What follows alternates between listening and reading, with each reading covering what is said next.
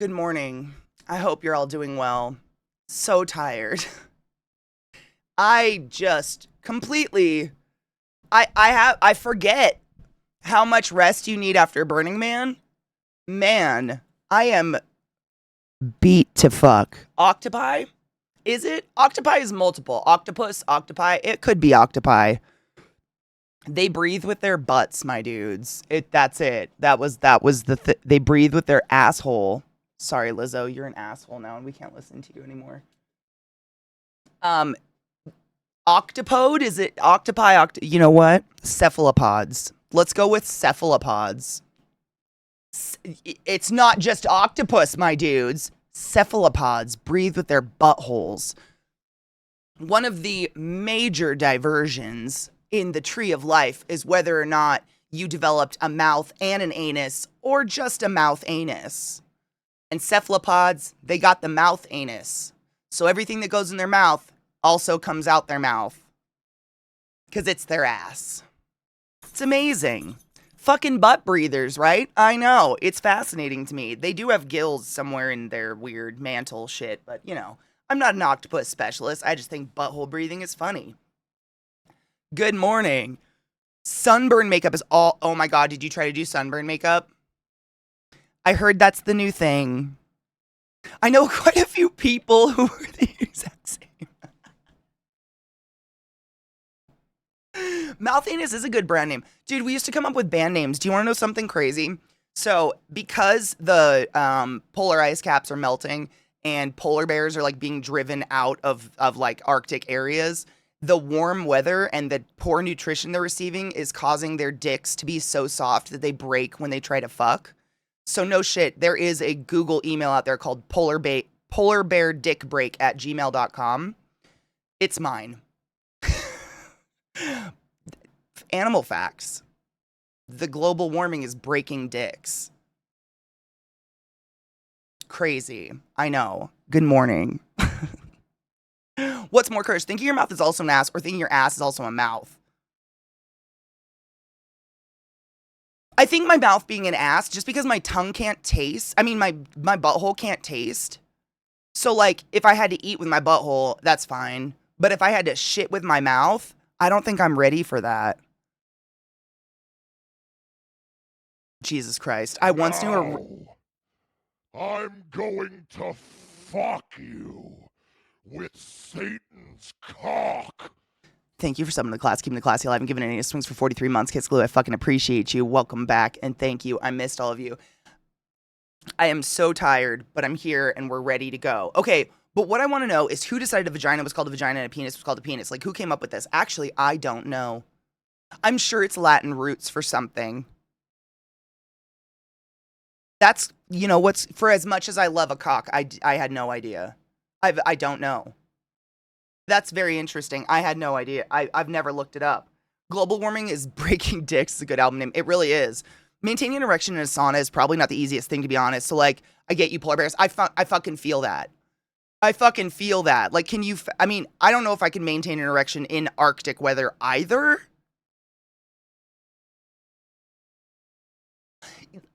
Like, you know when you see people... You know when you see people in, like, super cold conditions and their eyelashes freeze? Like, would your balls and nut hair get all icy? I have questions. I have curiosity. Currently imagining someone spreading their legs while laying down and shoving spoonfuls of food into their ass. Oh my god. Mr. Fox, can I tell you? So, well, we're still doing Burning Man recap, obviously. There's even been more photos added. Zach added all his photos, which I didn't have yesterday. We have so much. But can I tell you, probably one of the most golden moments for me this year was I got to teach someone what boofing was. With Satan's cock. At Burning Man, which is like the place you would think people know what that is. Not that I boof. Like, don't do that, please. Leave your butts alone. But... yeah. Cuteness. Thank you so much for summoning the class, keeping the classy alive, and giving 80 swings for 33 months in motherfucking C-Town. Thank you so much for summoning the class, keeping the classy alive, and giving 80 swings for 58 months. You guys did another hype train. Guys, you maintained a hype train yesterday for 16 minutes. You don't have to do that again. I'm so appreciative, but holy shit. Thank you. Someone else Google. I know.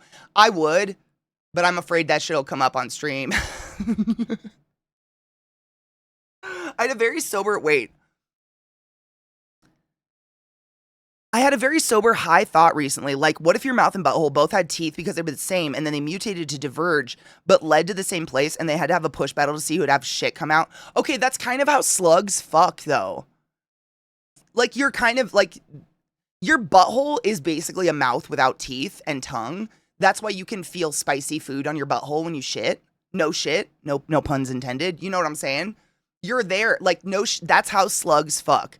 So slugs are hermaphroditic. They have all the equipment. They have penises and vaginas in slug form, and they literally sword fight with their slug dicks until one of them penetrates, and then that one just gets to be the boy. Or the penis, I guess, because gender's stupid. Wild. If you ever see slugs like dangling from a tree branch and then a bright blue like mucus slime hanging from two slugs, that's the penises, and they're sword fighting. Nature. It's fucking beautiful. No shit. Shut the fuck up, Fox. I'm serious. Same thing. So I have pictures of, I don't know if I have pictures of the person I taught, but it was when we were working, when I was working the bar at our Burning Man camp. We have a pirate bar. We serve coffee and whiskey from 9 to midnight, and it's super fun. But these two girls came up, and they were rolling. I have no idea. Allegedly, theoretically, maybe they were on drugs. I don't know. Thank you for the hype train. What the fuck? And one of them, I don't know why they decided to ask me. It's not like I had a big, poster on my face that said, I know what boofing is. But I was just serving them, and one of the girls goes, she doesn't know what boofing is. And I, out of nowhere, and I'm like, do you want to know what boofing is? And of course, I went into the details of what boofing is. And these girls lost their fucking minds. None of us are out there soaking tampons in vodka and shoving it up our ass, right? Please don't do that. It will erode your rectum. You get one. You'll have to shit out of a bag on your side the rest of your life. Like, don't do that. But the fact that I got to teach someone at Burning Man, like Burning Man is the place where I learn. You know what I'm saying? I'm not the one out there teaching things. Wild. Don't boof it. I wouldn't do that. Seafood on your butthole when you shit is what I came into.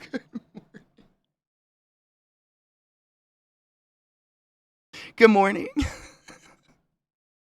It's been a great day. Thank you for the hype train and the resubs. I appreciate you. Why does this remind me of Peeps jousting with toothpicks in the microwave? It's similar. It is. That's what it means. So boofing is putting drugs or alcohol or some sort of inebriation in your ass to be absorbed. Usually it's like a soaked tampon or something of vodka, and it's allegedly supposed to get you drunk or high super fucking fast. But like, you guys know, I've talked about your mucous membranes of your butt a million times. You get one, be careful, don't do that. I wouldn't. Like, why can't we just do drugs the normal way? Never a dull moment, really. No shit, I got to teach someone what boofing was at Burning Man Knives. It was epic. Like, that's not the place I should be teaching things, you know what I'm saying? My mom has a colostomy bag, has had one for over 20 years. I don't recommend one. It's gross as fuck, and the smell is something otherworldly. I had a friend with a colostomy bag, and every time they came over and went to the bathroom, it was just like that scent was in your bathroom for the rest of your life. But, I mean, I guess silver lining, if you go to jail, you can make some pretty big money off letting people fuck that hole. Because it's, quote unquote, not gay. So, life is scary. Oh, it's common enough to have its own term, I guess, yeah. It must. I mean, I've seen it in the ER once or twice, and it's usually people who are raging alcoholics. And by raging, I mean they have to be consuming alcohol constantly to function. So they usually boof while they're at work, so that their breath doesn't smell like alcohol.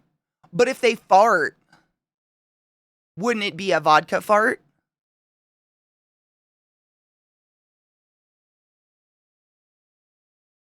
I don't know. Should we look at Burning Man pictures? We've gone too far this early in the morning. I am so not awake yet. Oh, good Lord.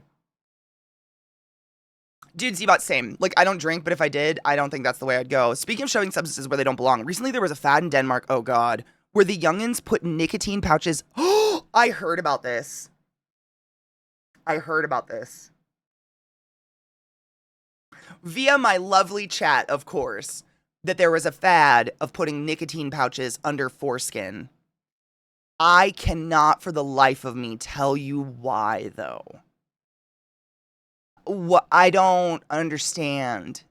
I don't like what? Was it a hiding place? Was it like that's where you can put your weed? I just don't understand. Like, I don't, I'm not a genius. I don't know everything, but like, I don't think you absorb through your penis head. I don't think so. It's not like, well, that's what I'm thinking, Viata. If anything, it would just leave a burn. You could put your nick in there, man. Oh, it would just, I don't know. Vodka farts is not a word combo.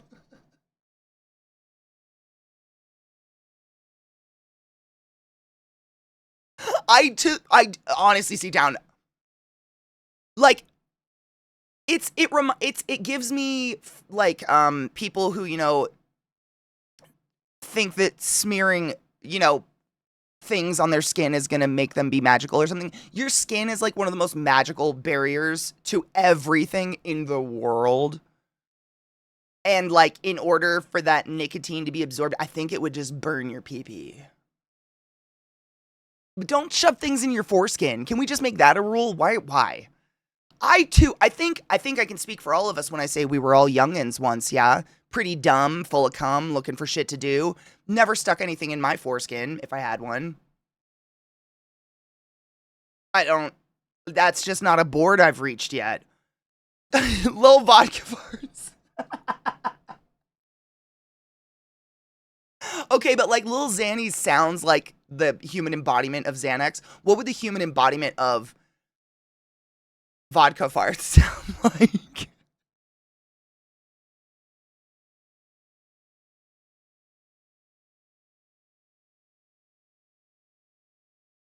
Yes, they do. Absolutely, Fox. I don't know if it's all tobacco companies, but there are a few. I read about that when I was in school. I know there's some cigarettes that do it and a lot of chewing tobacco. They add shards of fiberglass because it breaks the skin and lets the tobacco be absorbed faster and more efficiently.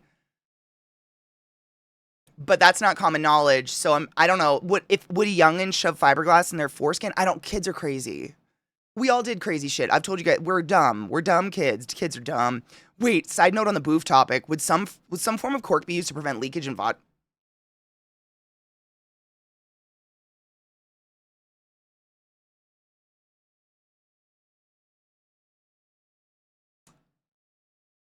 I don't know. I don't know if you could cork that. Yes, absolutely they would. Right. I want it. Right. Kids today they jump into fiberglass, dude. I've thought, and again, like it's just different times. No, there's nothing. I don't. Whatever. It's fine. It's like I'd love to like read the psychology on like kids doing stupid shit because nowadays a lot of older people or the parents like to blame it on social media and be like kids only do stupid shit because they want to film it. Kids are doing stupid shit because they want views. But like I did all that stupid shit before camera phones or before anyone was taking pictures of it, and I'm pretty sure you did too. I think the youths are dumb eternally, and the older people just want to find excuses for why the dumb is so strong. The dumb is so strong because we're kids. I think that's it, right? I didn't rage. I didn't hear it was menthol. I heard it was just certain tobaccos. I never heard it was associated with menthol or anything.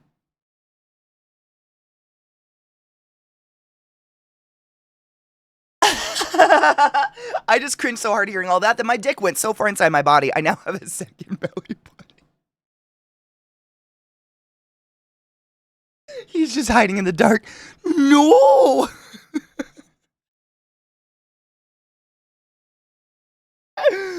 Glad I missed a great opportunity to expand into sex toys. Plug it in, plug it in. Oh,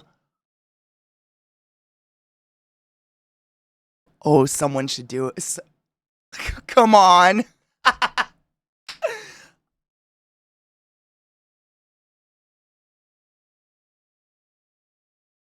That's fantastic. That's not that I want kids plugging shit in, but like, that's kind of fantastic. But I didn't jump off a speeding boat as a kid. I didn't either, but I did like, like my dad and my uncles would drag us behind the speeding boat on what we called a sea biscuit, but was like, one of those giant inner tubes that's covered in like a really hardcore canvas wrap that you hold on to. And you're supposed to be pulled behind a boat and it's supposed to be like joyous and fun. My uncles thought it was fun to challenge themselves to try to get us off the inner tubes. Like, it wasn't a good day if my Uncle Bob did not fling us 20 feet across the water. And I'm pretty sure my parents have a picture out there of one of the kids, I don't think it's me, doing a cartwheel across the water, like in a life jacket, because they thought it was so funny. Like, they would go as fast as possible, slow down, and then take a sharp left and just whip you the fuck off that, like flinging clay pigeons. So, like, things are built to be safer and then just made horrible by rednecks, maybe. That's it. I don't know. That's maybe. It's because the frontal lobes haven't connected yet, so consequences are less apparent, obvious, meaning they're never, wait, excuse me, I can read, I swear to God. They're never top of mind. Hence why kids seem super daft from time to, 100%, and that makes, if you just think about it, like, in common sense, they literally have not lived long enough to have the experience in their brain to tell them that's gonna hurt. Same. Yeah, we all had that until you get hurt. And then you never ride a horse again. But until that point, you're awfully reckless riding those horses. You know what I'm saying? Good morning, Rod. Tubing was so much fucking fun. I loved it, but God, it could be fucking painful. Hold on, I missed this. So the urban myth used to be that menthol cigs had fiberglass to cut the mouth and increase flavor. I'm guessing there's no fiberglass. I hope not. I don't know how it would work in cigarettes. It would work, theoretically in chewing tobacco, but I don't know if that's, I don't know. I have no idea. Many hundreds of years ago, I worked in a shop where we built the internal door panels for trucks. They used to be made from formed fiberglass. I dug fiberglass out of my hands for years after quitting there. I believe that. That shit is microscopic. It's terrible. That's such an SNL level idea. Plug it in. Now with new and improved flare base, scented for his pleasure. That's hilarious. That's so good. Totally did that. We all did. Starting to get all that info and stuff now for my surgery next week. I'm so excited, but I'm also sad no weed for 24 hours before. 24 hours isn't too bad, though, and if you think about it, it's going to be so fucking sick when you can smoke again. I didn't let go of the rope when I fell off. So the rope was tied to the inner tube. So you were like dragging yourself under the inner tube. The way that my uncles did it is they tied the rope to the inner tube. We weren't holding the rope.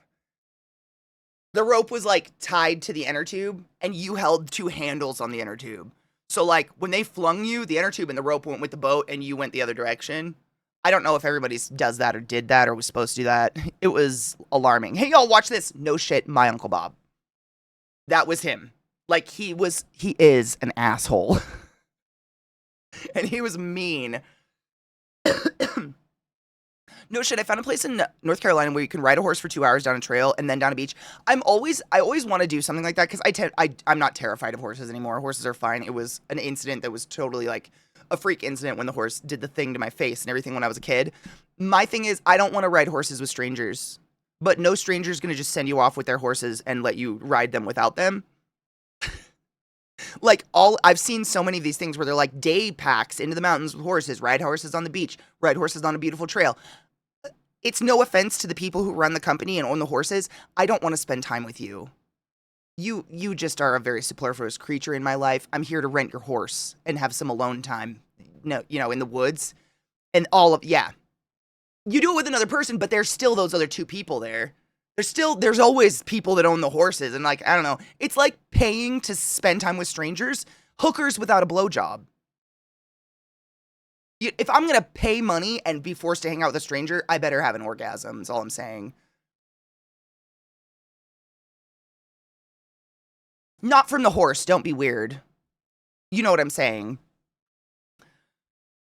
Hold my beer and watch this. No shit. No shit. The people that drove the boat for us, to be pulled behind did not try to kill us, so we had fun. We had fun until they tried to kill us. It was actually, like, once in a while, my Uncle Bob could not fling us off the inner tube, and that was fun, because he'd get pissed off, and we were just like, I figured out how to hold on, you bastard. He'd get very mad, though. He was an asshole, is an asshole. Could they be joining me because your pitch is, I want some alone time with the horses? I am from Washington State. I mean, it is horses are hookers, you're paying for a ride either way.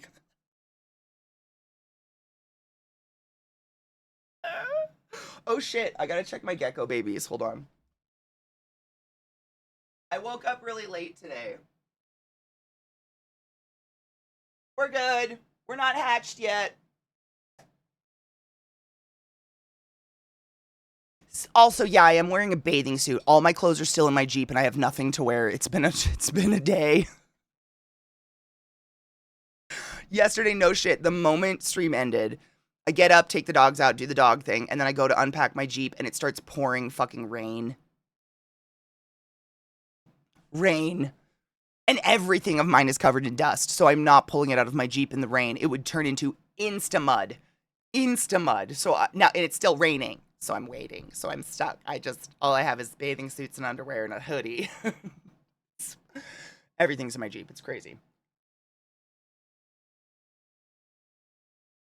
Rod, that was the cutest clip I've ever seen.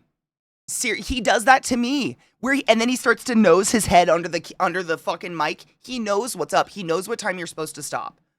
He knows. He's so smart. Hold on. He's too smart, honestly. Good morning, Nick. How are you? I got to get my apartment. Oh, yes. It's treated, though. You got fumigated? Thank fuck. It's pretty, I mean, does your apartment complex do anything about that? The fact that this is a normal occurrence means that either someone in your apartment building is fucking filthy and bringing that in, or there's like something going on, because that shouldn't happen normally, dude. You can take the horse girl out of Washington, but you can't take the horse out of the Washington girl.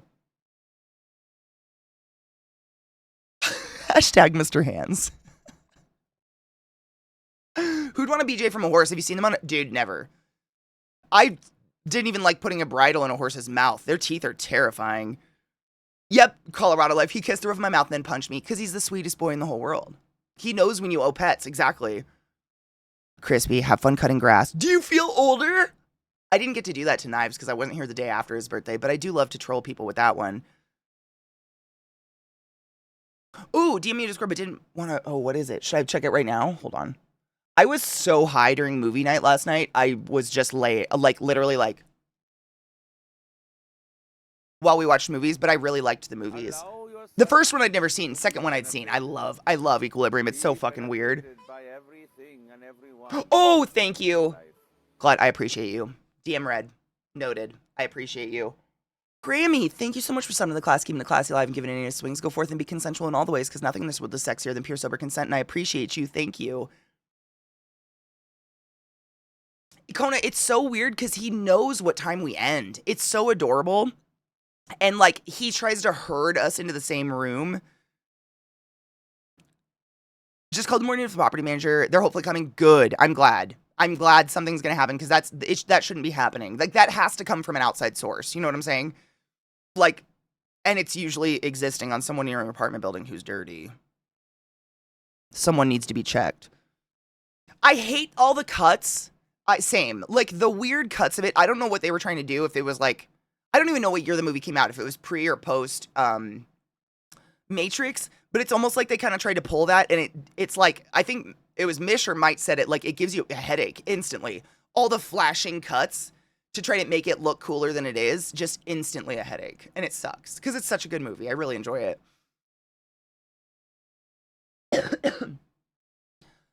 No, I appreciate that, Glad. Thank you. Because I did. I mean, I still don't even know. It's Thursday, right? I think I've gotten the day now.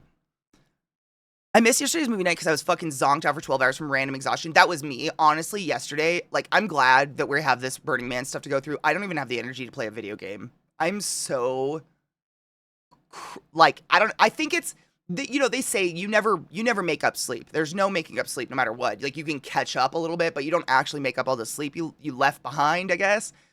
And, like, just you know, just thinking about it while laying around and being lazy for 2 days straight, I didn't sleep well the whole time I was there. Like waking up all night long, tossing and turning, being cold and then hot and then cold and then hot because you're in the fucking desert. I think I'm catching up on a week of exhaustion. And it's just like the high of Burning Man kept me going. Just like that energy that's around you. It's almost like carnival energy, just like lights and little sounds, and people are always awake. And so there's something that almost like drugs in itself. I wasn't on drugs, but you know what I'm saying?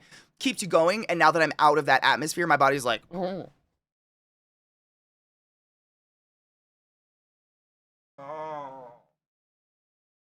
You know what I'm saying?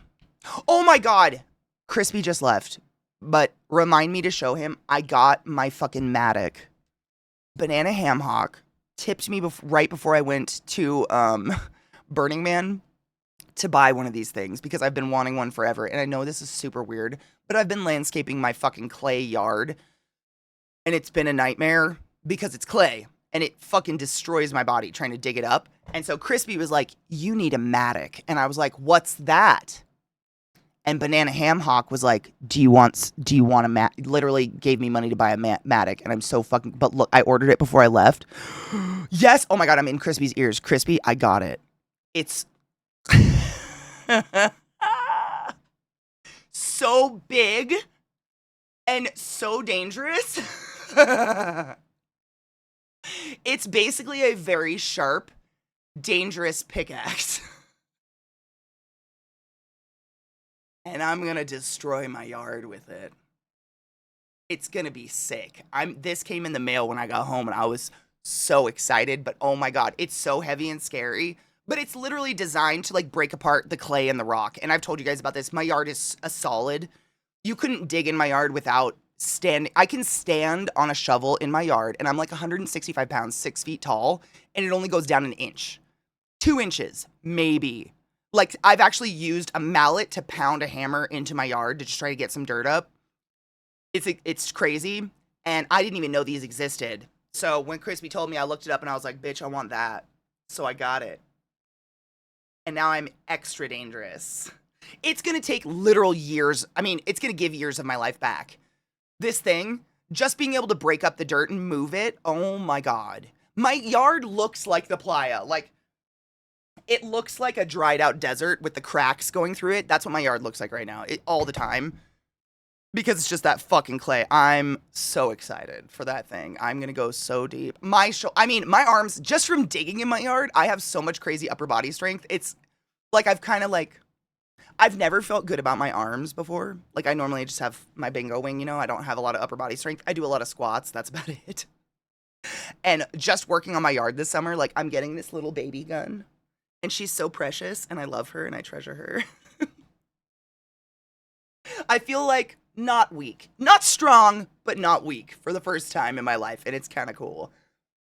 Oh my God, no shit, I'm so not shocked he broke that leash. Rod, I don't know what it is, but ever since we got those 2 leashes, the green and the purple one, Trick wants to eat it.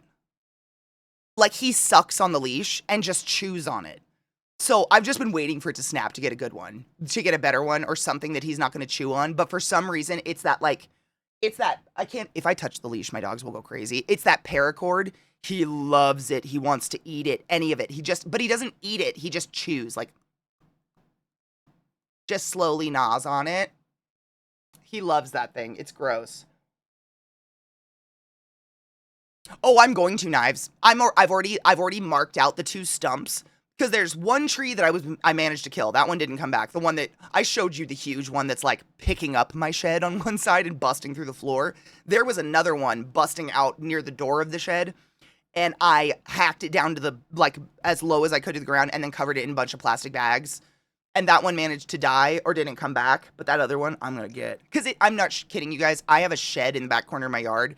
And it's this kind of tree that apparently is like a noxious. It's called a European elm or something.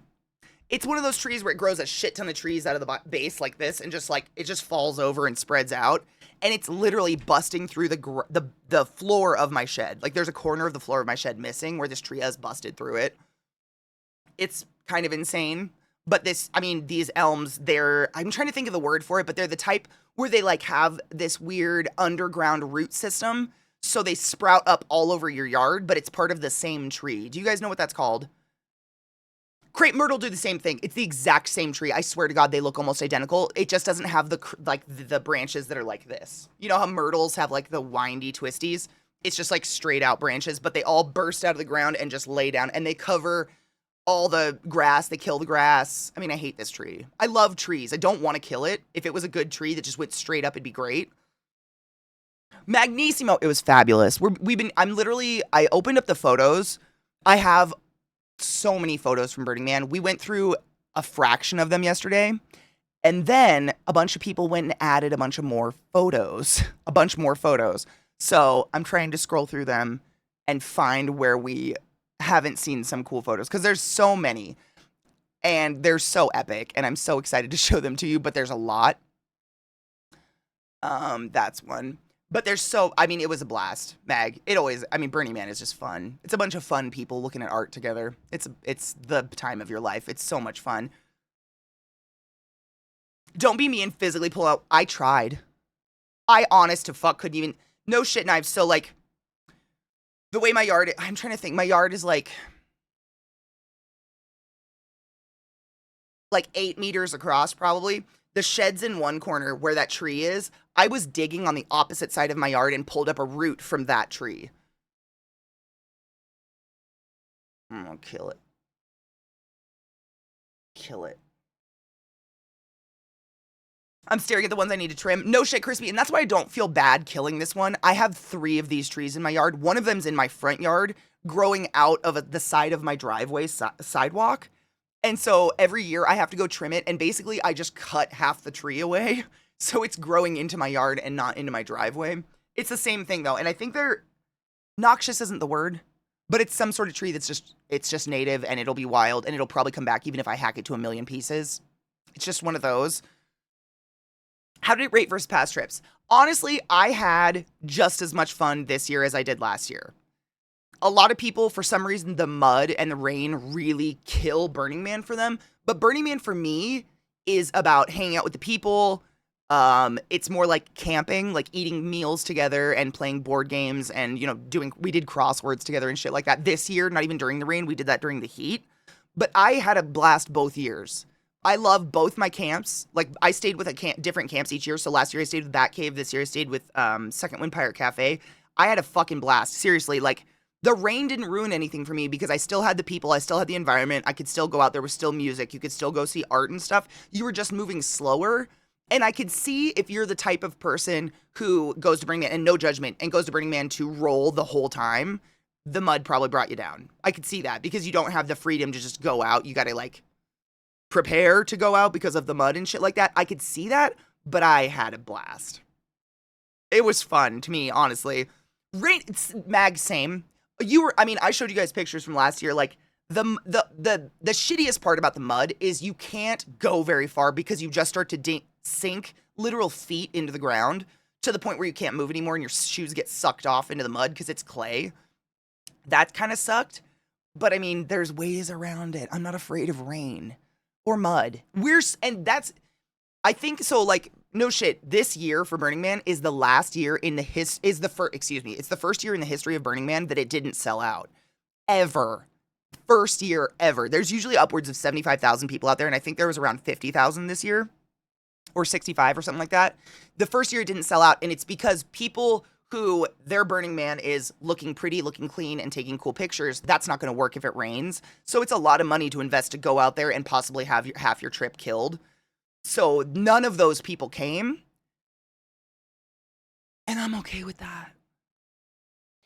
Now, I'm going to fuck you. Like, the people that their good time can't be ruined went, if that makes sense. Good morning, Zeke. Thank you so much for summoning the class, keeping the class alive, giving us 65 months. I fucking appreciate you. Go forth and be consensual in all the ways. Ooh. Oh my God, Zach Zach, have you told your people the story of Oop yet? This isn't even a Burning Man story. I don't want to tell it because I can't do it justice.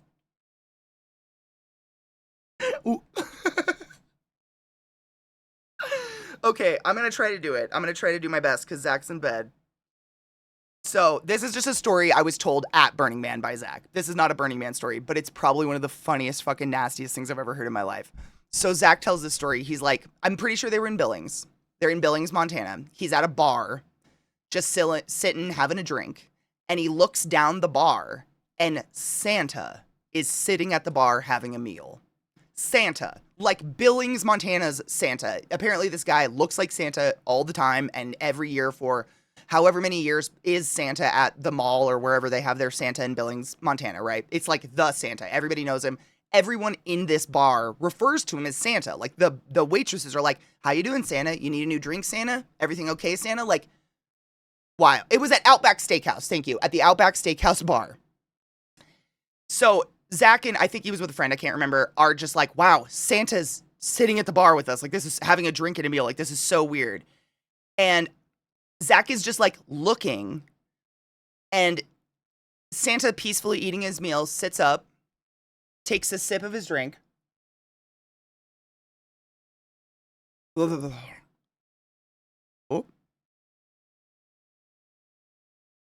Just blurble vomits all up into his beard. Makes the world's strangest little oop. And then very casually, slowly and delicately attempts to pat the vomit out of his Santa beard. And no one says a fucking thing. Not one person says a word. Because apparently Santa at the Outback Steakhouse bar blorping into his own beard is normal.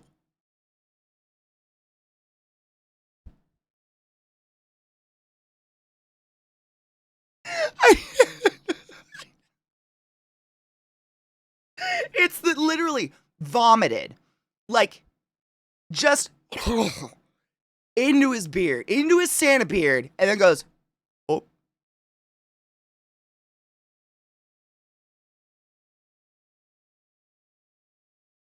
And then just continues on his fucking day. I don't know what to do.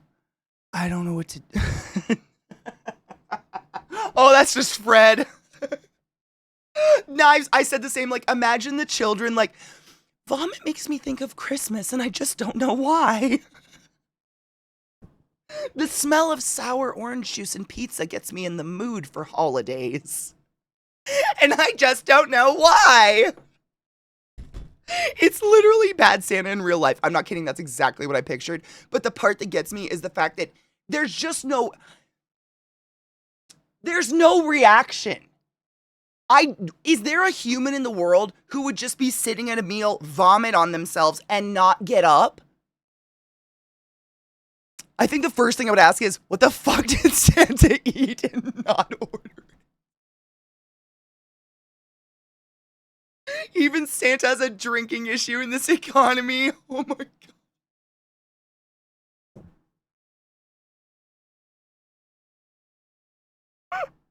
So fucking gross. I forgot. I haven't seen Bad Santa in a few years. I forgot about that. That's beautiful. Oh.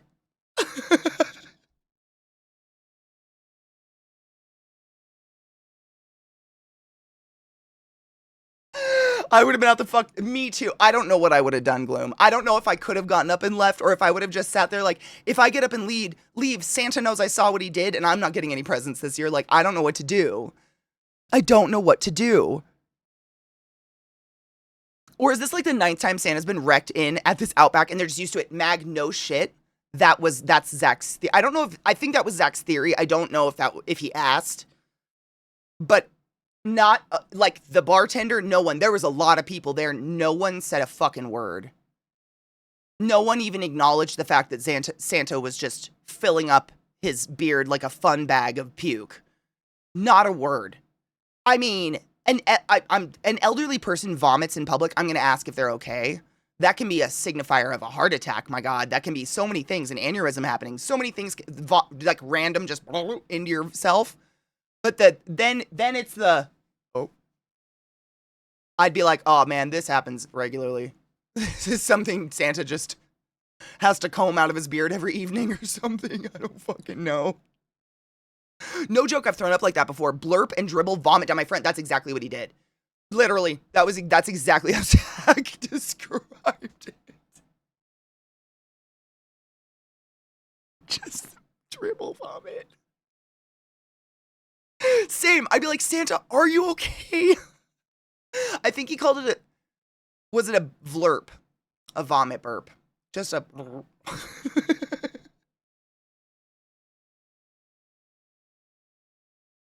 Getting that no shit. Getting that fucked up at the Outback Steakhouse must have been pricey because you know those drinks are weak well drinks that are like, you know, I mean I haven't been to an Outback Steakhouse in a million years, but I'm sure they sell like those giant drinks that are like hurricanes or whatever, and they're neon green. Werp. Stop it. Verp. Verp is a real word. Vomit burp. Shut the fuck up. It's common enough to vomit burp that we've just got verp now. Stop it. Stop. Oh my God. What has happened to the world? If I vomit, it better be projectile or I'm on the fuck out. What is this dribbling shit? The bathrooms are right next to the ice cream counter at our local convenience store. A lady came in and just, oh my God. Gloom, what did you do? What did you do? What did you do? What do you do? Okay, for those afraid of vomit, just plug your ears for a minute because it's pretty gnarly. The bathrooms are right next to the ice cream counter at our local convenience store. A lady came in and just started loudly barfing, and I'm just standing there with a phobia of vomit, mind you. I think the noise just sets me off more than the barf itself. My little sister used to be afraid of barfing. I think it's because she hadn't barfed, like, ever in her, like, conscious life since babyhood. She would literally be scared if someone vomited for a long time. I don't think she is anymore. Yes, I would like 17 Long Island iced teas and a blooming onion.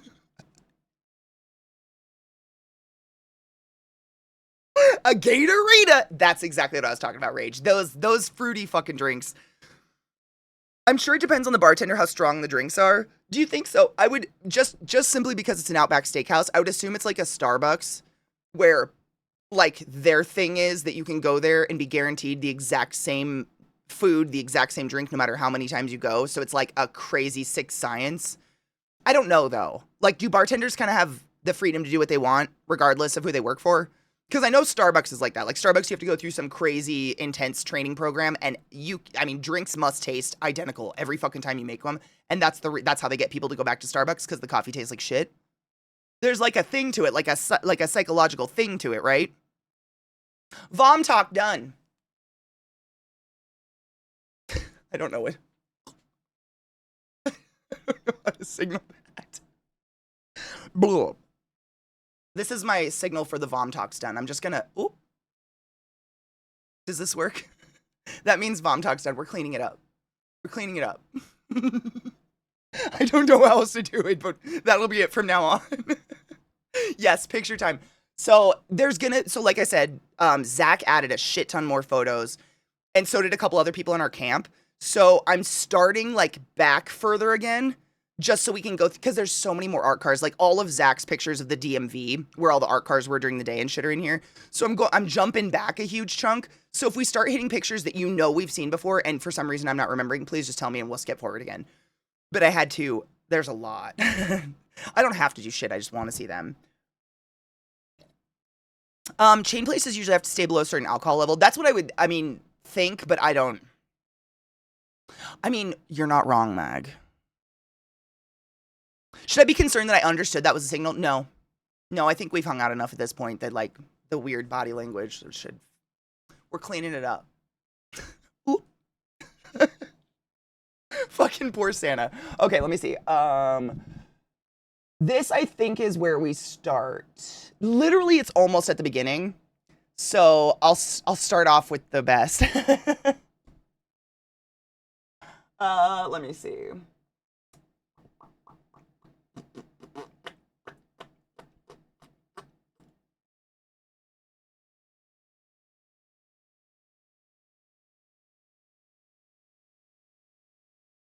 I just need something other than fucking EDM for... Oh, you know what I'm going to put on? I'm going to put on Glut's Faded Friday list.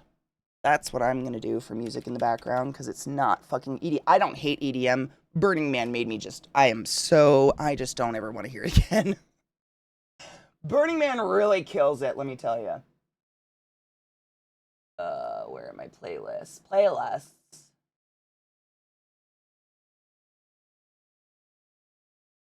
Out of here. All right. Thank you, Glut.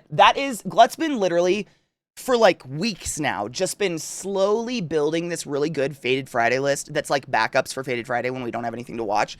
That's like music with like 0 to 100 views. And we've been listening to it in our watch parties at night, and it's fucking bomb. I don't know how he finds any of this, but it's bomb. Stop it. That wasn't what I wanted to open. Shut up. Okay. So we saw this yesterday, but for those that missed any of the Burning Man photos, this is how my Burning Man started. Not that. Is it that one? It's this one. This is how Burning Man started. So for those that weren't here yesterday, there's an infamous camp called Barbie Death Village.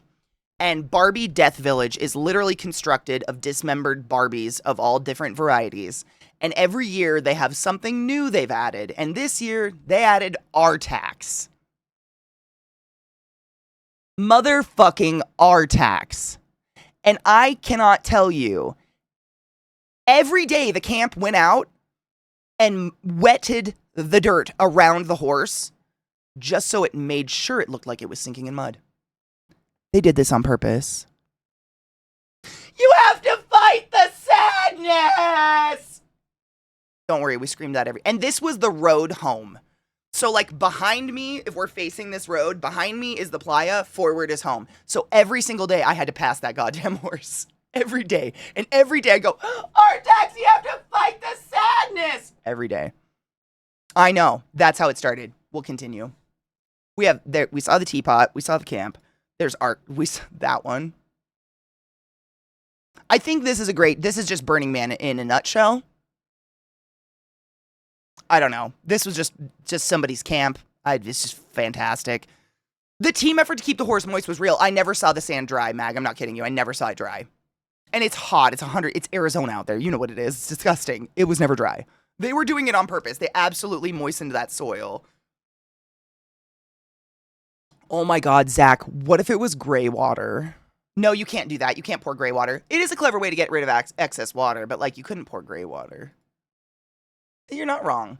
Water. I was literally started here because your photos started here, Zach, and it was the DMV, which we're not. Oh, there it is. This is the DMV. So the first day during the day, Zach and I went out on bikes, and I kind of went over this a little bit yesterday, but because it's a city, we have a DMV where all of the art cars and basically any vehicle that's going to be on playa has to go register and get a license for the playa and all that. And I've heard this line is like hours and hours and hours and hours and hours to sit in, but it's dope for everybody that doesn't have an art car because we get to go see all the art cars. And I thought this was awesome. It's literally 2 different art cars. It's a giant elephant and a baby, and they followed each other around the playa. Adorable. It was just cool. Don't worry. There's so many in here. Not that you would worry. The Yellow Submarine. I think that one was there last year. That one looks aged and awesome. This one was literally a bonfire on wheels that set on fire. It didn't set on real fire. It like had glowing fire coming out the top that made it look like fire. It was awesome. And the best fucking art car on the playa was, of course, a fucking spider. Are you kidding? I'm ashamed to tell you that I didn't see it first. Zach did. So creepy. Why they had to make it flesh colored, I'll never know, but I'm here for it regardless. What was this one? Oh, I think this was like a demon bee. Yeah, because the shade cover was like wings, like a wasp kind of thing, like a hornet wasp, whatever. And then it was just like pillows and stuff. These are my favorite art cars, the ones that look like you can just lay in them all day. That's an art car. I don't know what they're on. I have no idea how this is moving around. That's an art car. Just an example of what, like, nipple shaded spooters. Cursed.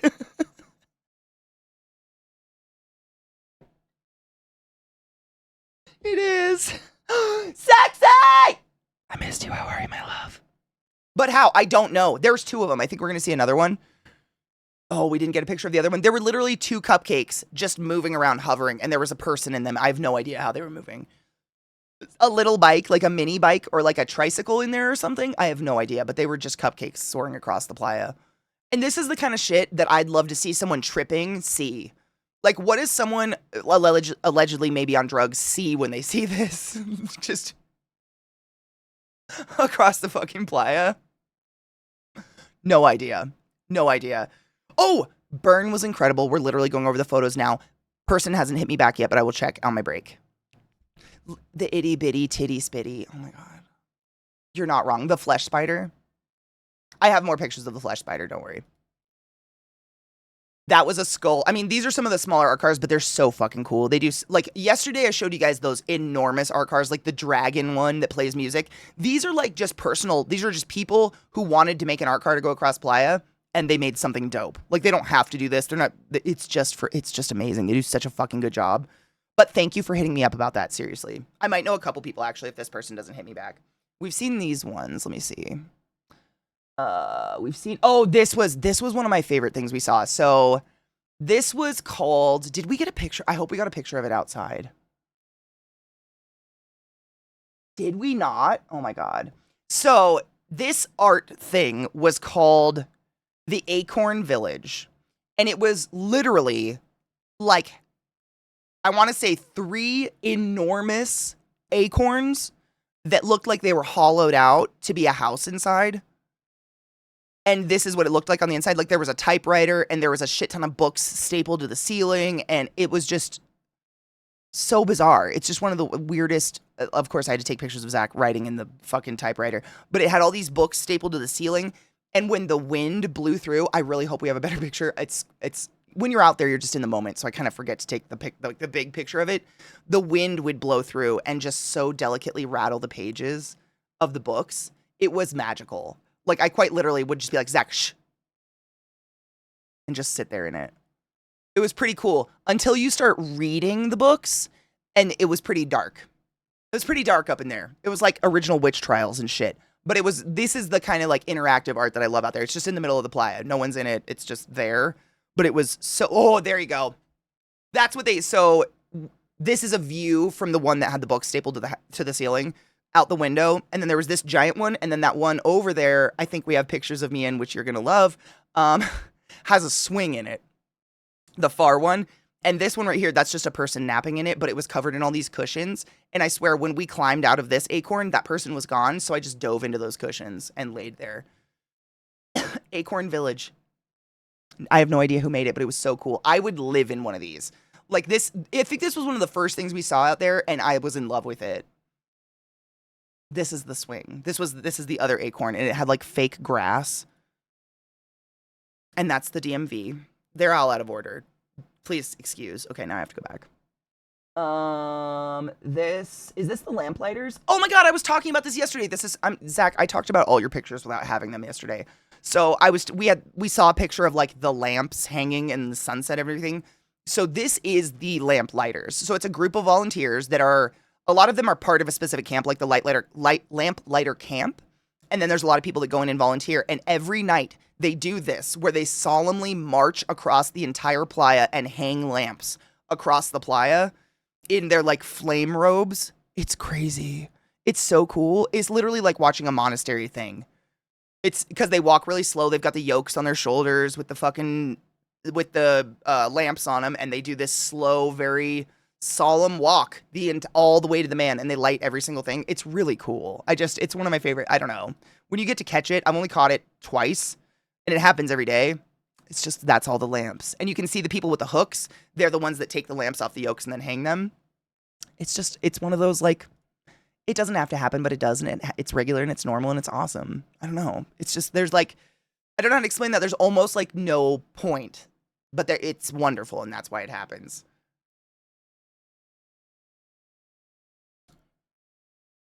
All these pictures and stories and stuff from BM have been really cool to see. I was looking at the stream yesterday. Yay! I love them. I love sharing them.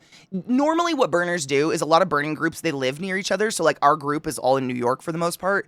They get together after Burning Man and they go through all the photos and they have like a big dinner and they do this thing called decompression where you kind of like get back into the normal world and relive all the memories from Burning Man and whatever. And this is kind of me getting to do that. So I appreciate you guys a lot. Me with a unicorn. I mean, you can see my monkey.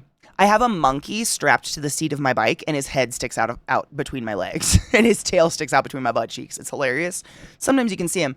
Me with one of my favorite. There were so many unicorns out there. Like, it was like just different unicorn art. This one specifically was actually a slide. So on the other side of it, where you see people, you can crawl inside of it. You can actually see the slide coming out right here. And you climbed up into the skull of it and then slid out the front of it. But it looked like stained glass. Monkey bone, no shit. It literally, it's the monkey's on its belly, and I sewed its arms around the seat so it looks like it's hugging the seat of my bike. Shad, thank you, love. This was one of my favorites, though. And it lit up at nighttime, so pretty. Oh my god, there's so many unicorns out there. But again, just a good example. If you're going to Playa, this is how I want to see your bike lit up. Period. Camp. I think we've seen these ones. Hold on, let me scroll. Ooh, these are cool ones. This was one of my favorites. It was just a giant frog. And when you went inside of it, the whole, like, the belly chirping thing was, like, there were candles and scarves hung inside, and there were rainforest noises playing at you from all around. And it was all the noises of this one specific species of frog from Costa Rica that is in danger of being extinct because of people and climate change. It was, I mean, this is what's out. It's just crazy that you find this shit out there in the middle of nowhere. I think the close-up's the next one, because that one actually has us in it, I think. Literally, exactly, Zaffy. If we can't see you, Crash Bandicoot all over the place. And no shit, Zach and I found a couple, what did you call them, Zach? A yard sale. Basically a spot where you could tell someone went down hard and did not really pay attention to what fell off of them. And we would just find handfuls of tassels and bike pieces and bits of plastic and shit just falling off of, like, please light yourself up. No one wants to be hurt at the Playa. Please. That's... I forgot. Elbow, my love! So, I'm a child.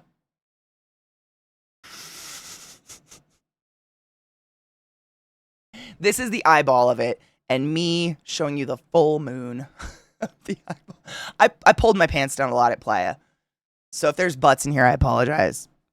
It's not mine. It was definitely someone else's butt. Definitely not mine. Definitely not mine. But this is one of my favorites. And it gives you, like, I love the view of just the whole Playa behind us.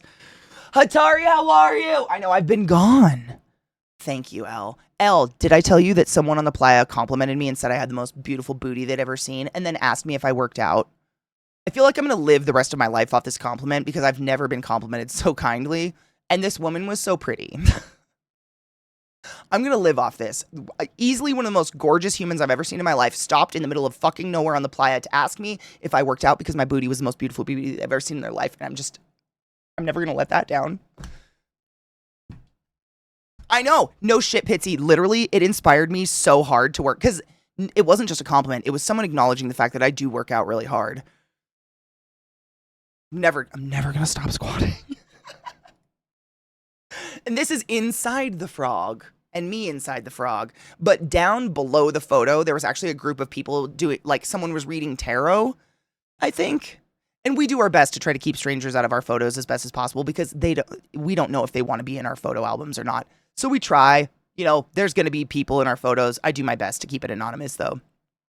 But this was inside the frog, and it was so fucking cool. I don't know. This was one of my favorite things on the whole Playa. It was just a giant frog.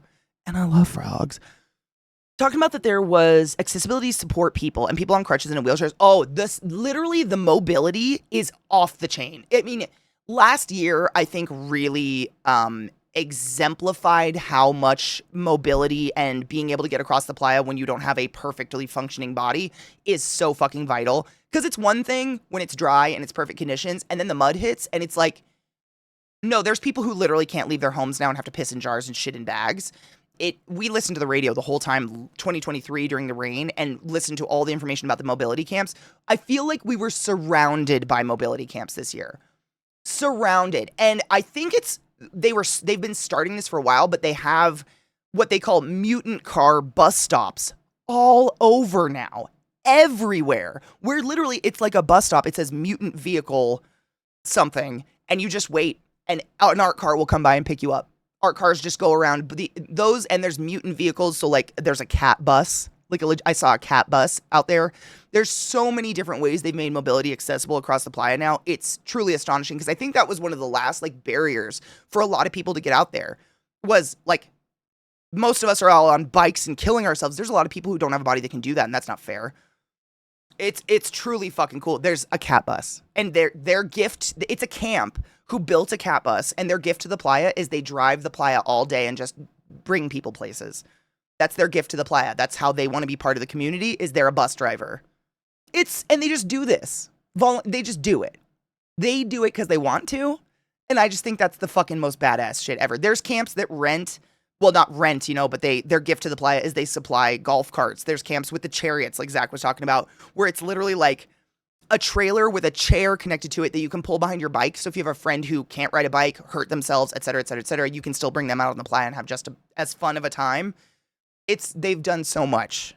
It's incredible. It's truly the best. I think it's just, it makes Burning Man whole. Because the point of Burning Man is that anyone should be able to come join the city. The city is a functioning organism that anyone can be a part of. But when literally just getting from point A to point B isn't possible, that's not real. I just love that shit. I think that's the coolest stuff. This is Thurston, our local bike fixer. He literally was just the magician of fixing bikes and was so fucking cool. Let me see. We saw those. We saw the bull. This was the bull that I followed home. I have a picture up its asshole. I think this was the first night we went out, because no shit, it was so hot this year that it didn't cool down much at nighttime. It didn't cool down until like 3 a.m. It was still like in the 80s until then. So this was the only night I got to wear one of my cool onesies, but I'm glad I got to wear the giraffe because it was super fucking cute. But it's the only night. We brought so many onesies and we only wore them one night. We love people that support others. Yes, those are my favorite people. People are communal by nature. We have to support each other and be there to help each other. If we're not there for each other, no one's going to be there for us. We have to. I think that's such a good picture.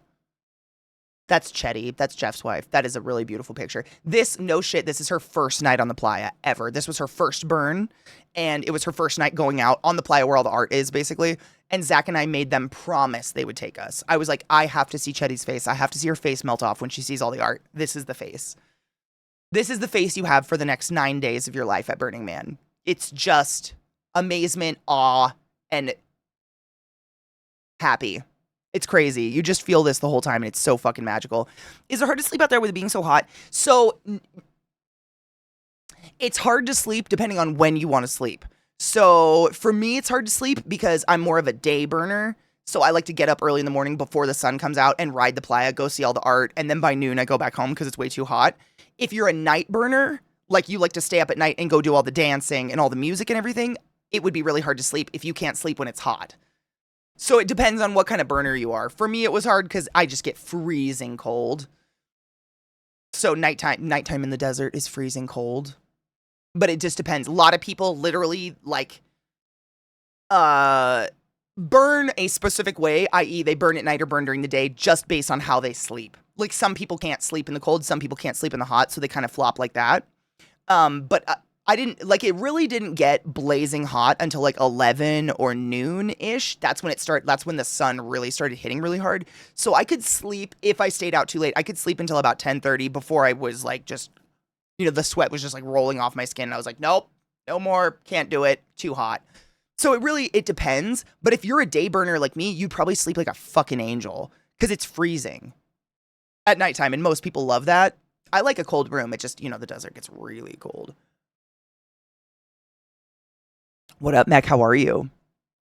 This straight up looks not real. You know what I mean? It looks, agreed. This was literally, so this structure you kind of see on the right, it was a crown with all these glowing gems, and the fire would blast out the top of those, I don't know, fucking fire sticks, whatever the fuck you want to call them. But it sounded like a fart. It was every time it did it. You could hear it from from across the playa, you'd hear, and we'd all giggle. It was the farting crown. It was hilarious.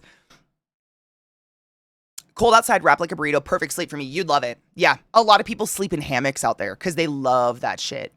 I don't mind. I mean, I'm fine. It's not like deal breaking for me, but I do get cold and I wake up shivery a lot. Oops. I think we've seen these ones. Yeah, this was us just walking around in our onesies on our bikes. It's the fart crown, really. It was a very cool art piece. Like, don't get me wrong, but it's definitely a fart crown. Chetty and I being just awesomely amazed by Burning Man in our cool onesies because we're awesome people like that. Let me see. Oh, this is one of my favorite art cars on the playa. I swear I was probably annoying about this because anytime anyone was like, oh my God, have you seen any of the art cars? I'd be like, yeah, did you see the axolotl? That was me the whole time. It's literally was a functioning axolotl. The tendrils could, like the big tendrils did this and its mouth opened and that's how you got in the art car. You walked into its mouth. And all the panels along the sides would like fluctuate rainbow colors as it was driving across the playa. This was one of my favorites. I saw it everywhere. It's actually a giant axolotl. And I'm really glad there's a person in there because you can see how fucking huge it is. Just comparatively to some of the other art cars, like you can really see the size difference. This one, and then there's another one. There's a cuttlefish out there. I'm super hoping someone got a picture. I think Zach did get a picture of the cuttlefish art car, but it's so fucking cool. Oh my God. I mean, all the art cars are cool. Please don't get me wrong. I lose my mind over all of them, but some of them are just truly astounding and they're huge. This isn't even the biggest. This isn't even the second biggest art car out there. There's so many. It's just so cool. And this was just one of my favorites. I love this one so much. So this was here last year. And I think Zach and I showed you guys, I think he might have taken a video of it maybe. But essentially, it's an art piece where you sit on the bench, and it's a swing, and your motion of swinging makes the butterfly's wings flap, and it starts doing all these crazy undulating like color patterns across the wings. So that's why all these people are laying on the ground watching the butterfly. It is so cool, and it was here last year as well, and we just sat and watched it. It's real slow. It just does like this very slow, like this kind of shit, and the wings are just playing this really cool like starry spectral thing across. It's just one of the coolest things. I'm glad it was back this year because it's just really nice, really cool piece of art to see. Why wasn't this the lead-in? Mothra? I mean, what do you mean? No shit knives. Did you see Popo? My lead-in to Burning Man, no shit, was Popo Magnifico, which is, hold on. We're in my phone's photos, and y'all know what I do for a separate form of income. I don't need to get banned off Twitch for scrolling onto that. But the first thing I saw was literally El Popo Magnifico. I followed El Popo Magnifico onto the playa. And that is like the most legendary, and I think like the oldest art car out there. Hold up. What up, VR? How are you, love? Let me see. Where's Popo? That's Popo. This is what I thought. This is literally was my opening. We left our camp and Popo was driving onto the playa and we followed him out. This is like, if Burning Man had a mascot aside from the man, it'd be Popo. This shit's been around for so long. It's actually a different owner now, and it got refurbed because it was so rusted and old from being on beaches that it was fucked up. But Popo, this is an art car, so this drives across the playa. You'll find it everywhere. I mean, I never find him the same place twice. And all of the arms spit fire, the mouths drop, and I don't think the mouths spit fire, but the head definitely spits fire, and it plays insanely loud music. Popo's fucking famous, but this was my lead-in. I literally followed this guy onto the playa. And you can see all these lovely people lit up appropriately, except that one. That's called a dark wad, and we hate you. We hate you because we're going to run you over, and we don't want to do that. Please wear lights at Burning Man. Thank you so much. For the love of all things unholy, please fucking wear lights at Burning Man. That was the lead-in, though. I'm just trying to go through and find all the pictures that Zach added, because we went through a lot of these yesterday. This one, oh, that's a cute one. That's us in front of the butterfly. This was one of my, I was talking about this yesterday. It's one of the most simple art things that's out there, but for me, it's one of the most, I love these kind of things because they're interactive. So from far away, it just looks like rings that are hanging or hovering in a tripod, but they're swings and they change colors. And so we sat on them and we swang. That's my favorite. I don't know. The art that you get to interact with and hang out with. Oh, Zach found Easy Cheese. But that was one of my favorites because I just got to swing on a giant colorful ring for a while. That's the best art. That's Jeff in the colorful ring. So Zach and I do like a big grocery trip. Not a big grocery trip, but we do our grocery trip like at a Walmart before we go into the playa just to get like snacks and stuff. And Zach found off-brand Easy Cheese, no shit, called Cheese Wow. He was so excited to find Cheese Wow. He literally came to me in the grocery store and went, look, I found Cheese Wow. And it tasted exactly the same. So if you're an Easy Cheese fan, just go find the Cheese Wow. Stop being a pretentious cuck. It tastes identical. It's plastic cheese. Oh, I know this. I know the story behind this picture. This is a good one. This is why I got the name Gold Butt. Gold Butt, yep. I don't know, like, we desperately tried to make my playa name Raph, Restless as Fuck, but it might have ended up Gold Butt on accident. Not the coolest playa name, but I guess it fits. My face here is... How do I explain this? You guys know I have, like, OCD, and I am organizing and categorizing and labeling things gives me, like, a little bit of a tingly in my dingly, you know what I'm saying? This is Michelle, by the way. Michelle, my goddess, who rubbed my back in concentric circles while I was vomiting profusely in my car, having an alleged, maybe a bad trip. That's Michelle, by the way. But this was like day 2. So Michelle had this giant bag of medicine and pills and everything. But what she had done is gone through, removed the boxes from everything, and handwritten on note cards the dosage and the ingredients and the inactive ingredients and everything onto note cards, and then very meticulously categorized them in Ziploc bags so that she could bring more and not have the bulk of the boxes. And just, this is me having an orgasm about it. That was it. This is just me in complete awe and happiness and joy over the sheer OCD organization of another human being. That bag was so hot and sexy to me. I can't even tell you. There's something about it when you can just like, it was so organized. I don't know what to do. I love her so much. And this was before she saved my life. Gold Butt. That's what I'm saying. This is, you know what's funny? This is the irony of this outfit. So this outfit was a cow. Like, no shit. I was annoying cow this day. If anybody said anything, I would go, "Moo!" And I thought gold, because cows have like a gold bell around their chin, like, you know, cow gold. No, ended up Gold Butt. It could have been anything else, Gold Butt. But I did go for an annoying cow thing this day. It just didn't work. It ended up Gold Butt. Medical mommy, no shit. Not to be that person, but couldn't she just cut the directions off the panel instead of all that writing? Probably. I think she was anxious about coming here. It was her first time ever coming to Burning Man alone. And so no shit, the story of how this bag came to be was she did not sleep the night before coming to Burning Man. She did that instead. So part of me thinks she has a little OCD like me, absolutely, because no one else would even think to do something like this without that. But also, I think anxiety took over. You know, one of those, like when you're going to go on a trip and you just spend the entire fucking night before repacking and packing again because your anxiousness just did something. That's happened to me before. I think that's what might have happened. Is it go-go dancer outfit? This is Burning Man. No shit, guys. There were days where I would wake up like at 8 in the morning where it wasn't a million degrees yet, and I would put on a dress or something. By noon, I looked like this every day because it was too hot. I don't know what it is. When the heat is out, my midsection is where my heat is held. Like my stomach, I had to get naked. Like I would just, oh my God, you guys have seen this. I have this dress that's like, it's like a knit. I thrifted it. It's like this knit dress. It's literally cable knit, like huge holes like this. It's meant to be like a bathing suit cover up or something. By noon, I could wring it out. I put it on in the morning, went riding out on the playa. By noon, I had to go home and take it off, and I could literally do this and wring that. Oh, Bubba, why are you there? Hi. Do you want to come say hi? Good morning, my love. I could wring it out. It's so fucking gross. It was fucking disgusting. So this was literally like every day I look like some sort of go-go dancer or in a bikini because it's just too hot. I was so hot out there, man. I couldn't wear clothes. The braids held up miraculously. No shit. They didn't move. I took them out myself the night we got to a hotel leaving Playa. And I saved the hair. It's in my bag. But they held up miraculously. It was actually pretty amazing. At least your nickname was Gold Button, not Boof Whisperer. Dude, thank fuck for that. I didn't need you to call me out. I feel it.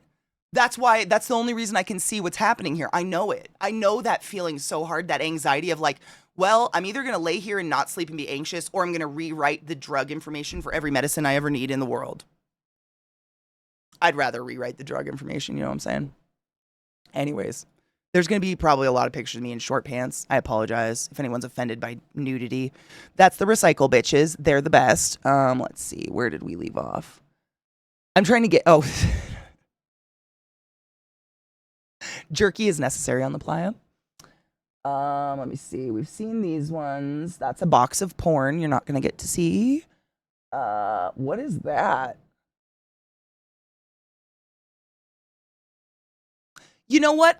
This could be a squirting workshop, and we're just gonna accept it is what it is, because I don't know. A lot of the shit going on isn't my photos, and I just don't know what's happening. Are we fighting? Did they fight? Jerky is necessary. I fucking love beef jerky. It's just like the perfect snack, especially when you're out in an area like this and you can't have like food everywhere you go. We saw a temple. We saw that. Oh, this one, the bunny. I'm so glad Josh. That's our chef, Josh. Josh got on this rabbit. We have some pictures of it too. Zach took some up close pictures. This is a jackalope that was out on the playa, and it was just probably one of the coolest things I've ever seen. It was so fucking detailed, and it looks like it's running. Hold on. That's its little back paws going out its back booty. We have more pictures of it. It's literally a huge jackalope that you could climb on top of and ride. It's just art. This is just a piece of art that's on the playa. Like, I couldn't even tell you. It's just the fucking chef for sale. No shit. Chef for scale. Bipolar, honestly, so this is the first year it didn't sell out, but I think I heard someone say there was still around like 50,000 people out there. Ish. It didn't feel like less people at all. No shit, I'm not just saying that. Like, we drove around the neighborhoods and drove around the playa. It felt just as big as it always has. So the people that didn't come, they don't fill a lot of space, if you know what I'm saying. I don't think they did. I think a lot of people just didn't want to go because they were afraid of the rain. I truly think rain scared the shit out of people for some reason. Kendo, that's very true. That's very true. And I think she laminated them. Every time I go to Jen, I have stuff there. I know where I'm going. I know where I'm going somewhere safe. I don't sleep. And I'm just like anxious. Same. It's like your mind is like, no, nothing's going to happen. I know where I'm going. I know I'm safe. This is so well planned. I've done this a million times, but still. You didn't want to sleep, did you?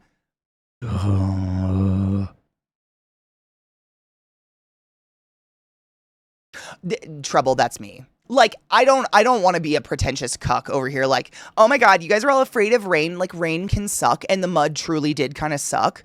But for some rain to ruin your whole vacation is pretty wild. Like, we still had a lot of fun. I had just as much fun as I did last year as I did this year. I had a blast both years. Different fun, just as much fun. Like, the rain didn't I don't know, though. I think that's literally just... Some people go out there for different reasons, you know? Whatever those reasons are, I don't know, but the rain ruined them. This was pretty cool. So it was 2 hands and then 2 rings linked together, and on the inside of the bands of the rings, it said "Together for Never." I like that one. That's every trip, though. Exactly. It is. It's every trip no matter what you do. I do the same thing. It's fucking annoying. Playa food. Alcohol. Random ass playa food. Alcohol on the playa. I have no idea what this was, but someone got it. Ooh, what is that? Is that a ship? That's a ship.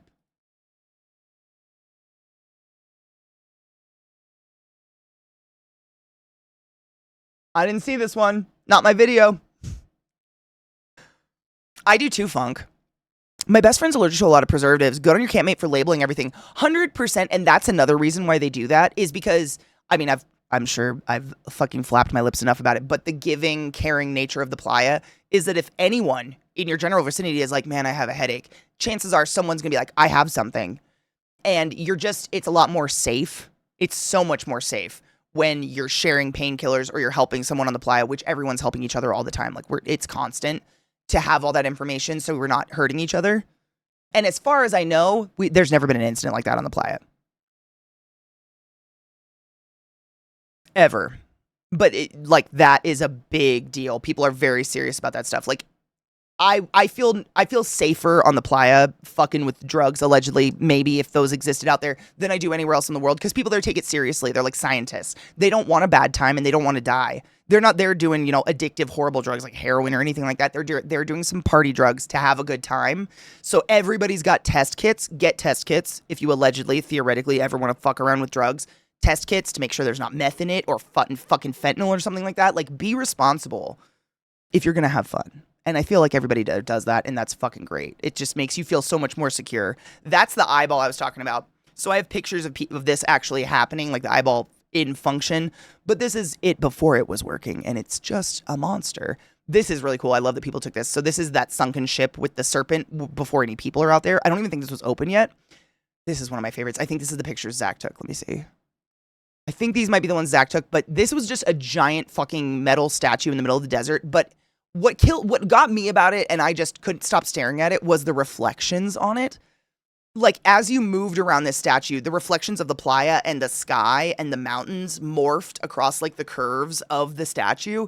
And, like, these deep blues and shit from the sky, I don't know, I was completely sober, and I was just entranced.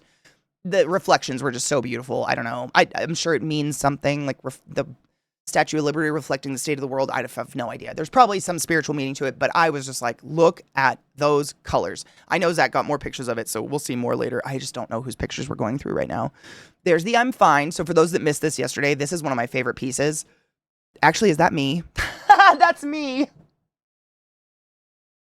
Yep, I think Zach took this one. That's me standing there reading the plaque about it on my bike. And so you can kind of get a scale of how big it is. But it's essentially a giant art piece that says, I'm fine, but it's constructed out of bullet-ridden street signs from the Ukraine. And if that doesn't sink on a level, I don't know what does. And I hope the plaque, nope. So there is a picture of the plaque. I know we took it. Hold on. Did we not get a picture of that fucking plaque? I'm going to be so mad. So the plaque at the I'm Fine, it had a really nice blurb on it that said something I'm going to try to give you a brief rundown on it. It said something along the lines of, I'm fine. We're often told that the most interesting people answer, how are you doing, with I'm fine, because how they really are is too complicated to really explain in that moment. Whereas someone who's boring will straight up tell you how their day was. And then it goes on to say, I'm fine is in fact a statement and a choice to be okay regardless of the chaotic state of the world at the current moment. Something along those lines. And I fucking loved it because I have been pummeled with that. Do you know what fine means? Fucked up, insecure, neurotic. Here's a fun little, I made this from my psychologist about fine. You know what? Most people that say they're fine aren't doing too great. Stop throwing fucking word games at them, for fuck's sake. Let's not do that. It's someone making the conscious decision to be okay right now, even though nothing's okay. And that's really strong. That's a huge thing. And I loved it. That I'm fine. I'm really pissed off because I'm pretty sure Zach took a picture of that plaque, which means he didn't upload it to this album, and I'm going to give him a hard time about it. Upload the fucking plaque! Because it's spiritual and it's really great, and this was probably one of my favorite things out there. It was great. Yeah. That's why I want to read this plaque too, because I'm not doing it justice. When I read it, I almost broke down into tears because I was like, this is what I've been trying to explain to people my whole life. When I say I'm fine, I'm consciously deciding to be fine right now. That's a big choice of mine. I don't have to ever be fine. I could be a fucking mess if I want to. I got a lot of reasons to be a mess, but I choose not to. And that's huge. That's big. He did? Why isn't it in this album? That means he literally has it and consciously chose not to load it to our group album, which makes me even more mad. That's fine. I'll just go slap him in the face. What the fuck? It's seriously, I want to go. We're gonna take a break because I gotta pee really bad and get another drink. But then I'm gonna go find that bastard and make him upload the plaque. Because what the I'm fine means nothing without the plaque, you fuck twat. Anyways, I'm gonna go find that real quick.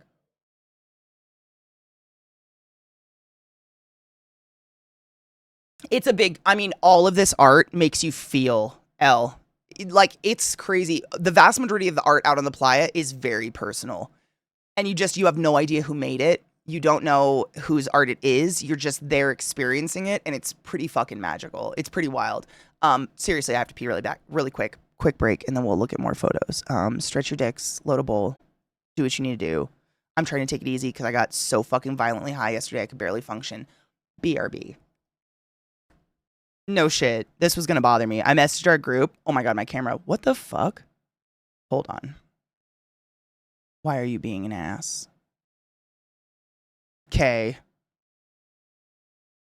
Anyways, I messaged my group and I was like, where the fuck is the plaque? No one took a picture of the plaque, so I Googled it.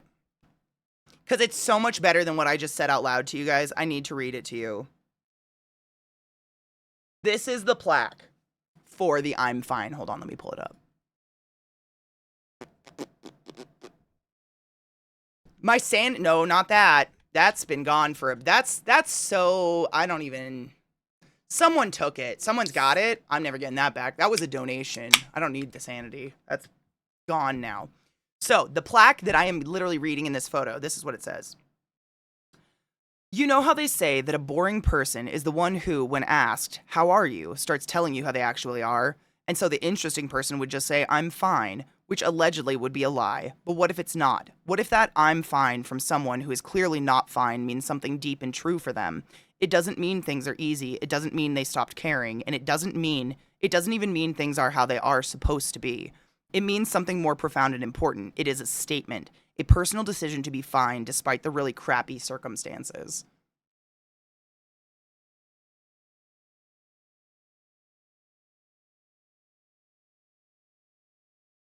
Fucking deep.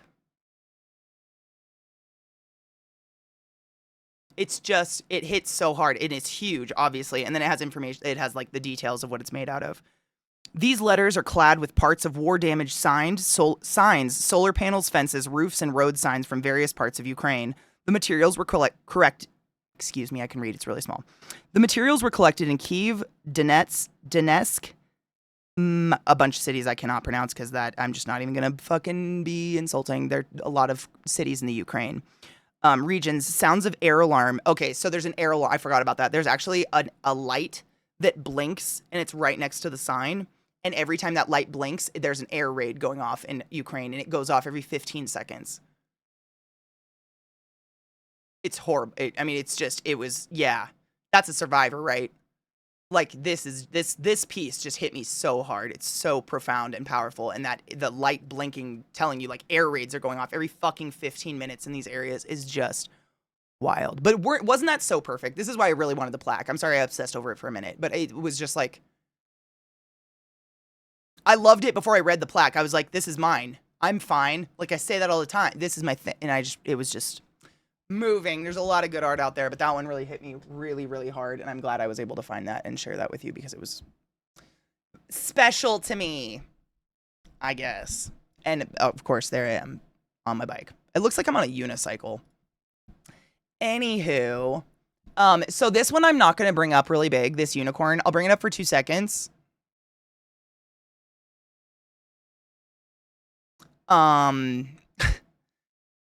That unicorn was really cool until we got up close to it and realized someone wrote some really horrific words on it. Because shitty people are everywhere.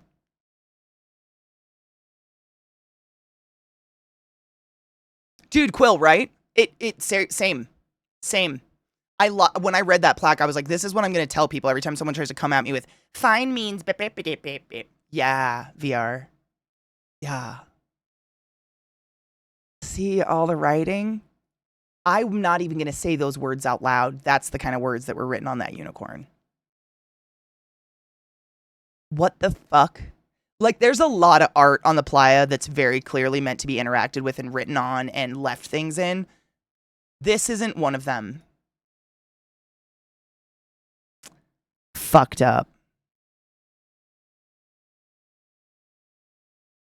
That's how Zach and I felt. No shit. We thought it was going to say something profound, and it did not. That's all I'm going to say. People suck. Anyways, cute little grasshopper that I think was laying eggs into the playa. That was a cool piece of art. It was huge. And actually, I think the artist was like polishing it while we were out there. And this is Zach and I under the Together for Never. Because we thought that was pretty cool. This is why we can't have nice things. Seriously. It's just sad. I mean, I won't say the words that are written on that unicorn. They're horrible. They're bad. We came back to camp and I told people and I was like, I'm never saying those again. What the fuck? People, this is the jackalope. Is that not one of the coolest things you've ever seen? I mean, the fact that someone just made this to put in the desert and leave for people to take pictures of and enjoy, and now it's gone, is so cool. Like, right? A jackalope off. Oh my God. Honestly, if someone said some bullshit about what fine means, I just say, yeah, what are you going to do about it then? You asked. I mean, same. Right? Fuck them. Agreed. Yeah, this was, I mean, one of the coolest things. That's the front view of it. It's just huge and so fucking sick. Oh, this was really cool. I thought we got a picture of the back. Man, there's so many pictures that I know we got that aren't in here. There's a picture of me bending over with the rabbit, and it's not in here, and I'm sad about it. But anyways, this was really cool. It was like because the theme of Burning Man was curiouser and curiouser, so kind of like a really loose Alice in Wonderland theme. This was a melting clock with the Vorpal blade going through it, and I don't have pictures of it, unfortunately, because they asked us not to take pictures, which I completely respect, but a bunch of people got shibari hung all over it.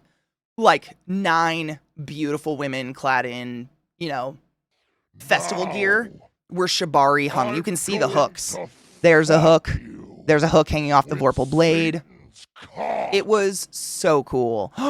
Bacon, thank you so much for summing the class, keeping the class alive and giving any swings, and thank you for saying thank you to Barilla for your gifted sub. Go forth and be consensual in all the ways, because nothing in this world is sexier than pure sober consent, and I fucking appreciate you. It was really cool. I stayed and watched the shibari, like it was really magical to watch, but they didn't want photos taken, which I understand. Like, that's a personal thing. To each their own. I'm not here to like take pictures of strangers. That's me on an art piece. This was literally a swing. I don't even know how. It was like a garden of metal cactuses, and then this thing in the middle with this star thing, and you could swing on it, so I swang on it. I like the shit you can play with. Anything you can climb on, I'm there. I'm going to climb on it. This was, it's kind of hard to see. No climbing. See, they will say no climbing if you're not allowed to, and this one made sense. It literally set on fire at nighttime. So it's all steel, and there's the Cheshire Cat in the tree, and the branches would be on fire, and the Cheshire Cat would breathe fire at nighttime. We actually met a friend of the artist here, I think. There were no Snicker snack. I didn't see a Snicker snack, but I'm here for it if I see it. I didn't see one. It was, like I said, like super loosely Alice in Wonderland themed. There was probably a handful of Alice in Wonderland-esque things out on the playa, but not a lot. I didn't really like, if you had gone to Burning Man this year and didn't know the theme, I don't think you would have known the theme, if that makes sense. It wasn't, I don't know, but it was fun regardless. Oh, this is that one I told you guys about. Is there a picture of it? So I told you guys about this art yesterday. It was like the bride, the skeletal bride, but it was a half black and a half white dress. And I read this to you. I didn't read it to you. I read it from memory because I couldn't remember, but someone took a picture of it. The art is called Prenup. In 2008, I returned from the playa to find my quote-unquote husband had taken his things and most of mine, abandoned me and Topsy, the wonder dog. We were in a foreclosing house for a year and now still homeless. Let me see if they have. This is it.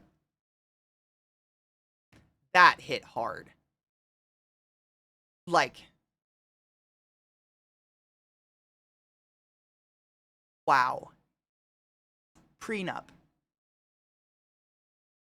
This one hit. We just stood there in silence, staring at this one like, holy shit. I mean, for fuck's sake, this happened to someone, but then they went and made art about it. Fucking crazy what one human can do to another, i.e. abandonment. Fucking wild.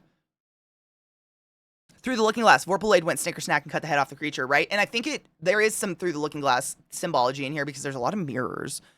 Out on the playa there is. Okay, let me see. We've seen, this is just me being a fucking dork. with the totally not phallic penis mushroom in the distance. The VLC. This burned. This doesn't exist anymore. This went up in flames, and it was hot because the whole thing's hollow. I think it created like a spiral flame in the middle because it went down fast. I didn't even see it. It was such a fast burn. This was really cool. This is one of my favorite things out there. It was like what was it? It was, I want to say, a Thai fire demon or something. And Zach posed like it, which I thought was cool. But the art itself, I mean, was just, I think we have a picture looking up at its face. I hope so. The photos are so jumbled that it's hard to, they're not in order and it makes me sad, but we have a picture up its face. That was, so like I said, at Burning Man, there was a lot of hearts. I don't know why. It was a thing. It's not like these people were working together or anything, but there was a lot of hearts out there. And being my pretentious self, I of course had to go anatomically check all the hearts. This one was pretty good, but what the best part is it's literally constructed of thousands of tiny little houses. And I think it was called like the Heart of Costa Rica, I want to say. And the vessels would blow fire at nighttime. It was fucking cool. The whole thing lit up on the inside, but you can kind of see it. It's like on a base of houses. And the entire thing, it looks like a fairy. It looks like something out of Fern Gully or something. It was so sick and huge, and that's just me staring at it. That was pretty cool. I feel like there's a lot of art out there that had, and again, I can't do any of this. I'm not this cool of an artist, but some of the art, like this, for instance, I was like, this had so much potential to go places, and I just don't know where it went.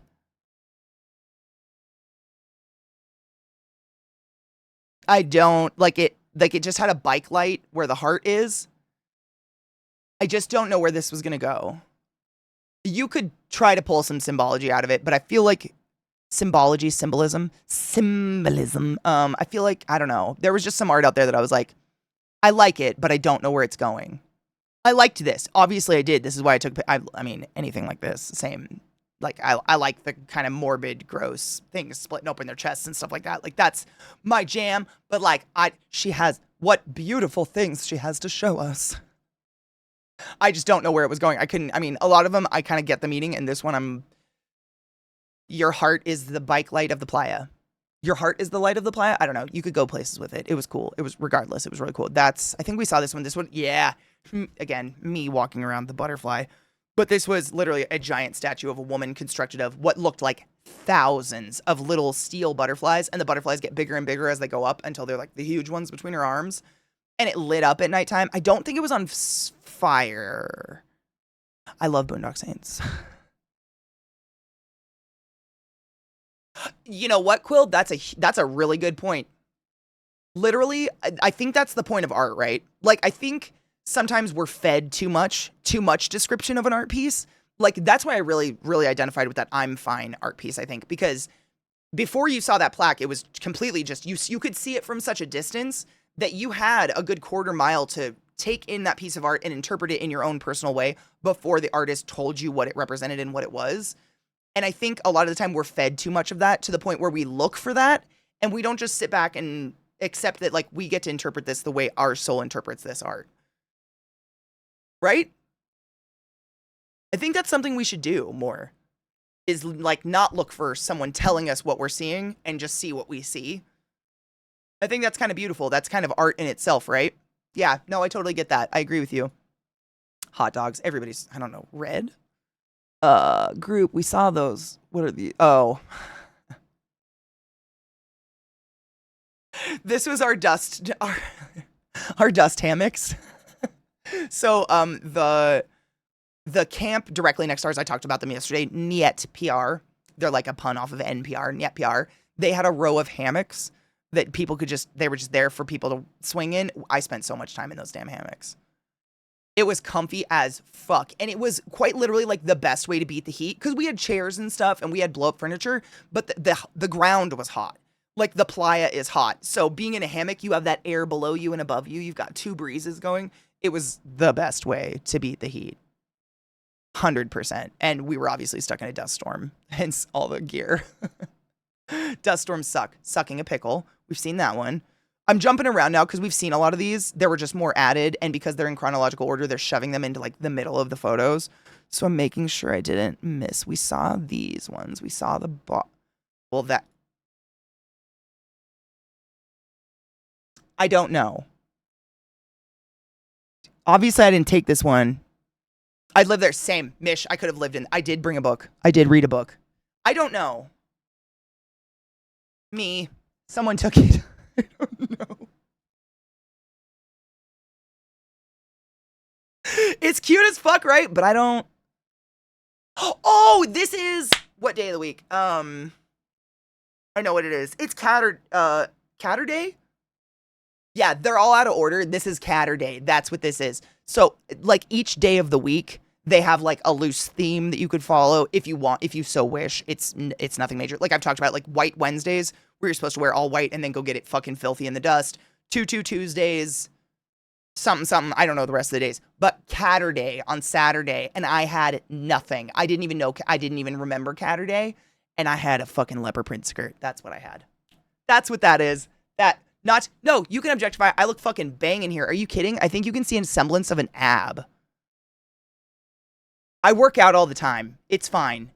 I look at it too. Did I do something before the picture to get my eyes like that? What do you mean? No, I don't like makeup. I don't wear makeup out there. This is me. Sunday, Monday, Tuesday. This is 6-day dirty, Katie. It could be dust. I found an ab. Look. There's a shadow. It might be in there. I think I'm walking. I don't think I'm posing. I think I'm walking and I'm looking at someone past the camera. I have no idea what this is. But it's Catter Day. That's it.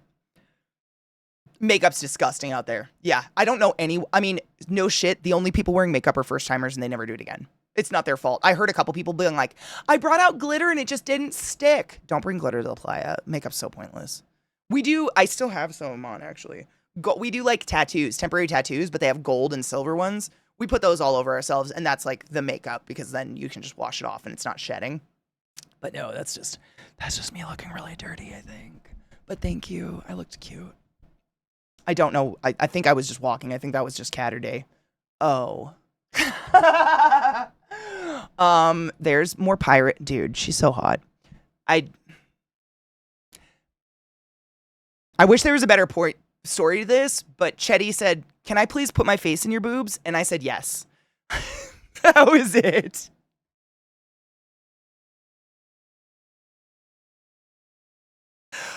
Thank you, Chetty. I appreciate you. It's literally lingerie. No shit. So if you like the top I'm wearing, I believe I got it from Thistle and Spire. They make really, really cute, like kind of alt lingerie without underwire. But it's still like obviously supportive. Like it holds your boobs. I love Thistle and Spire. Their whole like ethos is getting rid of underwire, but still making hot lingerie. Because for some reason, in like current times, if you don't want underwire, granny panties. Like that's where you go. It sucks. It's like bralettes and shit.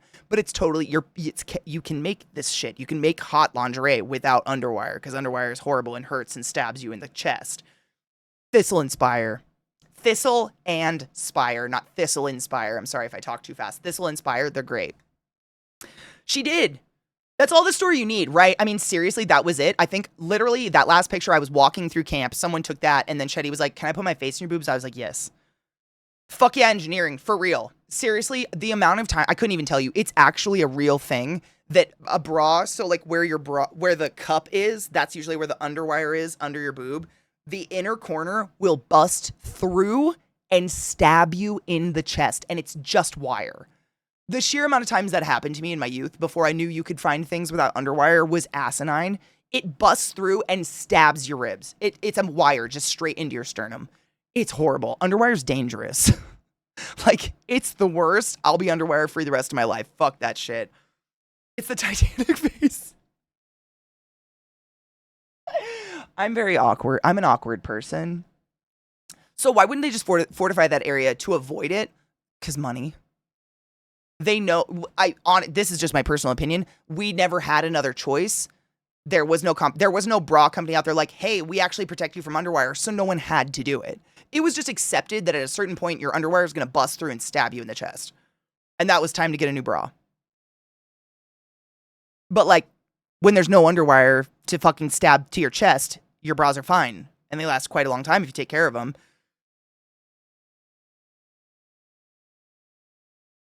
No, dude, we have, I think I can speak for anyone that wears some sort of underwire or bra or something. We've all questioned this shit our whole lives. I remember wearing training bras, being super excited to wear real bras, and then finally getting in them and being like, my boobs look great, but ow. And then you take your bra off the end of the day, and you've got all these fucking broken blood vessels on your rib cage, and you've got red marks dented into your back that don't go away till the next day.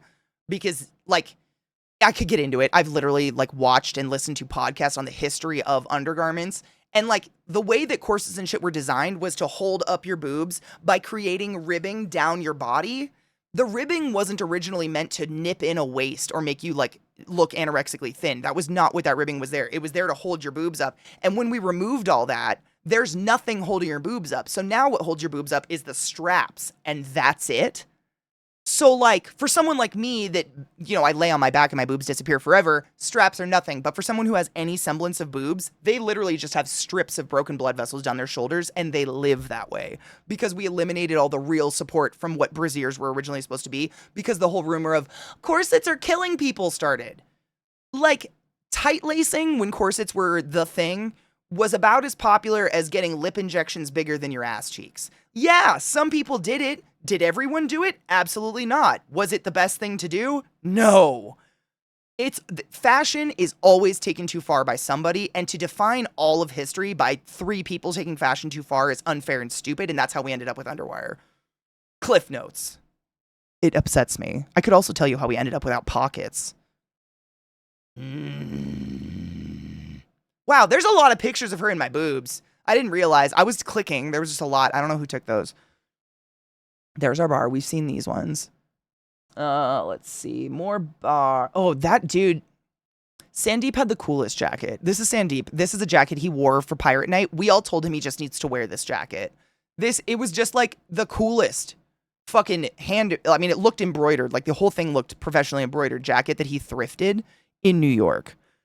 The fashion industry is clearly run by misogynists. It's just run by people that don't have to wear any of the fashion they're making. That's my personal opinion. If they had to wear what they made, they wouldn't make it that way. It's the same thing as the government. If everyone in government made minimum wage would change.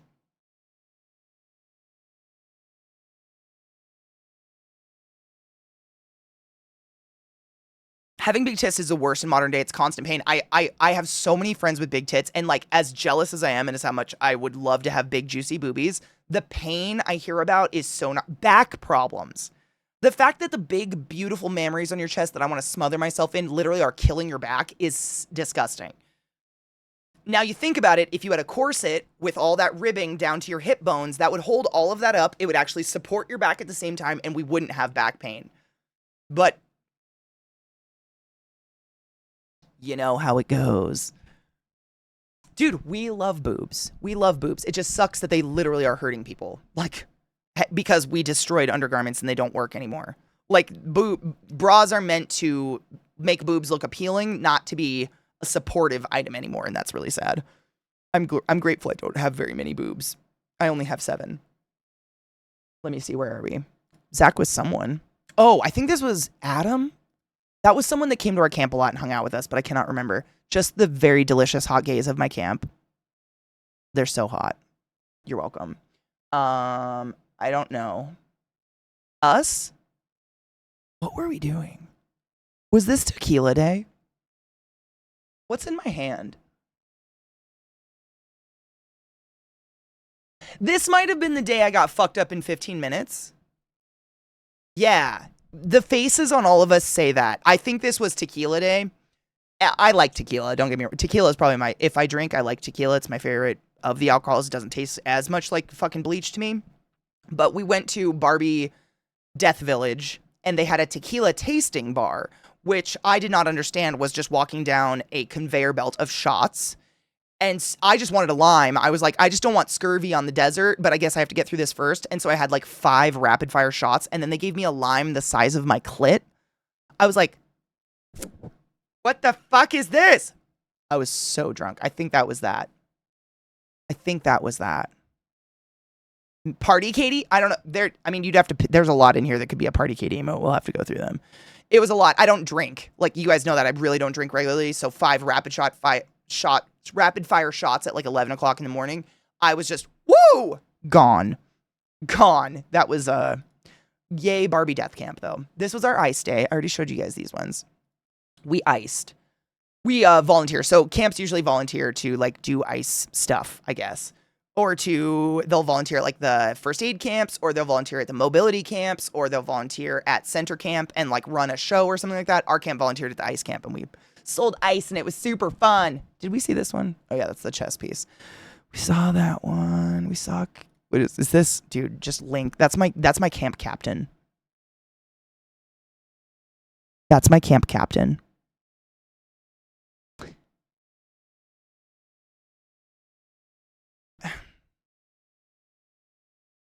It's just, there's a lot of good views at my camp. We're also in the queerborhood.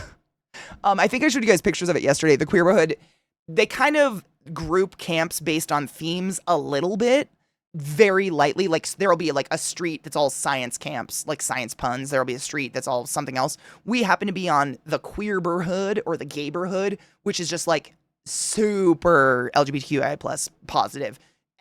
Our camp is 100% gay, like just super gay, and it was fantastic and wonderful, and we had a really good time. I love this picture. This playa picture is probably one of my favorites. This is Exodus, I think. This is where people are just driving in, but someone took a picture, and I thought that was pretty fucking cool. We saw this yesterday, but again, I just want to thank whoever took this picture in my camp. There will be a day when my ass doesn't look this good, and I'll want these pictures to look back and remind myself of how good my ass looked. Thank you, human who did that. I appreciate you beyond reason. I'm going to need these someday when I'm feeling shitty about myself. You know what I'm saying? That was the dragon. I showed this yesterday, but so worth a second look because it's just epic.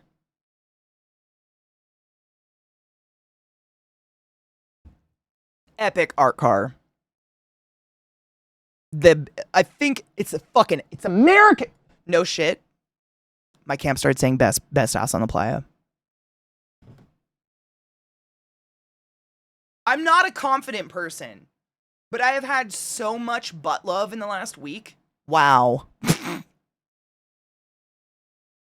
know what?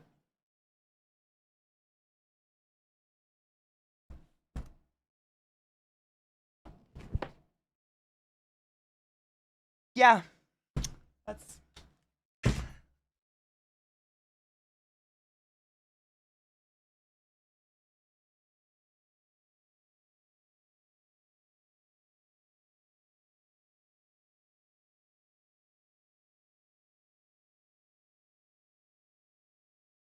So, you said what you said. It's all the butt love. Hey! Nothing happened. You just want to go outside and you're being weird about it. So, I have had a fair amount of butt love in the last week. It's making me feel real good about my glutes.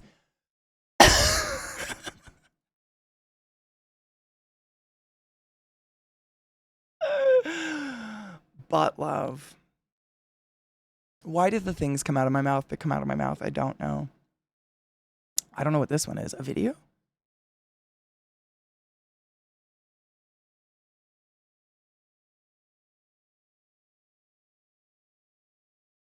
It never stops. This shit just never stops.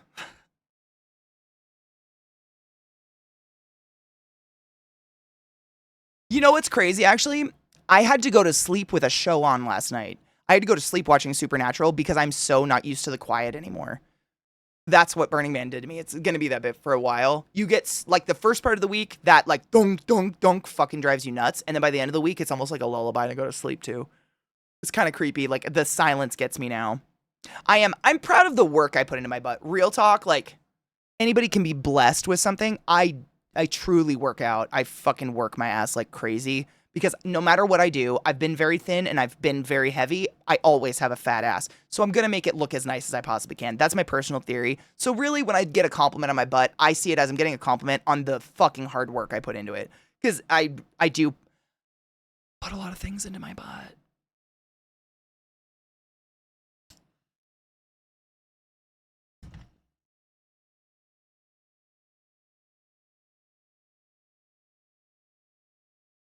So there's that.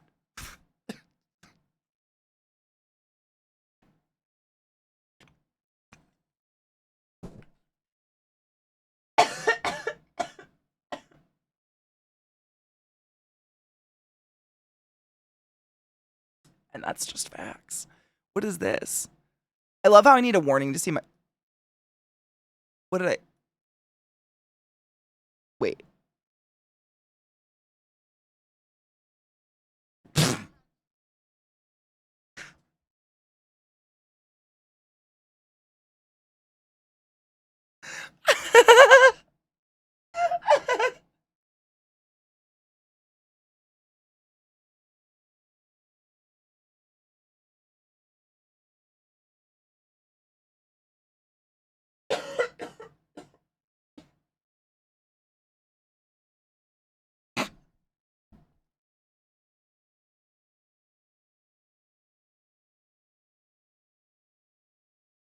Thank you for capturing these beautiful moments of my life. Don't boof your butt. I'm glad I don't have to use brain power to write. I'm glad that my lack of brain power brings us to these places together where Katie talks about all the things she puts in her ass.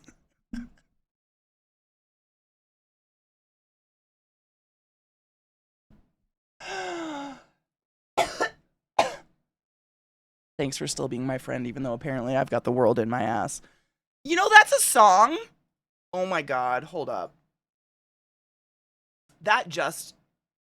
I got the world up my ass.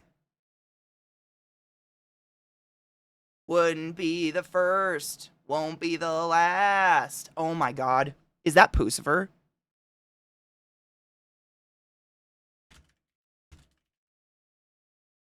Oh!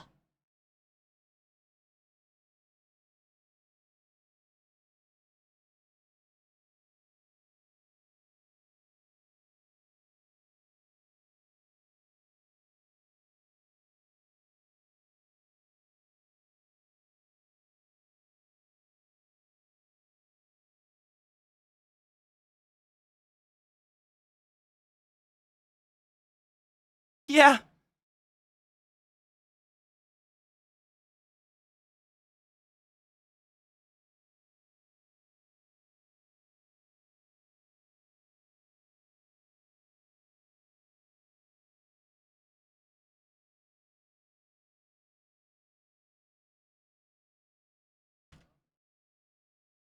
That exists. Oh my God, Mishy.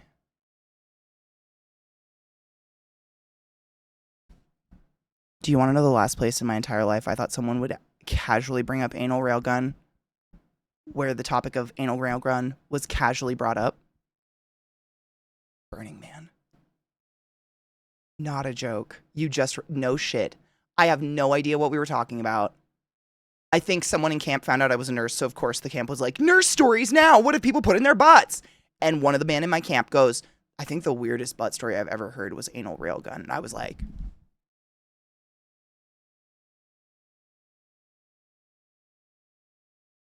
Oh my God.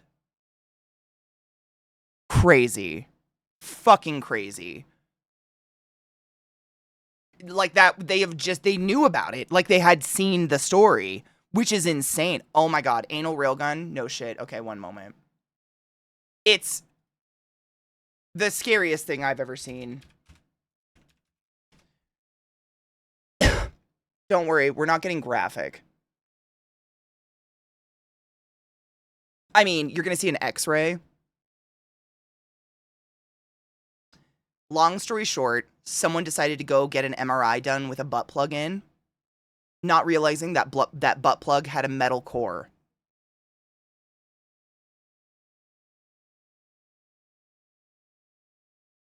We all know what metal near an MRI does, right? Magnetic resonance imaging? Magnets? Metal? God, no. Yeah. This is something we black out on purpose, Z. No, it's 100% respectable. This is something no one wants in their head. We want to think of happy things, like boobies. Not this. What gets me is this is the tailbone right here. Pelvic bone, bladder, kidney, liver. That's your liver. It took a millisecond for that MRI to rip this thing up into somebody's liver.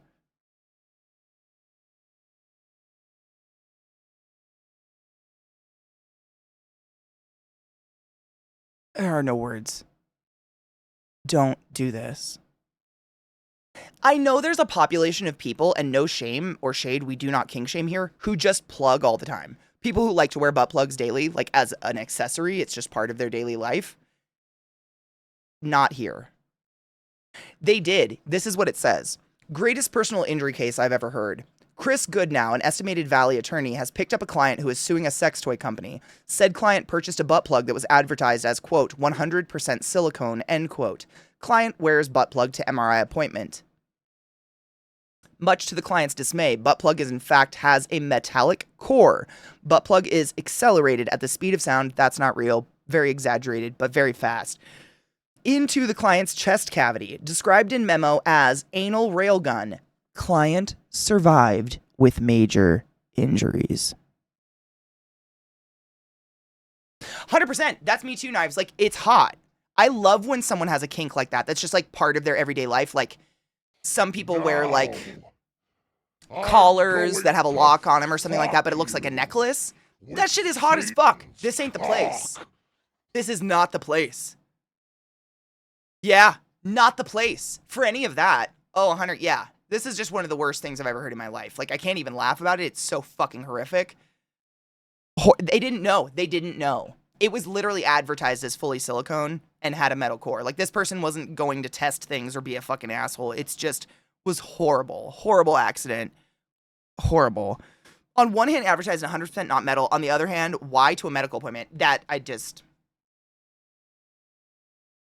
I mean, I wear a bra to a medical appointment. Do I need to? No. I'm assuming people who plug on a regular basis, like as part of their daily like routine, it's similar to that, where it's become part of just getting ready in the morning where they don't even think about it. You know? Like, it's just part of your day. That's no shit. Yeah. And I mean, I've told you guys, the one, I've never gone into an MRI and had anything like this happen, obviously, but I did leave a bobby pin in my hair one time. It was in my bun, and I went into the MRI room when it was on, and that shit flew out of my skull, flew out of my hair, and landed onto that magnet like a bullet. Not a safety pin. Did I say safety pin? A bobby pin. I meant bobby pin. If I said safety pin, I meant a bobby pin. Those magnets are so fucking powerful. Scary shit. Anyways, back to the happy times. Back to your regularly scheduled programming, away from the anal railgun of it all. Oh. Jesus Christ. I just had a neck MRI, but was able to keep my nose piercings in. I was like, am I going to get my face stuck? Oh my God. Most metal that's a nose piercing is so small that there's not enough power to like pull it, like the bobby pin, stuff like that. Like, it can't pull it out of your body, but we try to get rid of all of it. No shit, found that's exactly what it was, and it was fucking scary. Like, we have lockers outside of the MRI units where we basically strip down, take your bra off, take anything off that might have metal on it, all your badges, your rings, your watch, anything that might have metal on it before we even go near the MRI as employees. Like, it's pretty serious. It's wild shit. Segue, wait, hold on. Ooh, is this this is literally this video they show everyone in training. This is infamously scary. It's a chair that was left in the room and gets stuck to the MRI, because if you didn't know, MRIs are on all the time.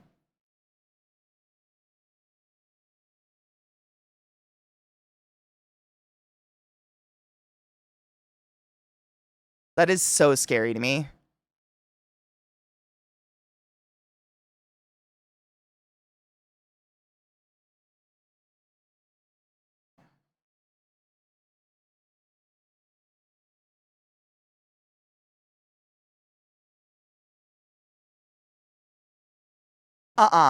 I've seen another one as well. I don't know where it is or how to find it, but it's one where a chair flies across the room at an MRI and bends in half. It like folds around the MRI. It's wild. They're so strong. Yeah, they're fucking wild. So can people with braces go to an MRI? I really don't know.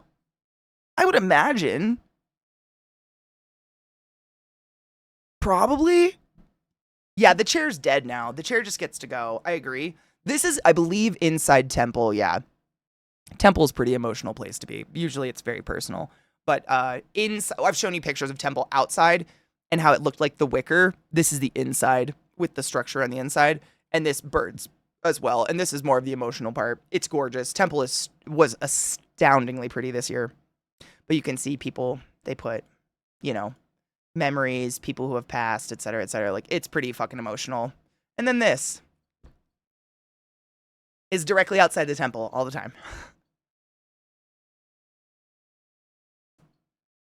There's an episode of 911 that has a guy pinned in an MRI from a chair or something. I believe it. It's so scary. Magnets are fucking scary. Fucking miracles. It depends on what metal they're made with, right? And I don't know what braces are made out of, to be honest.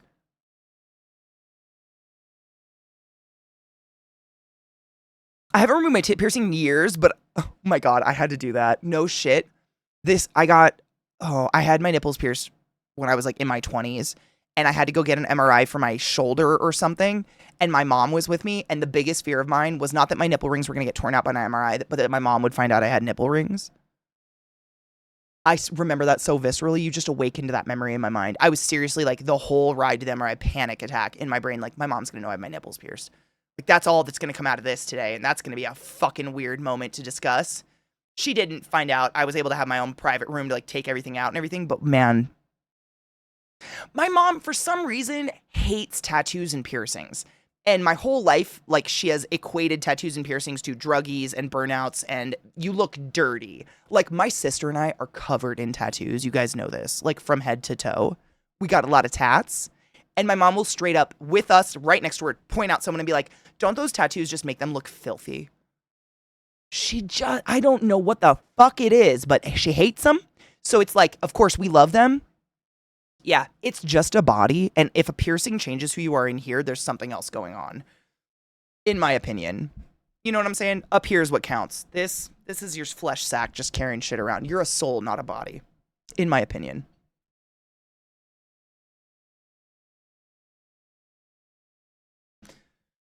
Ooh, brings me back. It's constant. That thunk, dunk, dunk, dunk. We saw these ones. There's the totally not phallic mushroom. I hope they got a picture of the other angle of it. We're meat mechs. That's exactly what it is. And I'm going to have fun in my meat mech while I have it.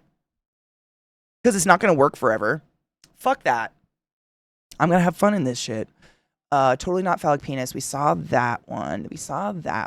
Sorry, there were a lot added. So I'm just doing brief scans to see if there's anything we didn't see from yesterday. Oh, this is so... I think I told you guys this. Kevin in our camp, the day of that we volunteered at Arctic, the ice camp, someone dropped a 17-pound block of ice on his big toe and broke it. It was like the second day of Burning Man. Isn't that just the best? And I found him sleeping in the hammocks, so I took a picture of his foot sticking out because I was like, it's the only way I could know it was you. Was your little toe sticking out all broke and shit. I know, he didn't say a word. I would have yelped. He literally just stood there like... And I watched the whole... I was like, should we do something? Should we look? It was bad. It was purple, like instantly. It was really bad. I felt really bad. But he was fine. We wrapped it up. There's nothing else you can do for a broken toe or a finger, so we taped the fuck out of it and put him in like steel-toed boots, and he was fine. He was able to go around for playa. But the fact that it was second night is always like... Right? No shit. Chronicle. Our camp consisted of a psychiatrist, 2 veterinarians, 2 nurses, And one other medical professional. I can't, like, our camp was the best camp to get hurt in, let me tell you. It's literally for a broken toe or broken finger, that's all you can do. And he wasn't the type to let it get him down, so he still had a blast. Fun fact that you may enjoy, I love fun facts, did a deep dive on the history of nudity and found, oh no shit, it was in the 17th century witch trials that originally sexualized nipples. Oh! Before that, titties were displayed in paintings as symbols of nurturing and motherly love. Shut the fuck up. Was it because of the whole, like, stop it. I have this stupid vague memory of, like, they thought witches, like, fed a familiar with their nipple, with a third nipple. Or something, right? It was like you had a demonic familiar that you had to feed with your third nipple that was, like, on your inner thigh or something. Oh my God. I just started. Yeah. That's where so no shit. So because I might feed a toad with my inner thigh nipple, these ones became hot. I'm so sorry, straight men. You are so fucked up. What? You saw a toad suck on a lady's inner thigh and you were like, ooh, nipples.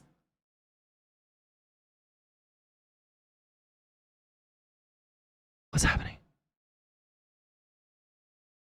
People are so weird. That is so whoa. From point A to point fuck. Religion fucks everything up. They always do. And anything taboo, we're going to like more. That's human nature. You make it off limits. Oh, you bet your ass I want it now. Seriously. That's why abstinence doesn't work. Don't have sex. Oh, I better fuck something. Quick. Let's do it. You know what I'm saying? C-Town, that's smart, honestly.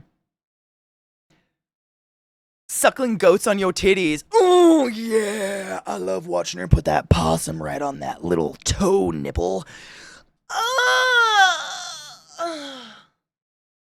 Nipples.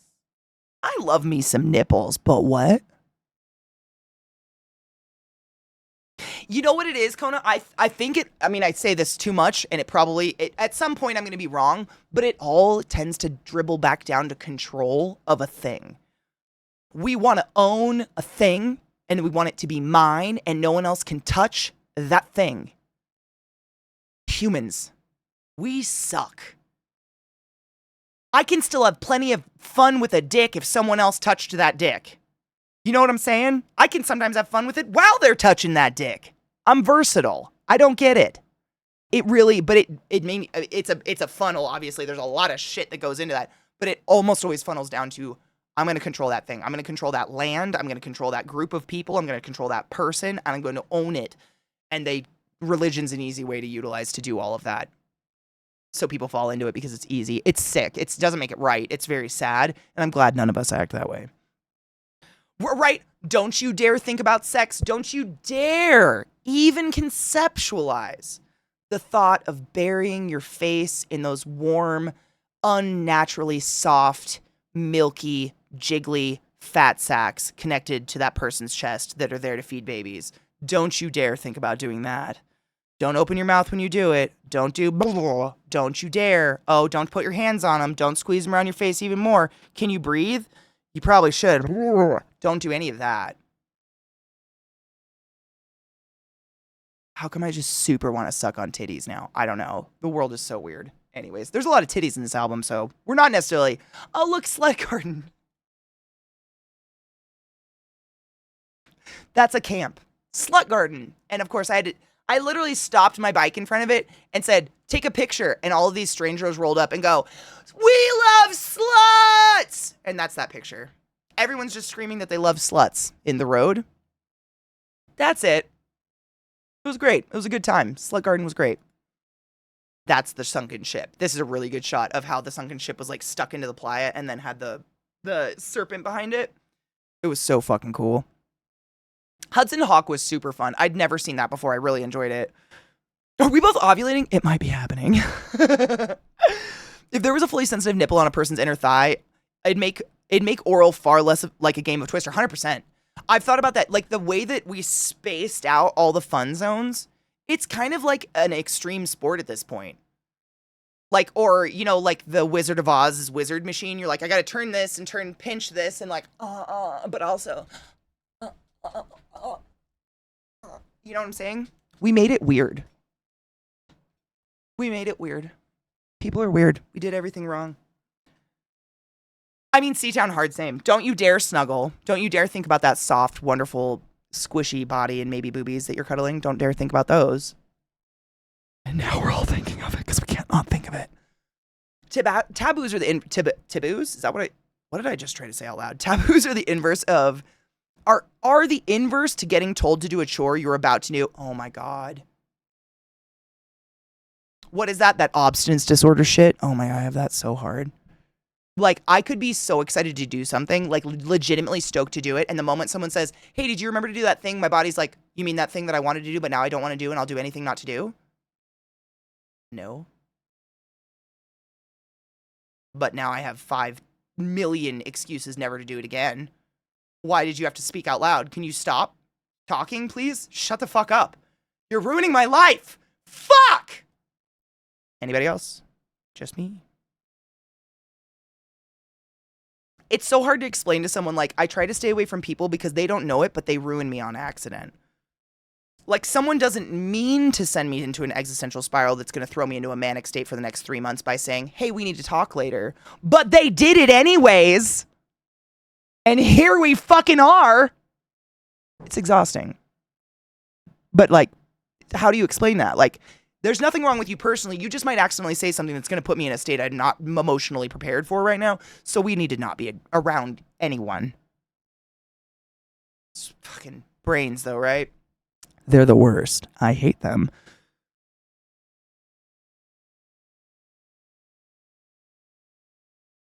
I'm now as an adult, I'm able to logic myself through it more, but it does kill it. Like, if I want to do something and someone suddenly says that's something I needed to do, it kills the want to do it, and I can physically never enjoy doing that thing again. It's so horrible. I'll still do it because I'm an adult and I realize you need to do adult things. Like, they need to get done. But it's murdered any sense of pleasure I might have gotten from that thing. Like, forever. It's done now because one person said I had to do it one time, some time ago. Brains suck. They are the bastards. And it's, I think, becoming, an adult or growing up or whatever is just learning how to mind fuck yourself. I mind fuck myself all the time. All the time, but it's the only way I can get through daily activities. Because otherwise, they suck. I get that at work every day. I have a list of things of my own shit to do. And then someone says, hey, can you do this? I'll pull it off as long as I can. Because I'm like, that same. Bobo, I mean, it's constant. I think it's a constant battle. I definitely give into it. Like, it feels so much better to be like, I know that's the thing I have to do, but someone reminded me of it, and now I don't want to do it, and it feels really good just to not do it. I still give into that sometimes. Like, don't get me wrong. Nobody's perfect. But I mind fuck myself a lot. Like, I've learned how to almost psychologically, literally mind fuck myself into doing chores and doing the everyday activities in the way that people mind fucked me never to do them again. I used their psychological games against myself. It's crazy. Like, no shit, this is crazy. This is going to sound crazy when I say it out loud. Something that I can literally do to myself to mindfuck myself is if someone says, like, hey, have you done that thing? Have you done that thing? Have you done that thing? Just reminding me or nagging me to do that thing because they can't stop talking about that thing. And suddenly it makes me so anxious about that thing, I can't do that thing. I can actually tell myself out loud, you don't actually have to do that thing. Not one person in the world can make you do that thing. And suddenly, I kind of want to do it. Like, what is that? I can talk to my brain out loud and fucking convince it of other things. What's that? That's something I've just learned as an adult. Like, I can mind fuck myself backwards by just being my sarcastic asshole self. Literally looking in the mirror and being like, you are nothing. And nothing you do matters, and you don't have to do anything. No one can make you do anything. And then all of a sudden I'm like, well, now I kind of want to do that thing. Because I don't really have to, but I have the time. What the fuck? It's crazy. I don't know if that worked for everybody, but it works. Sometimes I can do that to myself. Or like, I can mind fuck myself. Like, if I'm feeling like I'm just having kind of a shitty day. I'm tired, fatigued, not feeling too hot, and I'm, just feeling kind of grumpy. I have a playlist of music that I know those beats lift my spirits and put me in a good mood. Just the music. Just put me in a good mood. I've just done, because I don't want to be sad all the time, and I don't want to be halted by someone just casually mentioning something out loud to me, like, what a fucking weird way to live. Like, I can't be around people because if someone says something, I'm triggered and I can't fucking shit anymore. I don't want to be that way. So I try not to, and I try not to give into it because I can see that being a snowball into me being an actual hermit that never goes out. And at this point, I leave the house once a week, and that's pretty good. You know what I'm saying? Nobody's perfect. We're all really fucked up on the inside. We do our best.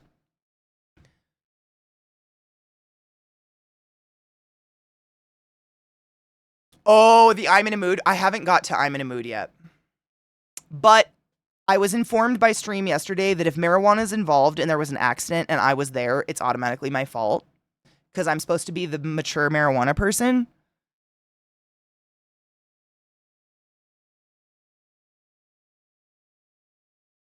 Same, Quill. Oh, I've definitely done that. That's a way of mindfuckery to yourself. 100%. Like, I'm trying to think of an example. Like, if someone reminds me of something that I need to do and I'm now mad about it, I'll do it so good and so much better than I ever would have before, to the point where the person who reminded me probably won't even go there anymore. Like, won't even go in that room because they're afraid to disturb what I've done.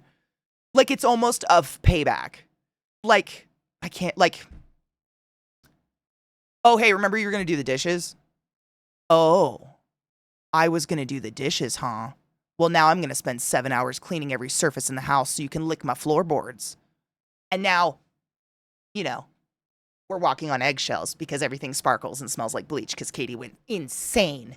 I've definitely been there. Definitely been there, done that. Try not to do it as often, but at the end of the day, like, the result is a clean house, so who's mad? Like, fuck it, right? You know what I mean? I give myself, don't be a little bitch about it, same. Yeah, stop being a little bitch. Or I literally will think, like, I'll think on a time where I chose to give in to being a little bitch and think, like, did I feel good about that? And did I feel better after giving in to being a little bitch? No, I did not. However, if someone reminds me of some mediocre task and I go way overboard onto it to where the point they're afraid to walk on the floors, do I feel a little good about that? Mm-hmm.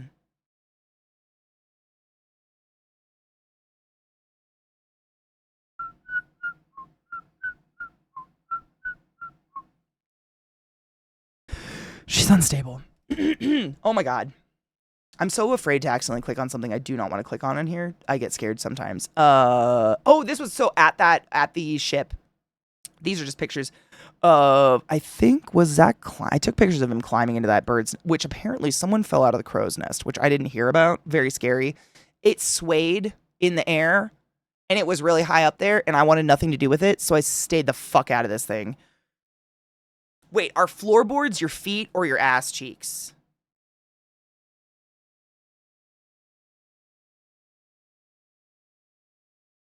Feet. I'd say my ass cheeks were inlines, if anything. Feet. Yeah, I'd go with feet. I love Gunship. They're great. My bestie always said moving is the only time being bipolar is useful and productive. Oh my God. That is way too real, Bez. You should high five them for that. You should high five them for that. That's way too real. More crow's nest. I don't know. The playa? Zach climbing down the crow's nest. I was scared. Heights get me.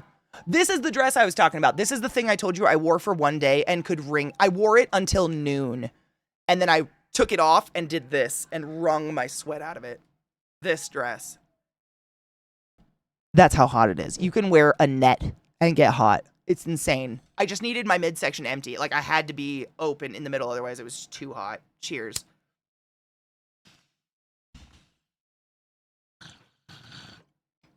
Way too hot. It was gross. And I think it's because it's knit, but you would think it'd be cool because of all the open area. No. So hot. Literally by noon I went home, stripped that shit off, and just did this. And it just out of it. It was disgusting. Viata, yep, I hate that feeling. It's the worst. It's like, is it shower water or am I just disgusting now? It's a heavy material. That's all I could think of. I thrifted it, so I don't even know where it came from. But as you can tell, I'm literally naked under it. I'm like wearing a thong, and that's how hot the playa is. And you can kind of see what I mean when I say it's dust. This is what the whole playa looks like. It looks like the most fine sand in the world, and it is. It's in everything. It's on everything. But around, moral of the picture, I guess the point of the picture is around that sunken ship, there was like chests that you could open and they had treasures in them. And like, it was like love letters written in French and shit and weird money and stuff. It's like, it was so much fun. I love this stuff. Super alkaline. Yeah, you definitely like, a common thing out there is to see people doing foot soaks or to have spray bottles full of white vinegar, spraying white vinegar all over their bodies because that dust eats your skin. It is so alkaline, which is basic, which is essentially what like conditioner does, like your hair conditioner. It strips all the dead broken ends off of your hair so it feels smoother and doesn't feel coarse, because that's what alkaline things do, is they eat away at organic material. Bleach, for instance, is very basic. But the dust out here is super fucking alkaline, so that's why no one's barefoot and we're all wearing socks or thick shoes or something. Honestly, I should have been wearing something up to my calves because I'm sure my shins are going to be fucked up from this shit, but it's just so goddamn hot. It's so hot. It literally turns into potter's clay. It's gross. That one had a skull in it. This, that's the head of it. I just thought the serpent was so cool. Side note, I don't know if we got a picture of it, but the serpent actually had a cloaca. Like, they built it a cloaca. I thought that was pretty fucking badass. I feel like every time I realize it's quiet, I go to turn on music, and I swear the next thing I click is going to be a video. Oh, this was just really weird and coincidental. This was the front of the ship, and Zach.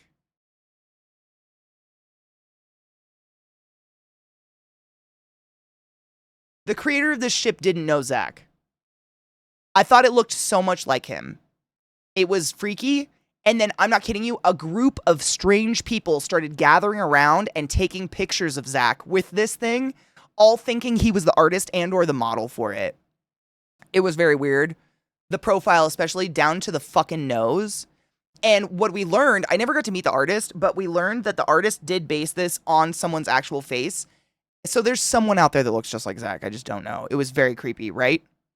Right? It's not just me. I was sober when I saw this, and I was like, Zach, this is creepy. It's very creepy how much you look like this thing.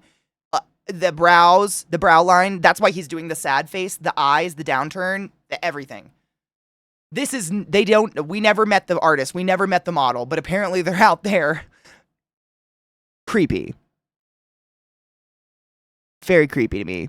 Yeah, no shit. It was like, and the group of strangers was like a bunch of leather bondage-clad white-haired people. I don't want to guess ages because I'm really bad at that, but they all had white hair, but they were like in leather straps and shit and had their titties out, and they all just started gathering around taking pictures of Zach like he was the model. It was fucking weird. He's got to have a pretty close doppelganger out there because it was too much. It just was weird. I don't know. Weird coincidence, but oh, there's a butt. Welcome to the playa.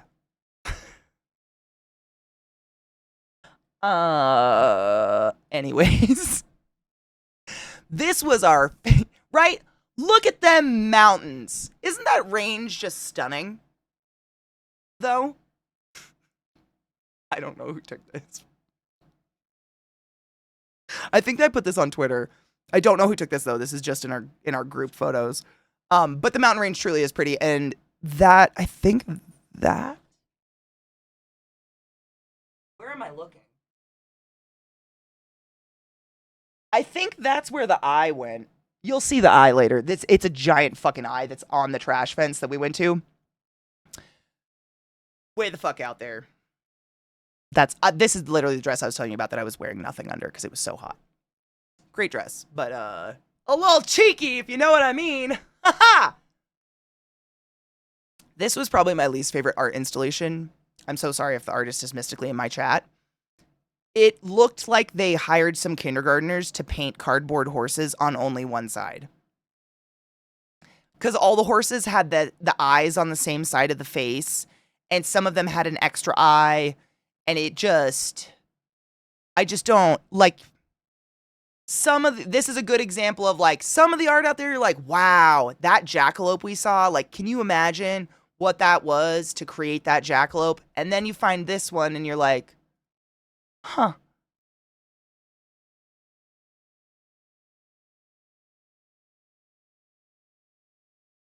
Huh. Look at that ass. I mean ass. I mean ass. I mean the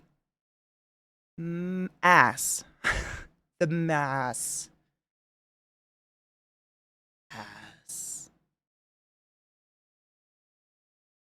I get it.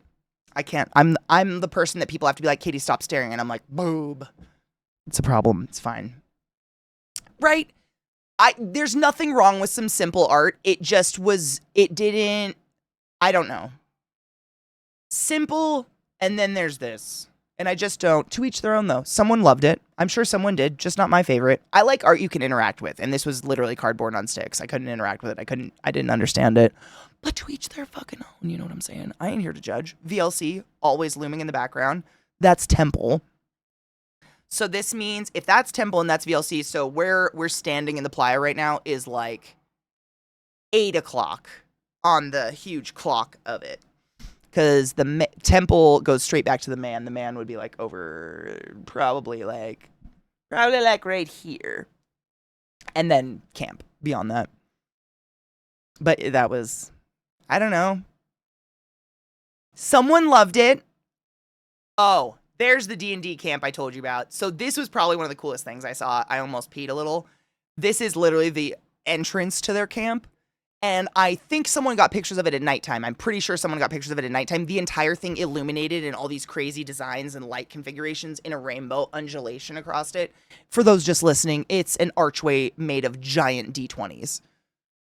Right? Is that not, like, that was a big question before I went to Burning Man Camp, before I went to Burning Man was, are there, like, camps that feature D&D or card games or games in general? Yes, tons. We found, actually, this year, we found 2 libraries on the playa, which were awesome. We sat and we played poker and had drinks and read books. They're literal libraries. And then this one was a D&D camp. I never saw them actively playing a game. Like, I never happened to pass by, so I didn't get to join one, but I passed this camp a lot, and I thought it was just the coolest. Like, I'd never seen that before. That was just so fucking badass. Yeah, it's just, this is the shit you find all over the place. And this was in the neighborhoods, which is, it's awesome, but it's sad because a lot of people that don't go with a previous burner or go for the first time and don't know really that the neighborhoods are the city, they only go out onto the playa where all that big art is and all that open space, and they never just drive the streets. And driving the streets is where the good shit is. That's where you find Barbie Death Village. That's where you find this shit. That's where you find all the science camps that, like, literally you find squirting workshops if that's what you're into. Like, it's crazy. There's anything out there, but you find that shit in the neighborhoods because it's truly a city. It's not just people camping. We're living in camp sets, but it's a city that functions. There's bars and there's hospitals and there's schools. You can take classes. It's orgy tents. You can do whatever you want. Play D&D, play cards. I saw, it's hard to find these. I was talking about this yesterday because someone asked me if there was like Pokemon type card playing game camps. It's sometimes hard to find them because people really try to stay away from brand name things or the commodification of things, i.e. Pokemon or Magic the Gathering or whatever, like Dungeons and Dragons. They try to stay away from that. So they build things like this where you kind of have to know what you're looking for to see it. You won't really, like, you won't see art cars that are, Pikachu, but you'll see an art car that probably looks like a Pokemon, but is like shooting fire out of its ass or something like that and has big old titties and is wearing bondage gear or whatever. They try to stay, like I was saying this yesterday, the little Pac-Man ghost cars that I've seen 2 years in a row, that's the only thing I've ever seen out there that is recognizable. And is Pac-Man like open, what would it be, open license or whatever now? I really don't know. But that's it. That's all I've ever seen. Them Swedes, that's all you, like, that's what you'd see if you didn't know what you were looking for. Because it won't see D&D anywhere on it. It'll usually say something like tabletop games at these times or something like that, or hosted at these times. But you won't find a camp that just says whatever game you're specifically looking for. You'll have to kind of dig for it. But it's awesome, and I kind of dig that. Didn't mean to say dig twice, but you know what I mean. Still awesome. This was skating, so I told you guys, we found, no exaggeration, a disco skate rink out on the playa. And, of course, we had to get photo evidence of us skating on the playa. Like, roller skates provided. Like, they had racks of roller skates in all sizes, and you just put your shoes up, took a pair of roller skates, jumped on. And I am proud to say that I did not eat shit. And hilariously, Zach did. I didn't get a picture of it, but it happened. But we literally, like, another case in point of whatever you want to find on the playa, you will find it. I wasn't looking for this. In no way, shape, or form did I think I'd find some disco-themed skate rink playing ABBA, but I did. And it was dope. I think that was right before he ate shit. And there's, I don't know, me just going in a circle. Dust Devil. Ooh. Oh, I think we saw this one yesterday. Still very creepy. Oh, yeah, this person drives through it. Though whoever took this video, it's not me, it's someone in my camp. It really, trouble, no shit. It's such a core, and it's something that, like, it brings joy and brings, like, the child out in you, I think. Because who didn't play Pac-Man? It's still one of my favorite arcade games, to be honest. It's a Dustnado. We watched this yesterday, and I didn't take this, so I had no idea where it was going. Our host of this video drives through it.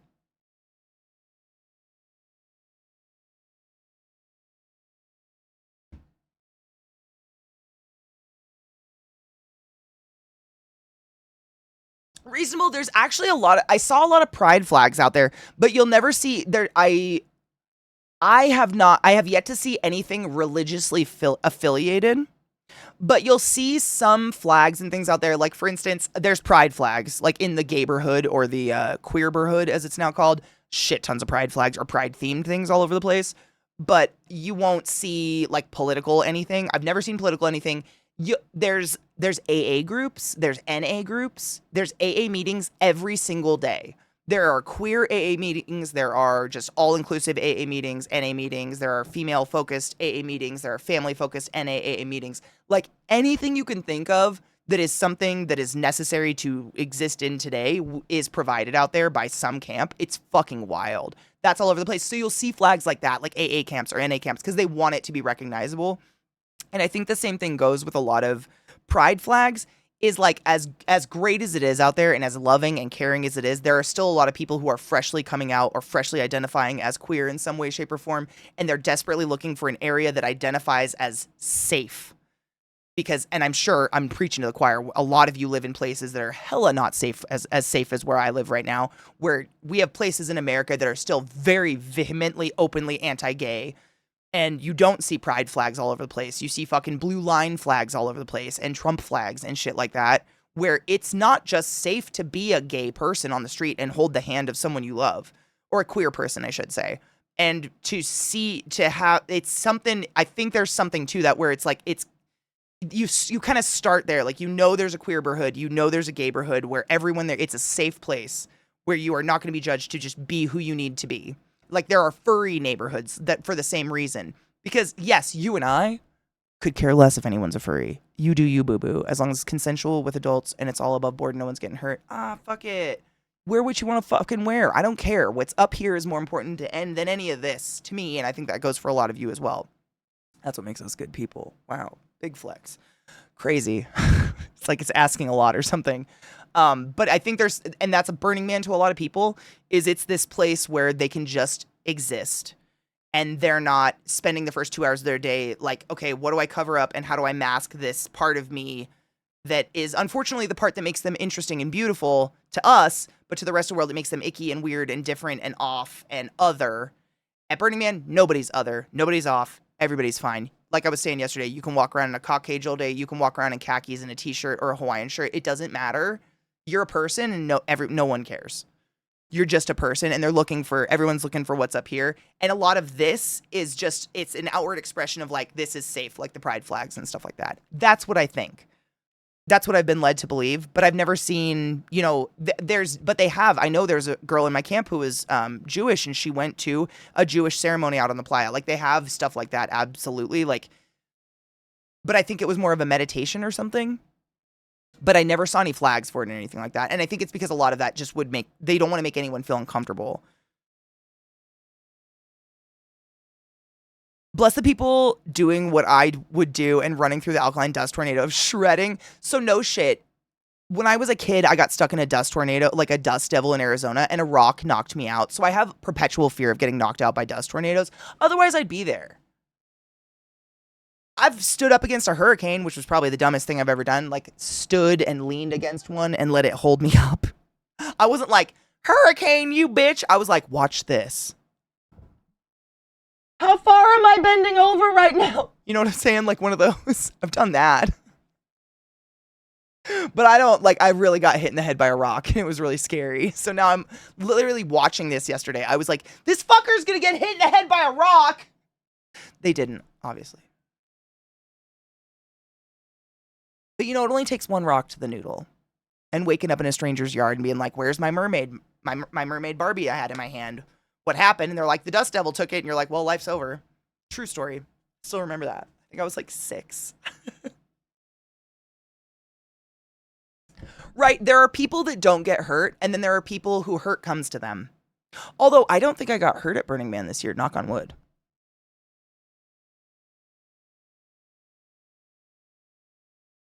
I mean, I had that last night, but I kind of did that to myself. So that's on me. You know what I'm saying? Look at him. Oh, that's gonna go. Woo! Rock to the head. This is the best one. I got it on the drive home, actually. It's been in my fridge ever since, and I was saving it. How are you, Blackened? I hope you're doing well. I think Blackened, honestly, like, I think I think a lot of ADHD people can identify with that because we move around and we're jittery and we're constantly doing that, like, walk 2 steps this way, remember something, turn around, walk 2 steps that way, remember what we were doing that way, walk 4 steps that way, then remember what we were doing, kind of a half step because we were walking too fast, turning around the other way. It's a case of, like, you know, if you only do one thing one time, the chances of you dying or getting hurt doing it are very little. But if you do that one thing a million times, the chances of getting hurt doing that thing start to exponentiate. And we just repeat ourselves a lot. So, like, normal people stub their toe every once in a while. We probably do it once a month. But when you turn in the circles we turn in, you know, the likelihood just starts to go. It exponentiates. It's just like, oh, we stub our toes. I did it literally yesterday. I almost ripped my fucking pinky toenail off. God damn it. In the house, it has been the way it has been for like 4 years. Nothing has changed. And yet I ran my fingers and shit into everything. I don't know what it is. Life is difficult.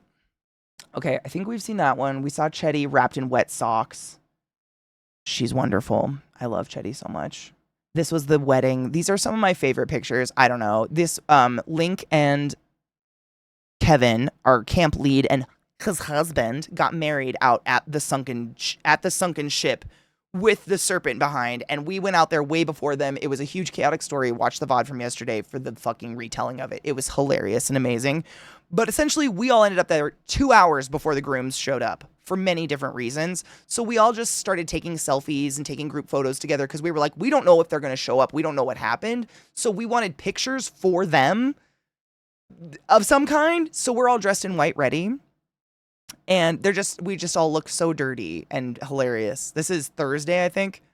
Yeah, because it was the day after. White Wednesday is the day you're supposed to wear all your whites and go get them disgusting. So by this day, all of our white clothes were already fucking disgusting. So we were like, it was more beige wedding than anything. We were kind of playa covered by this point.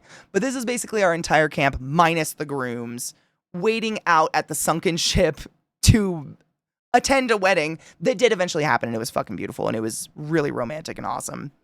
Spin in circles, shit gets everywhere. It's constant. The ADHD sway is so real. When we walk through like a storehouse crowd and we just like sway or move around people, like then we miscalculate and slam a hip into a door. The same hip you've had your whole life. It's so real. I've always described it as like, I remember getting tall fast-ish, faster than, you know, most, and being really awkward for a while. Like I just didn't know where my arms ended and began. I didn't know where my body began and ended. And that just never went away. Like, I've been 6 foot for many years now, like at least 20. I should know where this arm ends and begins and where this hip ends and begins. Do I? Absolutely not. I should show you guys my shins. Oh my God. It looks like a herd of elves attacked me with their fists. I'm just covered in little bruises constantly all the time. It's nonsense. I don't know. It's like I never learned how to walk appropriately. I never figured it out, but I think it's this way. It's just we get really used to doing the weave and bob that we get lazy and suddenly miscalculate and slam your hip into a corner that's been there for the last 4 years. And you're like, what? How come I haven't learned where my hip ends and where that stove corner begins yet? But here we are, and I look like I've been punched. It's crazy. It's never ending. That corner of the wall in your house has never been there, or that corner of fucking tread. Story of my life. But yeah, this is our whole camp. I would try to name them all, but I'm too high already. I'm in the back, if you can't tell. I honest to fuck, I have no idea if I'm actually this tan right now or just really dirty. But I look really tan. This is Thursday, so I'd been out in the sun for a bit, but holy shit. I forgot how much I get sun when I get sun. I've been 6'1" since I was 15. I'm 31 now, and I will trip. Dude, hard same. I'll trip up the fucking stairs because of slamming my toe into the stair. That's literally the story of my life. I've been 6 foot since I was like 16. I grew really fast, really fast. Really fast, really fast, really fast, really soon. You know what I mean. I grew fast soon. I've been this height forever, and nothing has really changed. I've gained or lost a few pounds, but that's not adding inches to me. You know what I'm saying? To the point where I've forgotten where my shoulders start. I slammed this shoulder into more shit. I cannot tell you. Just walls and stuff. I hit my head on things constantly, and I'm like, that thing's always been there. How come today we misjudged it? What happened? Because ow. It's constant. It's constant. Yeah, literally hugs and empathy and sympathy for everyone who just slams their body into things regardless. You're not losing your mind. We're all doing it all the time. It's fine. It's constantly happening. You shrink by the end of the day, to be honest. I swear there's going to be... Hold on. We've seen these wedding ones. Let me see. These ones are so beautiful, though. I mean, these are the grooms, officiants, and underneath, like, the cloaca of the giant sea serpent. I just cannot. I cannot. The pictures, and these are we have no idea what happened. I showed these yesterday, but these are some of the best pictures. One of the art structures started burning during their vows and during their wedding. So we were like, oh my God, scoot to the left, scoot. Can you guys bend down? Just to get these pictures, because it was just so awesome that literally things were light, like art things were going up in fire behind them at the exact moment. And we had no idea. It was just magic. It was just hot magic. It was one of the coolest. I mean, can you stop it?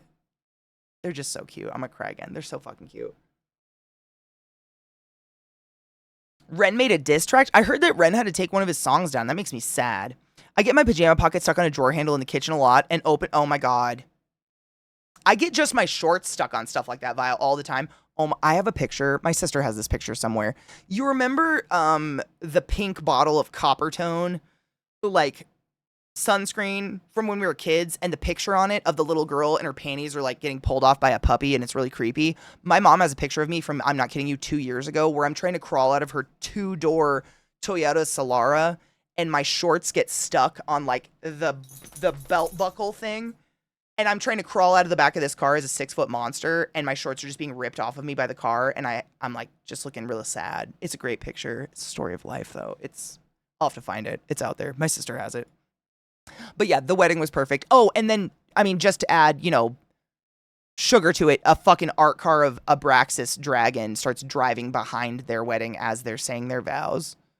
It's crazy. The plaza. This picture is probably my favorite. Someone got this, and it's Kevin had already said his vows. Link is saying his vows, and there's an art car in the distance you can see that just lit up out of nowhere and says hope.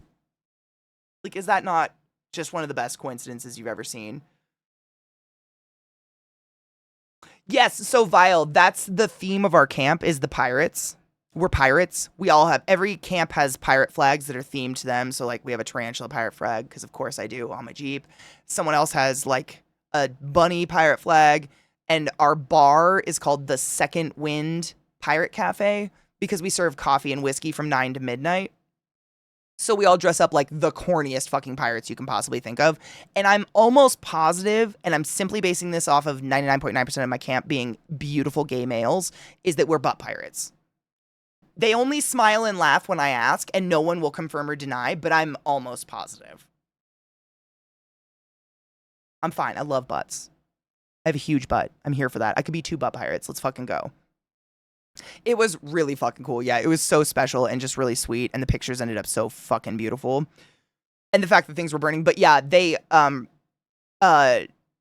Link is a graphic designer by trade, and he designed their outfits, and they're so fucking detailed. Like, Kevin literally has a white silk brocade corset on and couldn't breathe. It was just amazing. Those are their vows, and I don't know if they want those public, so I'm going to keep them private for them. But this is just some beautiful pictures out there. This is Temple. I think this is sunset out there, actually. One of these days, I'm going to completely invite myself to your camp. Dude, do it. Please. Please come burn. Please burn with me. I love showing these photos because I think I think a lot, and I'm not saying, like, I think I did. A lot of people have a lot of misconceptions about what Burning Man is, and they think it's just one giant orgy tent where everyone's tripping on acid, and really, it's just a bunch of, like, people walking in the desert wearing pirate outfits or wearing fairy wings and looking at really cool art and playing. Just playing. Like, there's a trampoline park. I went and jump, like, with trampoline walls that you can jump into. Like, there's that out there. It's just, like, it's anything you want it to be. Like, I was saying this yesterday, but our camp chef, Josh, the way that he likes to burn is he brings a van that's like a cold van. He brings a chest freezer, and he cooks us meals. I had bacon every day. No shit. Hold on. There's a photo in here that is a photo out the back of my Jeep because I slept. I just lay down the seats and turned my Jeep into a bed. And I sleep, and it's my feet, and it looks directly into the kitchen. And that was my view every morning when I woke up, and every morning my alarm clock was the smell of bacon. Ow. It's whatever you want it to be, but it's fucking awesome.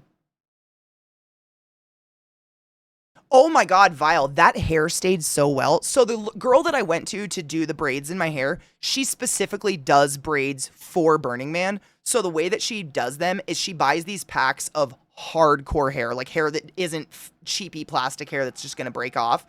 And she loops it into yours as she like braids it down upon your skull really, really, really tightly with this wax pomade she's using the whole time. And so she braids, and the hair pieces, I mean, they're like folded in half. They're like this long. Oh, you can't even see it. I would say they're at least 2.5 to 3 feet long. So they're about 6 feet a piece, and she's braiding those in. And then what I did to add to that, because you know you don't want to litter out there, like you don't want to be losing pieces of anything of you, let alone fake hair, is I took those long braids, fucking spun them up into my Leia buns, and then I literally emptied a can of hairspray onto my head before I went out. I turned my head into a helmet. Like you could like onto my head. People in my camp love to show it off. No shit. The amount of times I was asked, hey, can I consensually touch your head real quick? I want to show my friend. It was a rock, but I did that on purpose because the previous year, I don't know if you remember, I don't know if I told this story.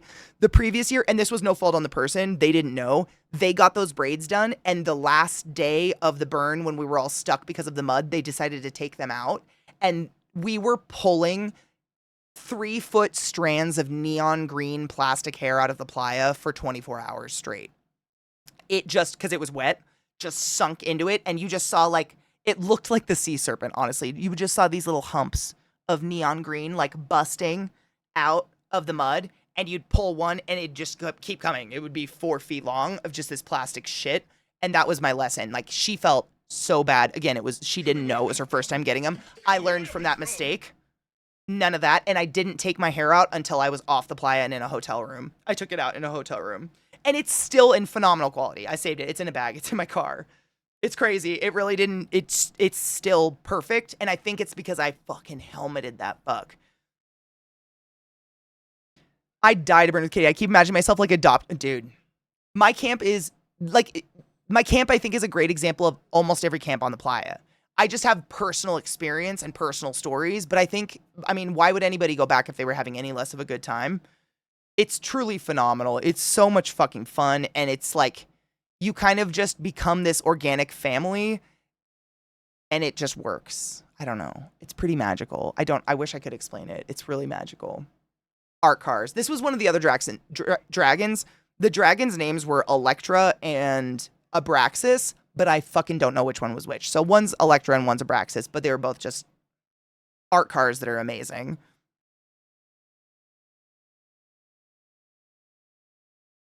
Oh my God. Dude, no shit, Vile. How long has this been here? That is such a case in point. That is such a case in point. Stop it. This has been here for 4 years, and yet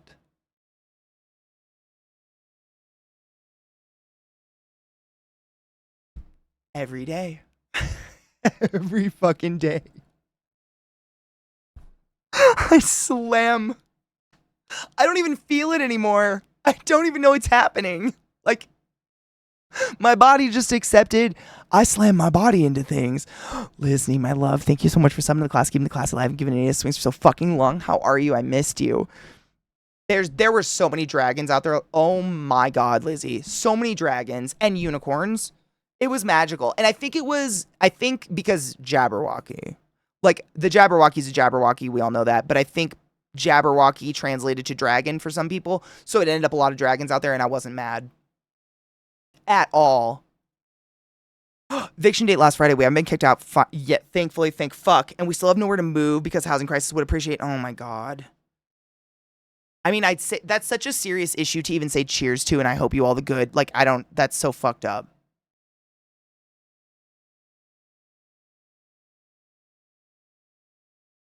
I'll do witchy things later. I have videos of it in here, Lizzie. I have a lot of videos in here that are like of the burn specifically. We looked at a shit ton of them last night or yesterday. So I've been kind of flying through them because people added even more. So I'm trying to go through and see the ones we haven't seen.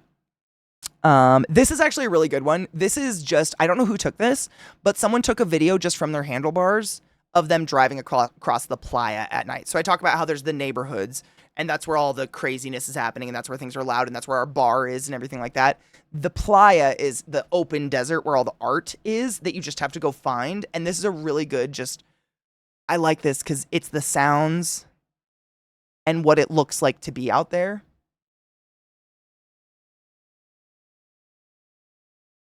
Just driving into it. That's the man that we're looking directly at. And I think Temple's to our right, if I'm looking at this correctly, but honestly, yeah, I think it is. Or it's behind us. But this is what it feels like to be out there. It's just this noise from every fucking corner of a 9-mile desert hunk is wild. Holy Mother of God, what kind of cult is it? Is it a scary cult?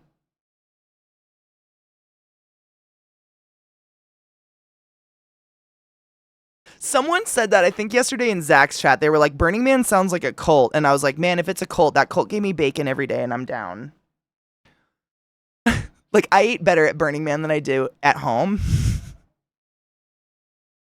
If it's all about just having hugs and bacon, I'm here. I love hugs and I love bacon. That was an art card. This is like, I think this is the back of it. Yeah, this was the back of an art card that literally had the strongest spotlight I've ever seen in my life. It was crazy. It just went straight up in the sky and you could see it from anywhere on the playa. But they always had fucking loud music. EDM.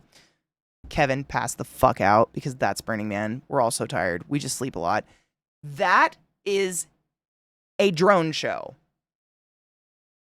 So no shit. Of course the drone show happens on the night where we're working the bar. So we're not out on the playa. Whereas last year when this drone show, which you never know when it's going to happen, it's just random. All of a sudden you start seeing shapes in the sky and it fucking blows your mind. And you're like, how many drugs did I take? Oh yeah, I took none. What's happening? Drone shows. So I'm literally standing on the container that's behind our camp's bar, looking up at the sky, and I'm like, oh my fucking God, throw me my phone. The drone show's happening. So I tried to take some videos of it and I tried to take some pictures of it. But essentially this is upwards of 250 drones, I want to say, that are programmed to do this. The drone shows have replaced, fuck laser shows, fuck fireworks, drone shows are where it's at. They're the coolest thing I've ever seen in my life, but I did get a video of it. It turns into a dragon. And then I noticed the dragon was moving and started turning into this type of dragon. And then I took a video. And hopefully it does something.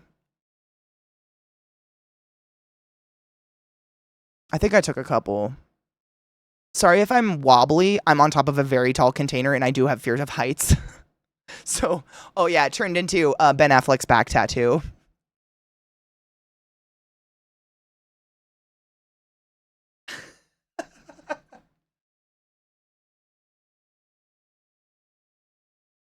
I remembered making that joke to myself.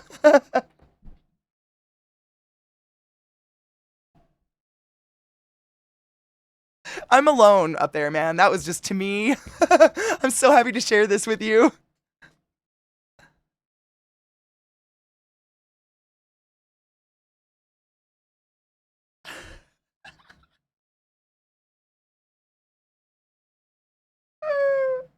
I'm a dick. It's fine.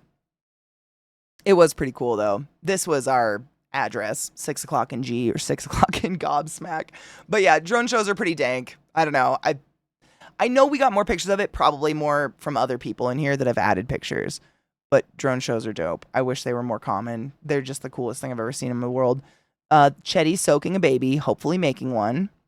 The eyeball, we saw these ones. Questionable art. Hammock times. Dude, I lived in that hammock.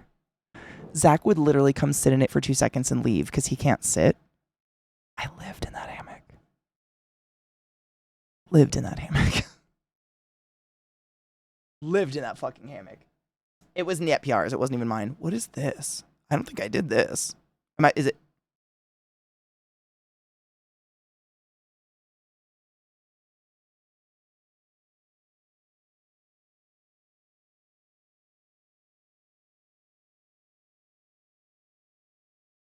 Told you there was Jew stuff out there. I had a lot of Jews in my camp. There was Jewish stuff happening. I knew this. Dude, cuteness. I'm so fucking tan. I got really dark. And I did wear sunscreen. You guys know me. I fucking wear sunscreen. This? Yeah, you can see all my freckle. Yeah, I got... But you can see my helmet. Didn't go anywhere and I was really dirty by then. Thank you for the compliments. Oh, I like this picture. That's Bobby laughing. Probably at something stupid I said. I don't know. But that's the hammocks, and that's our art piece in the middle, so it's like the view out of it. That's a pretty cool picture. I like that. You can see, I never saw my hair. I never saw the back of it. Is that fucking, I literally pinned it up, sprayed it into a helmet, and never looked at it. I had no idea what the back of my head looked like. That's kind of cool. Any hoozles. Let me see. Jewish stuff that was cool. What is this? This was the aquarium. So a lot of people yesterday were really confused when I said there was an aquarium. So no shit. It was an aquarium of people dressed like fish eating each other. Sometimes out. Because it's Burning Man, and that's what happens at Burning Man. Yeah. It was pretty hilarious. Like, it was like a little, and you could either go and be in the tank, or you could go on the other side and just watch from the glass, which I did. Yeah. It was great. It is absolutely an adult playground. That's all Burning Man is, 100%. These are just random people. They're not people part of the camp. These are just random people. The camp provides all this stuff to do it, but if people didn't want to go do it, none of this would exist. You're not forced to do it or anything like that. All fecal matters. People decorate porta potties. I know I took a picture of it. It's got to be in here somewhere, but one of the porta potties was no shit. It was totally decked out like Ted Lasso. Like, there was a soccer net and a soccer ball in the urinal, like a little one. It was hilarious. There were so many decorated porta potties. I really hope we got more pictures of them because they were great. What is that? Kryptonite? Oh, it's the Fortress of Solitude. Art cars. They're great. People are creative. The globes. The globes are pretty sick. They move around. They were all over the playa.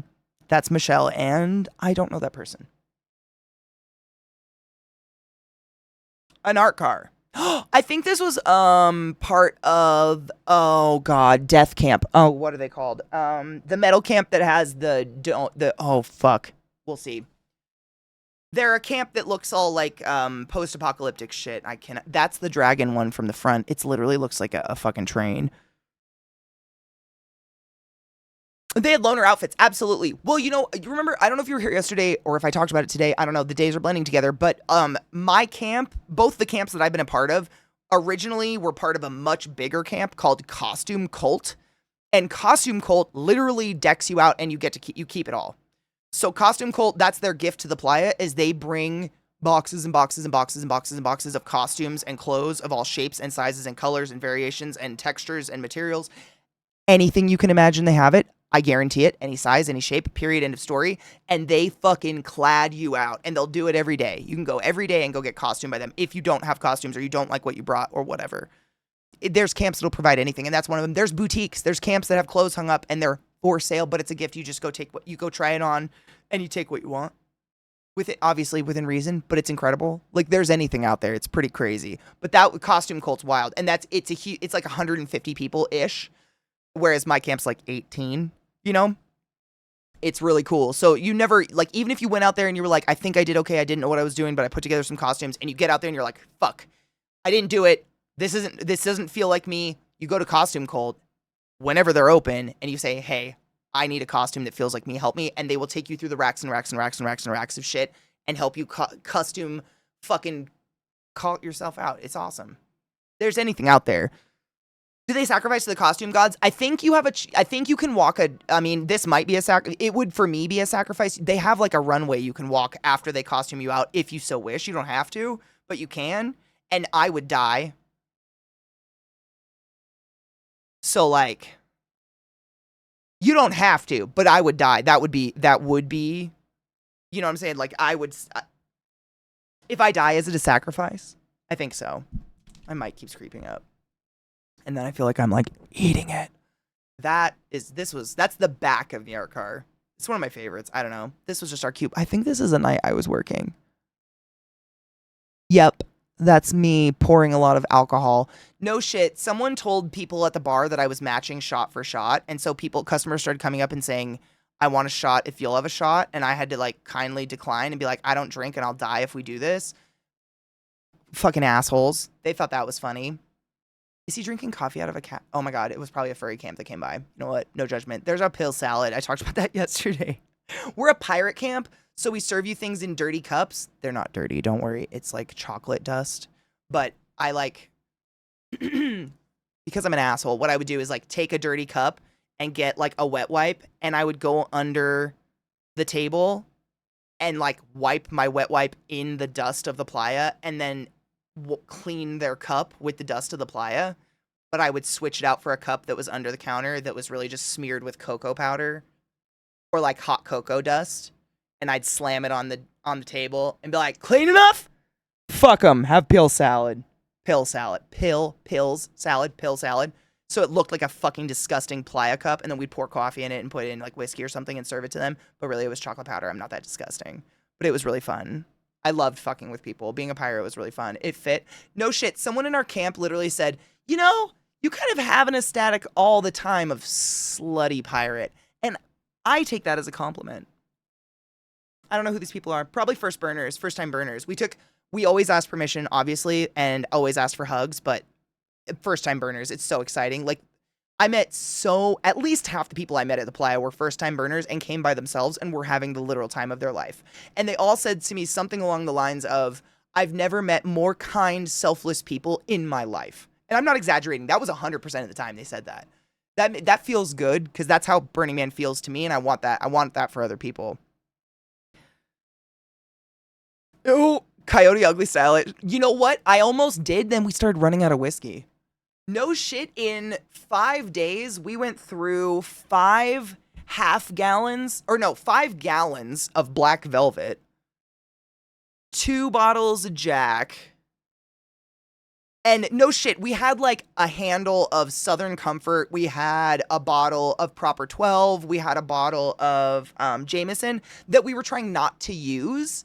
Especially the Southern Comfort, because I don't even fucking know who wants that. We actually had to use all of it. We started running out of it. It was busy. We actually had a pretty functioning bar. It was really fun. Because a lot of people just wanted to sit and hang. Like, they would just, like, chill at the bar, and we would bullshit with people, and that attracts other people. Because a lot of people just want somewhere to slow down.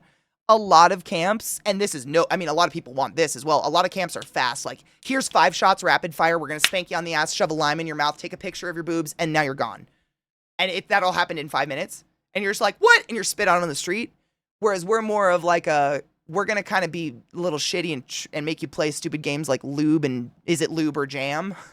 Or make you eat pill salad. But really, we're all really nice and you can just chill and hang out and we'll just give you a shot if you want it. Like, we were like a really chill camp where you could just come hang out and not. A Proper 12 is super tasty. It's one of my favorite if I have to drink. Is it whiskey? It's technically an Irish whiskey, right? If I must drink whiskey, it's one of my favorites. Sterling, thank you so much for summoning the class, keeping the classy alive, and giving A-strings for 3 months. Fucking long time. I had a blast. Thank you. I missed you guys, though. Win, lube, or draw. I don't know if we played that one, but we played one where we were feeding people shit, and it was brownies. And we actually had a scare for a minute. We thought we accidentally put the edibles out. And for like 15 minutes, we thought our bartenders were just serving people edible brownies without telling them. And a good 5 of us almost died of heart attacks. Like, we were like, oh my fuck. It was not. We did not drug anybody. Thank fucking God. The edible brownies were somewhere else. But it was a good scare, because that's not right. You should never do that. First time burners, I think. That's lube or jam. So basically what we do is we have you close your eyes. We never do anything nefarious and evil. We have edible lube and we have strawberry jam and we put it on a cracker and you close your eyes and we give it to 2 people and you have to guess what you got. That's jam or lube. It's fun. Nothing's gross. We're not out to hurt people. And no shit, they couldn't tell. Like, it is crazy when your eyes are closed and we don't tell them what game we're playing at first. We ask, like, do you have any allergies, blah, blah, blah, food allergies, whatever, sensitivities. And then we say, all right, do you trust me? And we put a little jam on a cracker and we put a little lube on a cracker and we ask them to open their mouths and we put it in their mouth. And then we say, all right, jam or lube. And the looks on their faces when they realize what it could be in their mouth because they had no idea is fucking hilarious and people love it. But we would never, I would never actually fuck with anybody ever. Please don't do that. Singleton whiskey. I toured their distillery in the Highlands. You know, my most pretentious favorite is Lagavulin Scotch is fucking delicious. I hate how much I actually like it. That was our cute little bar. And the container is directly behind it, but it's nighttime, so you can't see it. We actually, oh God, I forgot about this part. This was probably one of my favorites. So our camp captain got this thing right here. You can kind of see the skull. Essentially, during the day, it just looked like a windmill. But at night, it spun so fast that it would play like digital messages across it. You know what I'm saying? One of those. I don't know how to describe it. But because we're a pirate camp and we're assholes, the thing would display free Wi-Fi. Did we have free Wi-Fi? Absolutely not. Girls, girls, girls, with like that girl on her side from the back of a truck or whatever. And then it would say like Second Wind Pirate Cafe. And then it would just, undulate the skull for a while. And then I'm not kidding you. The sheer amount of people that we saw just like hanging on the outskirts of our camp looking at their phones who would eventually be like, all right, I'll take some coffee because they just wanted to look like they were actually there for the coffee. But in fact, they were looking for free Wi-Fi was so fucking funny. There's no Wi-Fi out there. You got to go to a medical camp to find it. It's so funny. Like, you have to try. If someone posted something, they wanted you to see it really bad. They had to really try to post something while they were out there. You know what I'm saying? It was probably one of the best trolls that's ever happened. None of that exists out there. None of it. I can't remember what else was on there, but it was a lot of false promises, and people really bought into it, and bless their hearts. Like, once they found out, they all laughed hysterically, and we were very upfront. Like, there's no Wi-Fi on the playa. It's, to anyone, it's pretty much a very open joke, but, like, there ain't nothing out here, man. You got to bring Starlink, and don't do that. Just enjoy the burn. Like, you don't need the internet while you're out here. No one needs to see that Snapchat, you know what I'm saying? Pirates. What kills me is I had like 2 vapes in my chest and you can see both of them. Oh, wow. The frame rate made it so you can't see it. Oh, interesting. That's the weird pinwheel thing that, like, I guess if the frame rate gets it at the right time, then it actually says Second Wind Pirate Cafe. Interessante. How easily we can be manipulated, right? I know. Starlink, and that's no shit. All of the camp, like, the Burning Man people, they have a camp themselves, and then we have multiple, like, first aid camps across the playa, at the post office on the playa, and there's 1 or 2 other places on the playa, all provide Wi-Fi, because in this day and age, you can't be without it in case of an emergency. It's unreasonable to even, like, present that idea, I think. So while it's not available on the playa, just like you're not going to be sitting there picking up Wi-Fi, I think that's good because it really gets people to disconnect from their phone for a minute and just like live in the moment. You always have access to it out there, no matter what. There is access within a few streets of you. You'll find it. There's going to be an official camp that has it because we have to be able to reach the outside. It's unreasonable, right? In this day and age, it's just, I think it's kind of like you're really pushing at that point. You know what I'm saying? What's the kind of cost for BM? So it really depends on how you do Burning Man, but essentially for the ticket to have a campsite for 7 nights, i.e. like a 10 by 10 square of room for you to live in, and to have a parking pass, I believe it's around $1,000. Right?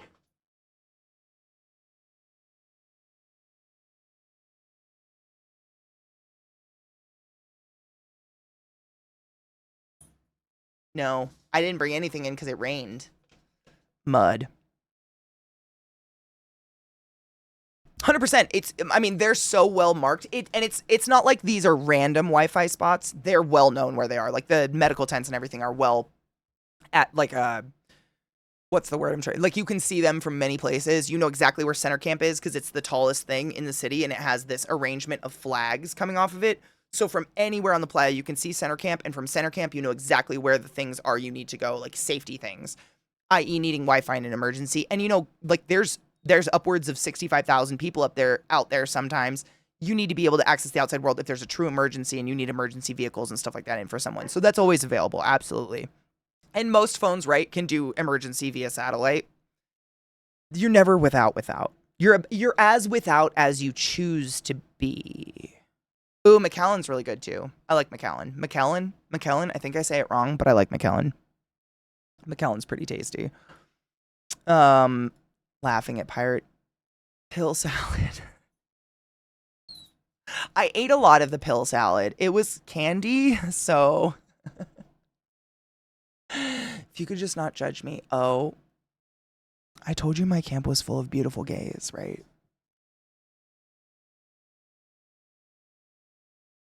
Like, there's just your soul does something when you're just surrounded, when everyone around you is super pretty and they know it. There's something that happens that you're just like, I am shit. But yeah, that's our little pirate cafe when we used to turn it. And that's my favorite fucking art car on the playa. I've followed it so many times. That's someone's unicorn. I don't know, but it's super pretty and cute.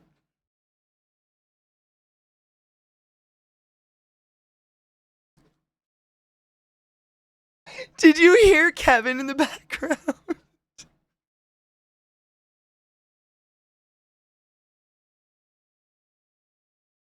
That was how we acted as pirates. I'm not being mean to you. That's just my personality.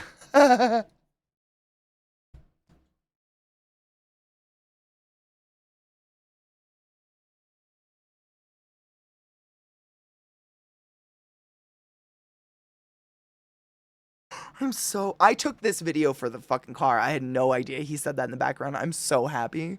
They are adorable. I saw 2 of them this year. I never saw Pac-Man this year, though. Last year I saw Pac-Man and a couple of the ghosts. Did you just lick me with a very wet face? Yes, you did. Thank you, bud. Thank you so much. I love when you lick me like that. First time burners. Oh, wait. Were these the ones? No, this wasn't the one I had to teach about boofing. Just kidding. But first time burners. So, of course, we had to take... That was a ship crossing the playa. I think this is just... Where are we on this? I have no idea where this is. This is very scary and very high up. You are drooling. Oh, you're so moist. You're quite damp, my boy. How are you doing? You want to come say hi? Hi, Bubba. Oh. How are you doing? How's your day been? Has it been exciting and thrilling? That's something I'd say. Oh, it was so much fun. Because everybody out there knows it's a joke. They know you're just playing a part because it's fun. So everybody takes it, like, with a grain of salt. And most customers would actually...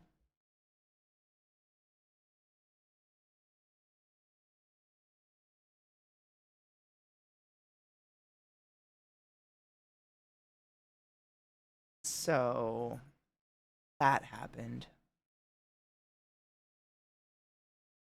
How you doing, bud? You feeling okay about the current...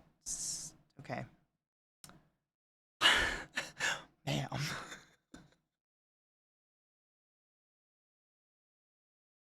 Okay, anyways. Popo. More Popo. This is out. Okay, so we saw Popo earlier, the videos I took going out on the playa. This is literally 9 miles away because this is the eye. And that was not stationary. That's not an art car. That was at the fucking 4 miles away. I'd say it's like 4 miles into the desert. Ish. But that's Popo. And Popo's the shit. Lilith is just a dominant hoe. She's the most dominant of the dominant hoes. I don't know, man. No one can win. Oh, these are the pictures I took. Okay. Let's take a break. I think we need to take a break. It's crazy. The day flies by so fast when literally all I do is talk about this shit. I hope you guys are in Concord. I saw something about that right when I came back that it just shut the fuck down. It was like gone. That was crazy. Someone said it was like the fastest turnaround ever. It was wild and sad. Yeah, I read about that right when I came back. That was crazy to read about. It's weird. And how badly it crashed. I put some time into it and it was a good game. There were a lot of things that caused it to fail. The least of all was the actual game itself. I feel like Firewalk got stuck in the middle and it makes me very sad. Isn't that the case usually though? Day before was faster. How long did that one last? I don't even remember. I didn't even see anyone play it. No shit, day before was 4. Wow.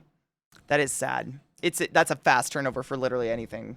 And like, I mean, you guys know the amount of work that goes into a game for it to just like that. And for it to not even be the game. What up, Kills? How are you? It's sad. Yeah, that's EDM. It's happening. I got confused because you said Firestone Studios and no shit, that song it's called Firewalk. And my brain died. Okay, hold on. I have to get us to the right part of these fucking, here we are. Okay, so the EDM was probably appropriate because I'm about to play you a video. So, do you want the story of I'm in a mood first, i.e. Zach tripping really hard, really badly? Or do you want to see the cool video and hear the constant dunk, dunk, dunk? Yeah, okay. So, this day, I believe this was Thursday. This was either Thursday or Friday, because those were our shifts. And so basically our camp signs up for shifts. You can either work in the kitchen or you can work the front. And that's, every camp does this. It's just volunteer. You don't really have to, but everybody does because it's super fun. And so we signed up for Thursday and Friday. And so it's either one of those nights. I think it was, I don't know. It was one of those nights. Regardless, the reason I start that way is because you wake up around like 8 or 9 in the morning to the smell of bacon. You can't help it. So you're up all fucking day. We ride our bikes all day. You're active all day long. And then we try to take some sort of nap, but usually you end up just sitting around talking with people and eating dinner or something. And then at 9 to midnight, we worked the front. We worked the bar. So exhaustion is where this starts.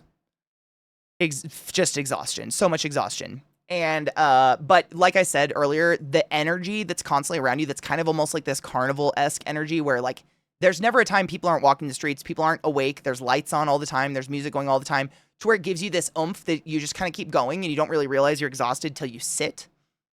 So we had worked that whole shift and I'm pretty sure Zach had imbibed in some alcohol because this is, like I was saying earlier, this is where it starts. Someone started a rumor that I was drinking shot for shot with customers. So customers were coming up and being like, I'll take a shot if you take a shot. And I was like, I can't, I'll die. I had like 1 or 2 shots in the course of like 3 to 4 hours of proper 12. Like that was what I had, you know, and then lots of coffee because I love coffee. I did not mix them. I drank the shot and then just had coffee. So I think Zach might have heard that. And he was like, well, if she's going to get a little buzzed, I'm going to get a little buzzed. So he starts not drinking shot for shot, but he definitely was putting away, like the proper 12 went bye-bye that night. The bottle was gone that night. I have no idea. I had a couple shots, a couple for Kevin, and then God knows where the rest went.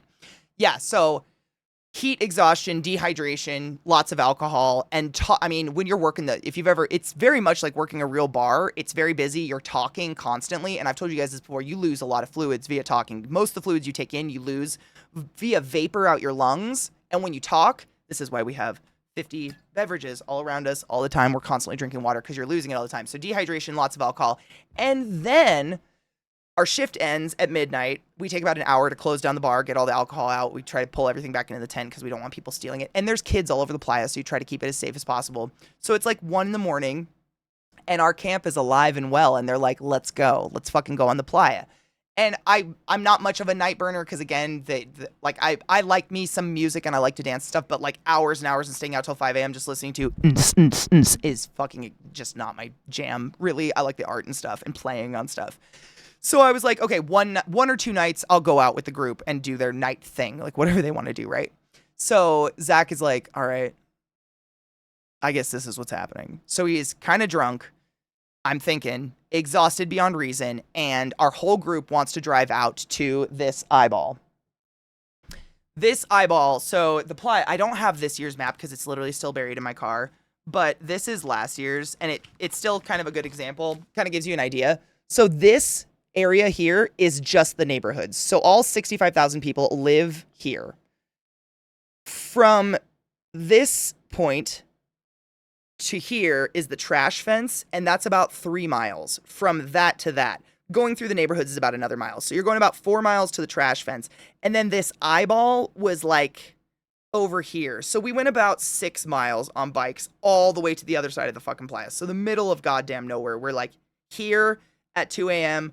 to see this eyeball, because that's where it was. It wasn't an art car. It was stationary, and it was parked on the trash fence, which is the farthest you can go out. So you can go out about 3 miles from the edge of the city. And then the trash fence itself is about 9 miles long, and it's not marked. So I'm really guessing. I know we went at least that 4 miles out because it's at the trash fence, and then we had to go some distance to the side. So the exhaustion, the alcohol, riding your bike, it's hot. Like, this was one of those nights where it was like 86 degrees up until like 2 in the morning. So we're not wearing furs or anything. It's just nasty and stifling. And we go all the fucking way out here. And again, I'm not really feeling it. Like, I can flip myself into a manic state, which isn't the healthiest thing in the world, but I can go for a pretty long time and not really feel that exhaustion hitting me yet. So we're out here, and this is the energy of it. And there's a silk aerialist in the pupil of the eyeball.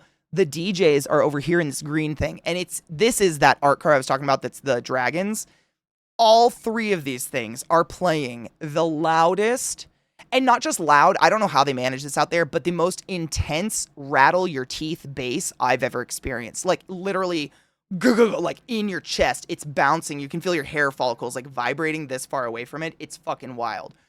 So Zach is out there, all of these things considered, right? And like, allegedly, theoretically, maybe before we left, he had a little sugar of the booger variety to give himself a little like pickup to go to the fucking trash fence that I didn't see happen. Allegedly, theoretically, maybe. There are no drugs on the play. So, we're all the fucking way out of the trash fence. And I've got my little, I don't even have it with me right now. I've got my little weed vape with me that's like this. It's actually, oh my God, it's this one. It's this little fucker. It's this adorable little fucker.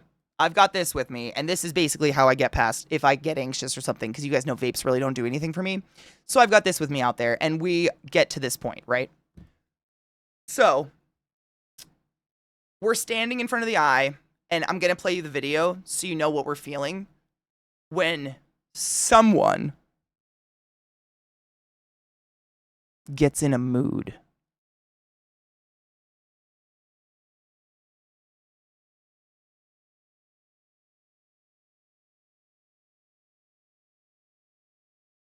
Popo.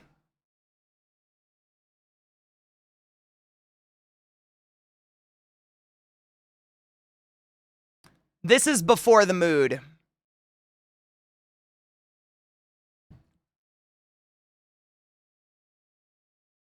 But you see what I mean by how there's every single one of these art cars is playing music at the same time from all corners, and it's just womp, womp, womp. But what you're hearing is the eye. It's a lot.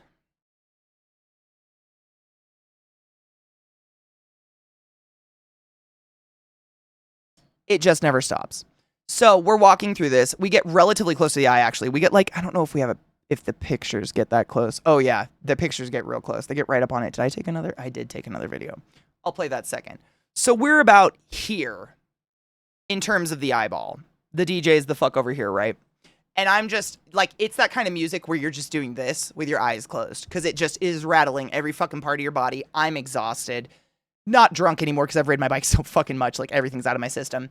And Zach turns to me and he's like, hey, do you have your vape on you? And I give him like the look of, are you fucking kidding me? Like, what? What? Didn't we know? And he goes, no, really. I'm kind of in a mood. I just want to try it. And my dumb ass goes, okay.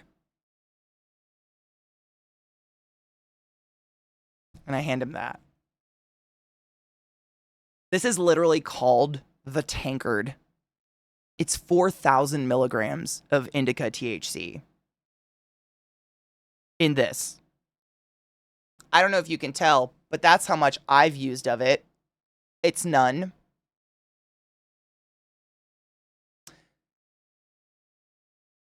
And where I'm going to take fault in this is I was, selfishly enjoying myself and not really thinking.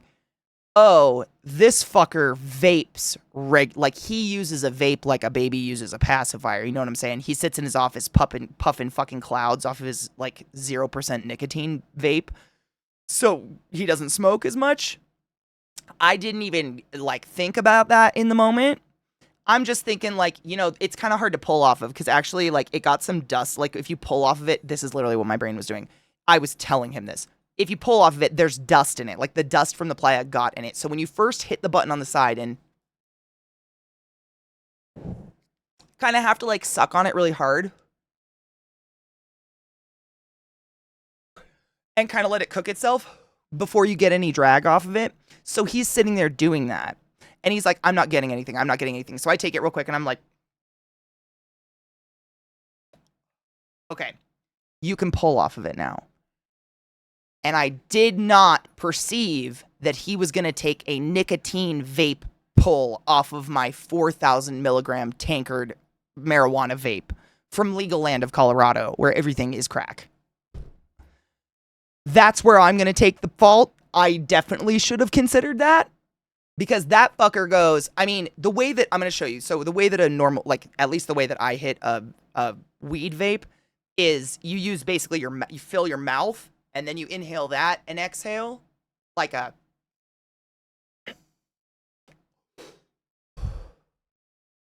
The way someone who's making fat clouds vape niche goes.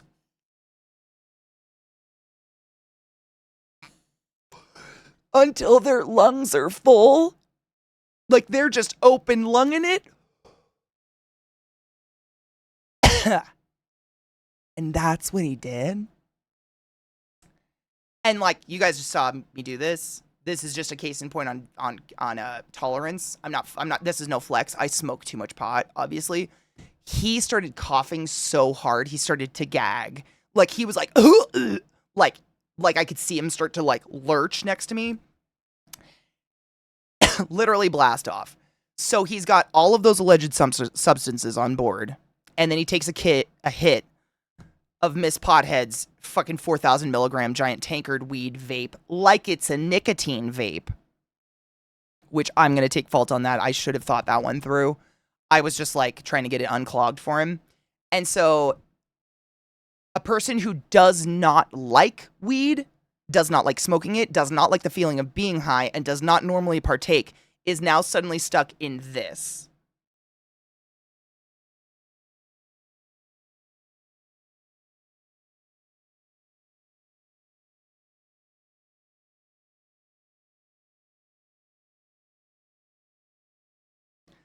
I was having a blast.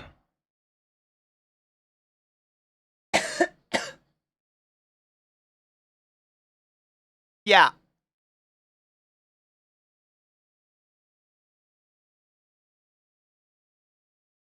It's the kind of music where you could just fuck to it and no one would know because everyone's moving at the exact same like RPM. Everyone's just kind of like bouncing to this exact beat because you feel it in your soul and your butthole and every hair on your body.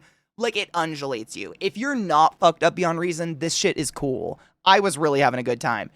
And then straight up thought that fucker was going to start vomiting. And like amongst our camp, but especially like Zach and I do the accountability buddy thing where we have an agreement that is unspoken but definitely has been spoken about where if either of us is having a bad time for any fucking reason, we tell the other person and we take us home. Period. The other person can go back out if they want to, but it's an accountability buddy system. You never send someone home alone sick, ever. And I try to instill that within my entire camp. Like, I think I did effectively this year. There were a couple times where a couple people were having a bad trip or just a little too drunk or not feeling well. And they were like, you know what, guys? I think I'm going to turn around and go back. I escorted them home and explained to them the whole way home why I was doing it. No matter where you are in the world, you should not be going places alone, especially when you're in a bad state. And you need to have a person like that, period. So thankfully, while we were there, Zach felt comfortable looking at me and being like, I feel fucking horrible. I think I'm going to puke. Like, this is making me feel terrible. Can we go? And I was like, absolutely. I'm taking you home. And then I went back out. We had, like, you should always have a person. You should have many people like that, honestly, in your life. But having an agreement like that, it makes you just feel so much more comfortable trying things because you know you're not going to be stuck anywhere. And I think that's how the mood happened, which sucks. So essentially, he's stuck in this nonsense that's pulsing his whole body. Oh, I laughed. I mean, both knives. You have to do both. That's what friendship is. That's what love is among people who care about each other. You have to be able to do both. We're still laughing about it. We laugh about it now because the rest of the story is probably the funniest. So it was actually kind of a good deal because we were out there with a couple of our friends. We were out there with the married couple from our party and then a couple other people from our camp. And Link has a back problem. I think he's had back surgery before. He has a horrible back injury.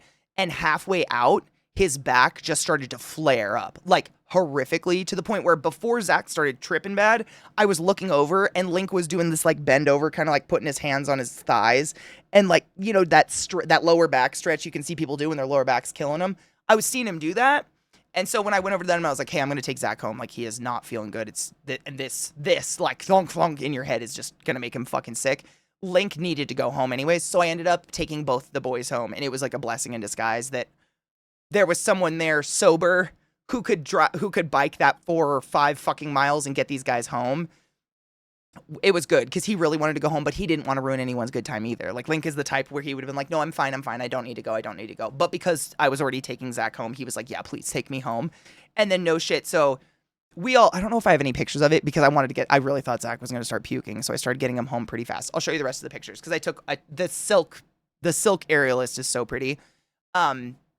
So after all this, I finally am like, okay, we have to go find our bikes and I'm going to take these guys home. And I swear to you, the look on Zach's face looked like he was on something so much more than weed. I have no idea. His eyes were both melting out of his face, but also the buggiest I've ever seen.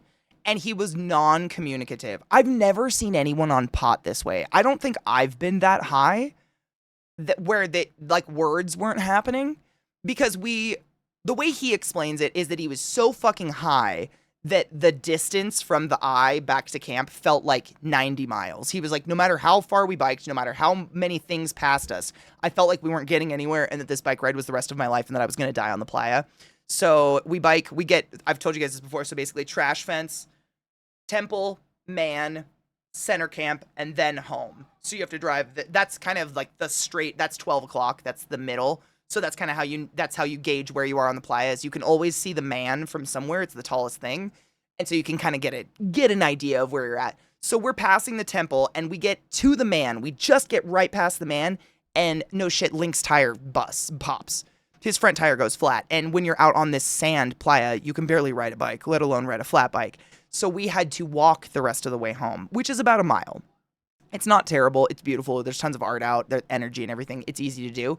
But we stop our bikes, and I swear to you, Zach like stops his bike, and I'm looking at him here, and he's like this, kind of like out in looking at space, and I'm like, hey, like it was a courtesy question, but I'm pretty sure he knew it wasn't a question. I was like, hey, should we walk with Link and help Link get home? Of course we're walking and helping Link get home. I just wanted to give Zach a chance to be like, of course we're gonna walk Link home. But me being an idiot pothead that smokes so much pot, not realizing that pot can make someone fucking unverbal, Zach's like, homework, P. Just out. He's not looking at me. It's something. Nothing was there. He's just there. There's where his attention is gone. Link's like here and I'm over here. And Link and I are both looking at Zach like, we should go home now. Like, we don't know. I mean, I know I bought this legally from a dispensary. I know what's in this. I know he's not like dosed on anything else. But like, I didn't know about that there sugar of the booger variety, allegedly, mayhaps that have happened. I didn't know that part. And I don't know what all those things do together. And I'm pretty sure y'all know I wouldn't have proven none of that. But that's neither here nor there. So I'm just thinking my vape has fucking killed him or something. I don't know. He was nonverbal. We walked our bikes and he was just like going straight forward, but doing this the whole way. And every once in a while I'd be like, oh, guys, like Link and I were talking the whole time. We were having a whole conversation. And every once in a while he would just mumble something. And I'm pretty sure most of the time it was just banana.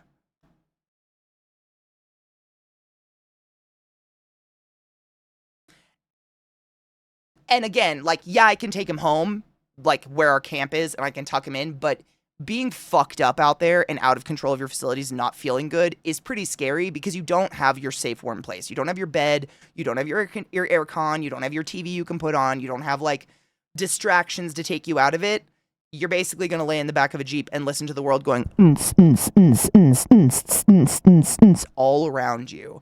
And it's very fucking overwhelming. And I was just like, I didn't know what to do. So I made him like I made him one of those like stroganoff bag meals and put a bag of Oreo cookies on his chest. And I put on oh man, the movies we brought were terrible. What I tried to put on like the most, I think I put on Anchorman.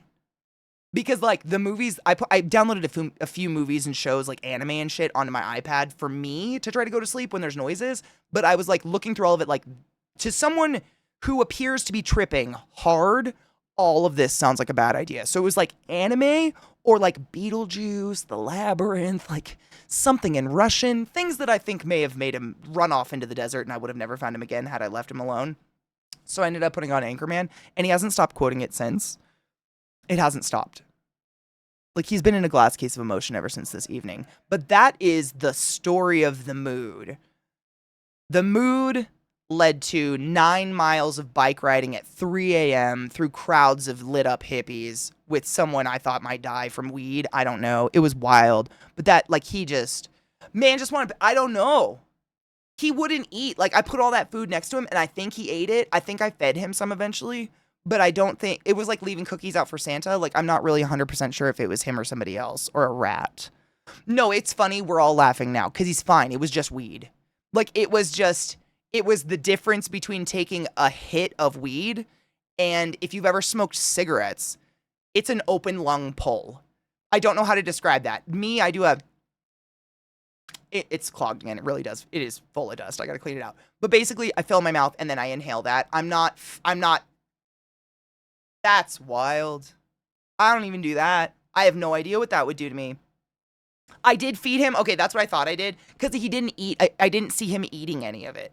Like, I put him to bed, and then I went and did some stuff for a while. And then when I came back, none of it was moved. Like, there was still a Ziploc bag of Oreos on his chest and, like, the baggie of the food, like those ready meals things that you just pour hot water into next to him. So I think I, like, poured some in his mouth. He was awake. He wasn't choking or anything.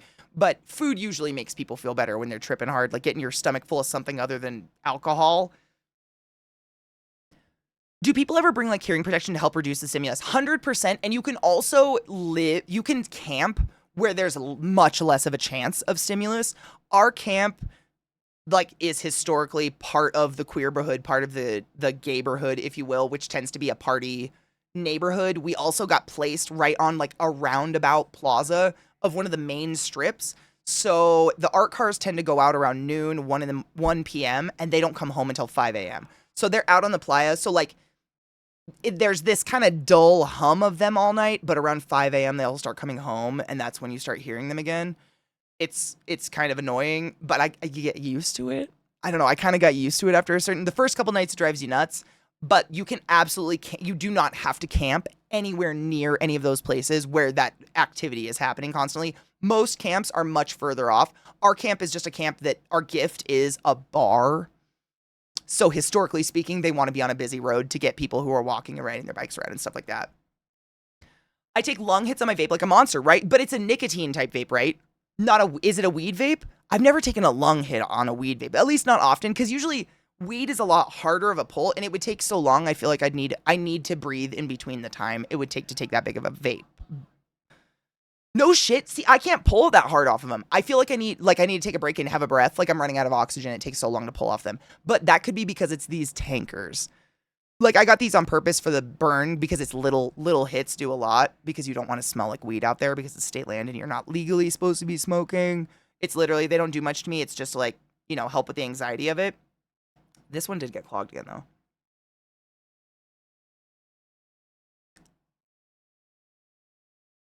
Are they different? Like, weed vapes versus THC vapes, are they different?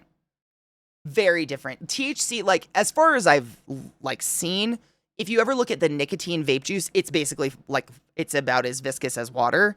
Whereas if you see this shit, it's, like, thick, syrupy, fucking golden. It looks like Lyle's golden syrup. You know what I'm saying? It's, like, thick honey kind of texture. So it tends to need a hotter temperature to be vaporized at the appropriate molecule to be absorbed by your lung tissue and then absorbed into the blood-brain barrier, et cetera, et cetera. It needs a little bit of it tends to need a very specific temperature depending on the vape you have. So that is one thing, but also the thickness. It burns slower. So that's like when I pull off any of my vapes, it's like, it's not a smooth, just like it's a kind of pull because it's thick, if that makes sense. Yes, it's way thicker, and I think it needs a higher temperature because of that. But I mean, honestly, there's people who like work in the industry and are way smarter about this stuff than me. The art cars sleep literally from like 7 a.m. to noon. I swear to God, they're always out. It's crazy. Most of the art cars are dedicated to being like a music car, and they're just bumping sick beats all night long. So that's kind of their jam. But it can be daunting because it's really loud. This was the silk, literally just in the pupil. This was before Zach had his moment, so don't worry. I wasn't just making him sit here and stare at me while I did this. Before Zach had his feeling, or whatever it was, his mood, the music was going on, but there was literally a silk aerialist doing just silk aerialist things in the pupil of the eye, and I thought it was just so cool, so I took a ton of pictures. Mind you, this is out in the middle of fucking nowhere. And there's that dragon. There's two heads on it, actually, and they swing out, and the heads move around. Man, one of the coolest art cars that was out there. It was just so enormous. They're very rarely this big. That the fact that that's a car. I mean, I think we actually ended up seeing it during the day, and it's literally on like a military grade vehicle. It's huge. Aerialist, just so cool.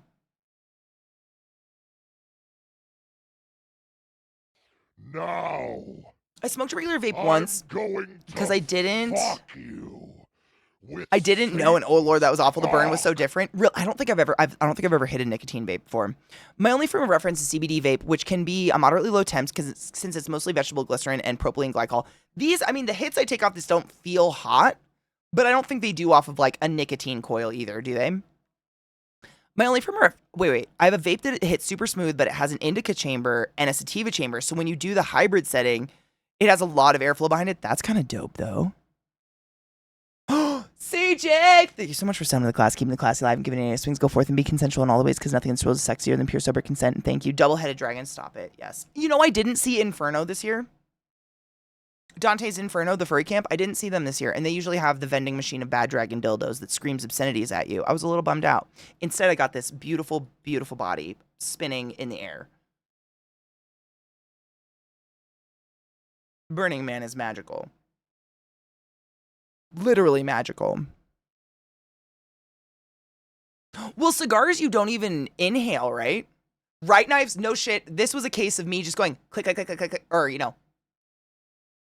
Because she was actively spinning, and like, they do this cool thing where they somehow climb the satin by like rolling themselves up in it, and then they rapidly unwrap, and they fall really fast, and then they do it again, and it's fucking wild, and it's really hard to get pictures, but I tried. You don't inhale them. Yeah, you just puff it.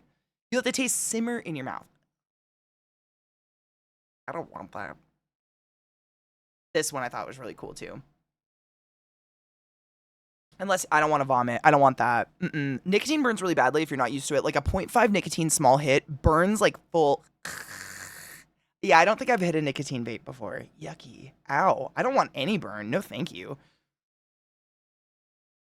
No shit, CJ. I'd believe it because I think I got a picture. There's a group of them that like pose afterwards. After this person's done, they pose in the eye and they're like cheering each other on and whatever. I wonder if it was a full group of them because I just caught this bit, but like so cool and just so pretty and awesome and neat. And then that hits you like.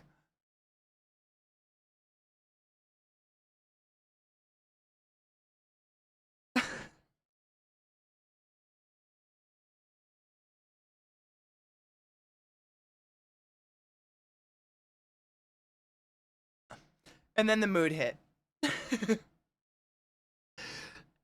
The mood hit, and it was all over, and we had to take people home because everyone was sick. But it was still fucking awesome, and honestly, I had the best time. It was so cool. All these art cars, that was a monster art car, and just like, I love these shots of just people, the variety of people out there.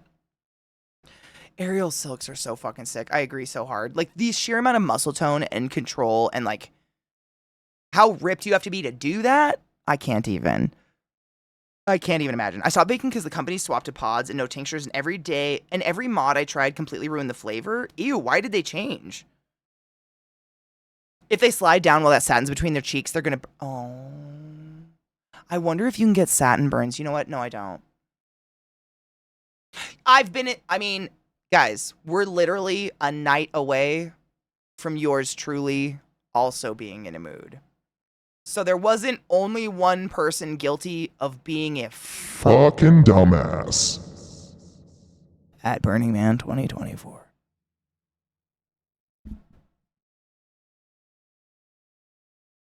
We're getting there. It's happening. Don't worry. This is like this is just how it happens. Momo! How are you doing, love? They're big ways because I quit personally. Personal mods went the way of the dodo. The fuck is that? Ooh, aerosols are really good for stretching your body in a way you can't normally do. Good for spinal decompression. Is it similar to like how some people use shibari? Because I've heard similar like concepts with shibari. 0 or 3. I think literally that's what most people do, right? It's so low. Sometimes a high goes weird. It happens. It does. That's the risk you take, unfortunately. You shouldn't take it. Don't do drugs. But, you know, we're getting there. I don't know who took these, but these are great.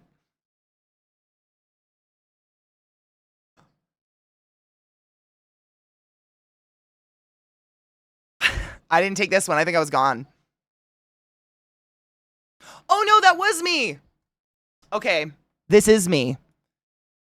Story time. I had never... So, being a tall person, I don't, like, get invited to be on people's shoulders because people are weak-spirited little bitches. Just kidding. Normally, short people who can't see a view want to be on someone's shoulders, and they get on a tall person's shoulders. And we were at this before the mood, and someone was like, hey, you should get on my shoulders, and I'll spin in a circle and take a round shot of what we see, but up high.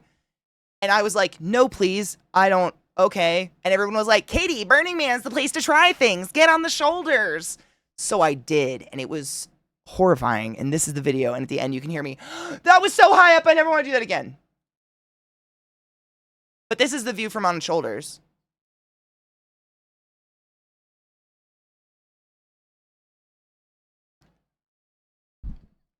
It was.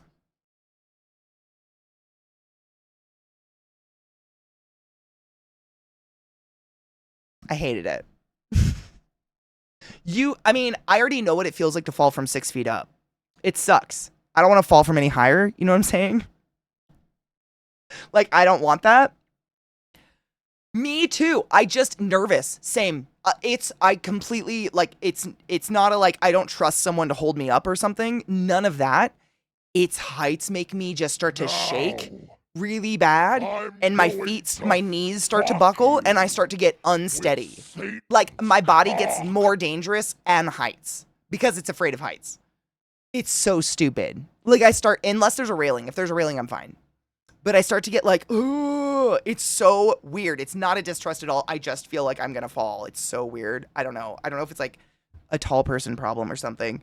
I have no idea. Great as Nate! It's officially been this long since we've both been in Thailand, and the world is sad. Thank you for stopping to the class, keeping the class alive, and giving it a swings. Go forth and be consensual in all the ways, because nothing in this world is sexier than pure sober consent, and I fucking appreciate you. Being on a horse is not the same. It really, yeah, the horse didn't bother me ever. Horses didn't bother me. It's totally different. I've never crowd surfed, because that seems so scary. I flew, I just keep the shades down. That being said, I climbed 100 feet up a tree to fly to. I did the same. I ziplined as well. I ziplined in Mexico. Like, my fears don't stop me from doing things, but I am viscerally uncomfortable while I do them. Like, you guys know my deep fear of the ocean, but if I was stuck on a boat and I needed to pee, I'd jump in the ocean to pee. Like, would I be crying because I was pretty convinced a Humboldt squid was going to grab my feet, pull me under, and kill me? Yes. Will I need therapy? Probably. But will I jump in the water to take a piss? Yeah. Like, fear, I have no sense of self-preservation, so while I have irrational fears, I jump right into them. It's fucked up. Temple. This was on the ride home. Link took this picture, so no shit, to your right, that you can't see, is Zach going...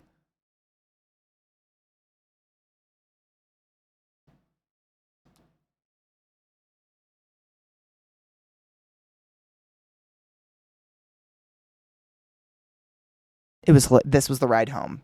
This was the ride. I know this picture. This was the ride home. But that's Temple at nighttime, and it was just gorgeous and really lit up pretty. Literally that. Like, he was not home.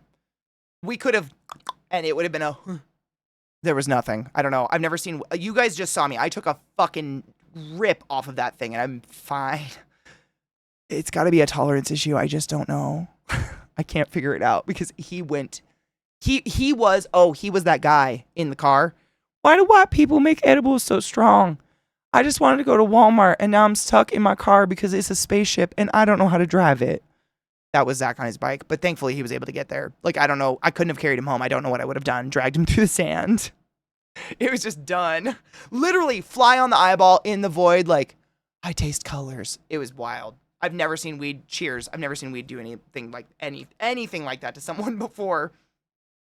And I never want anyone to be that high. I would never do that to someone on purpose. Honestly, I would never, if someone didn't smoke and we were like, this was a planned event, I would never even bring a vape because you never know how vapes are going to act. Or if someone's going to pull off it like a nicotine vape.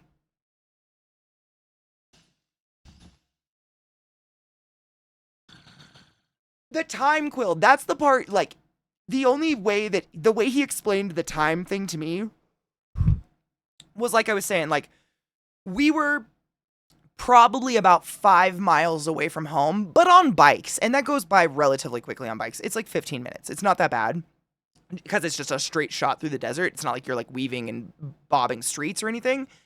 But he said literally, even though we had the landmarks, basically you're at the eye and you pass, he knows, he's been there like 7 times. You pass the temple and then you pass the man.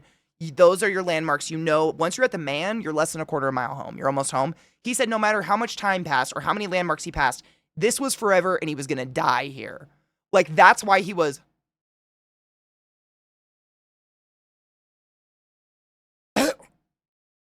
just blurbling off into the night because he thought he was dying. Like, this was it for him. The sand was it. He was going to die in the dust and this was forever. The time going away is wild. Time has done the thing to me, but for seconds. 6, same. I'd take heights over the ocean. The ocean has mysteries. Mysteries and scary, scary monsters within it. A bad trip at Burning Man would be the closest you could ever feel to being in Willy Wonka's factory. Pretty close. We'll get to mine. Pretty close. Pretty close. I know, and I swear to you, it's this. I just hit it with you guys 3 times. This is all he did. My theory, it was that's why I told the whole story. I think the story is pertinent to the effect. I think it was mass heat exhaustion, dehydration, alcohol, sugar of the booger variety, allegedly maybe, and then hitting this like a nicotine vape in the middle of nowhere with that going on. I think it was all of that funneled into a fuck story. You know what I'm saying? Had that been spaced out, done at different times in a healthy environment, none of that would have done any of that. Because I truly, like, you go to sleep if you've had too much weed. That's the consequence of weed. You don't, like, go to fucking, like, dunk and kill brain cells that I'm aware of. Are you guys just watching my brain cells dying like an experiment and no one's saying anything to me? Am I a rat? You know what? It's fine. Don't tell me. Temple. Gorgeous. The elephants. They're adorable. Eliza. Oh my God. So this was probably one of the funniest things that happened out there. No shit.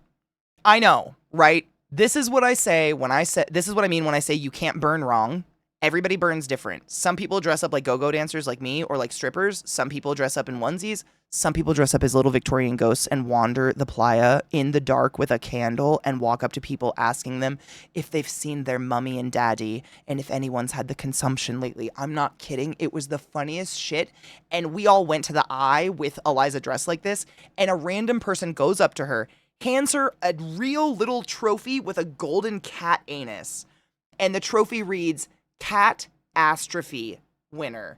And he hands it to Eliza and goes, this is the funniest shit I've ever seen in my entire life. And just walks away. Because Eliza was a tiny Victorian ghost girl and no shit, with just this candle, she walked around and would just be like, I don't feel so good. To complete strangers. It was the funniest thing I've ever seen in my life. I was crying. She's so funny. Like one of the funniest people I've ever met in my life, I'm pretty sure. Like the sense of humor, I just can't. Watch the Katie in her natural habitat. No shit.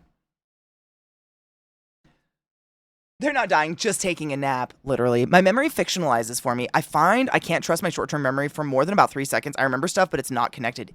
Like all the time? My wife has had one THC trip that she thought she was going to die. She had a gummy. Nothing happened for like 2 hours. Oh.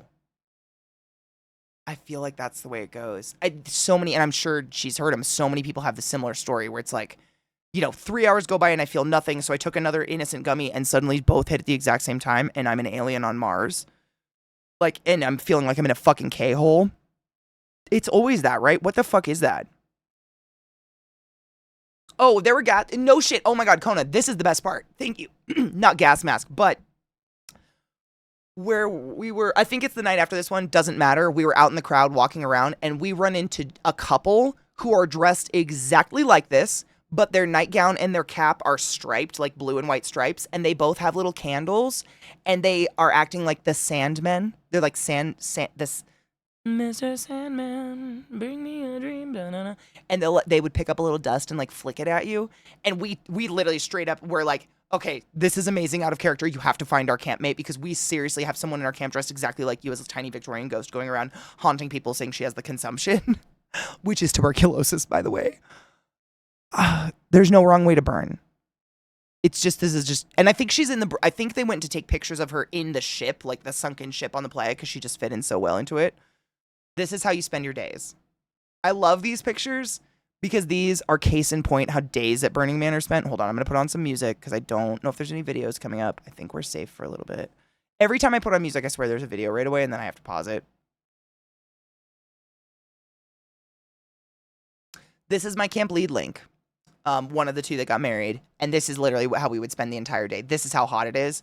We just had these mobile fans that were plugged into solar, like little portable solar panels. That was just like a black piece of plastic you stick in the sun and you'd pass out in a lawn chair with one. This is how you spend the days. It's just too hot. This is all you do all day long. Either you go out in the morning or you sleep in and then you spend your afternoons like this. It's just so hot. Stop making me want to go to the dust storm bath. I mean, it's not terrible. No, it's terrible. It's very dusty. I have some 400 milligram gummies. People don't listen sometimes about the potency, and then they die, become one with the couch. Yeah. I would never. Like, edibles are so a hit or miss for me. Oh my God. Is Sandman related to Dirtman?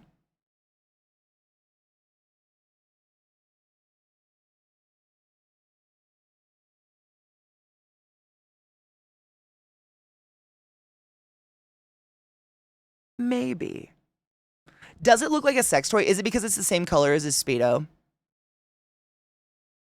They're literally called mobile fans. They're amazing. I remembered it because I'm going to get one. This is Kevin.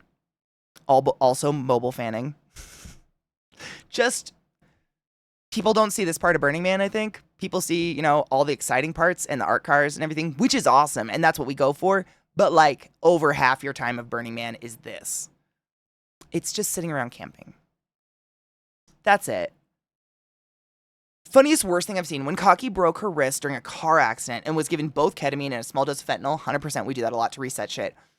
When I got to her, she looked me dead in the eyes in the midst of a K-hole and shouted, "I feel so weird," and started sobbing. Oh my God, I want to laugh, but that is so sad.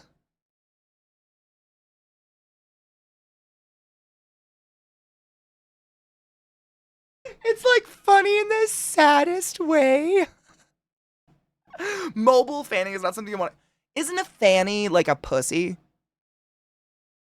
Isn't your fanny your front butt?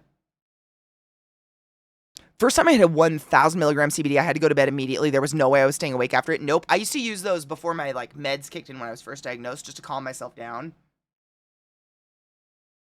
There's a sign in Seattle that says, "Keep Seattle weird." Need to have one for Burning Man. You know what the saying is for Burning Man? Burning Man sucks. That's like the only merch you'll find. That or fuck your burn. And that's like burner for have a great day. I love you and care about you and I see you as a person. And Burning Man sucks is our way of saying it's probably not for you. Fanny is the vagine. Okay, that's what I thought. Mobile, what would be a mobile fanning? What would that be?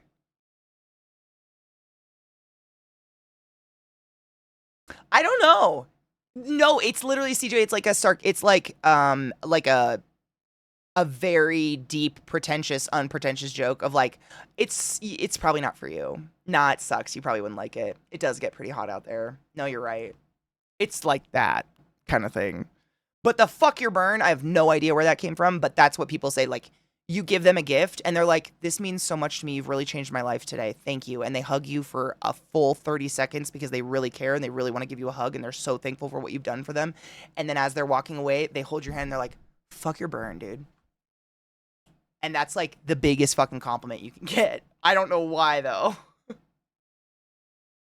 But that's if that, you know what I'm saying? I don't know, but it's real. She had a stepladder fracture of her wrist. She tried to high five an airbag at the absolute.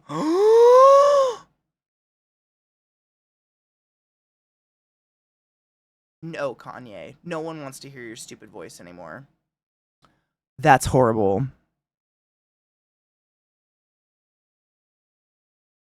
Jeez. Like when you're excited about pizza or something and your parents would be like, oh no, it's terrible. Exactly. It's terrible. You don't want any. It's really gross. You'll hate it. Exactly. That's literally it. But the fuck your burn, I don't know. This was, I think, the street behind us. And this is just a beautiful sunrise, I believe. Yeah. Just a gorgeous sunrise from the top of our... Where is this? This is the top of the container. But, like, looking at the way out. So behind us is the man and the playa and whatnot. And this is the complete opposite direction. Yeah, Kanye, the voice of injury, the voice of fuck. I used to love his raps. I loved a lot of his albums, man. Never a huge fan of him himself, but he had some good music. It's very sad.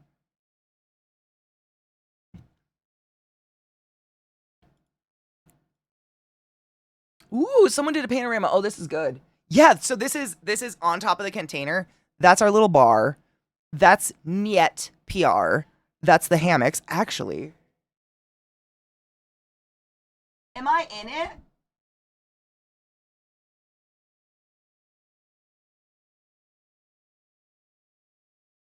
I'm literally in the hammock in this picture, which I fucking love. Fuck your burn is a way of telling people to fuck off? No way.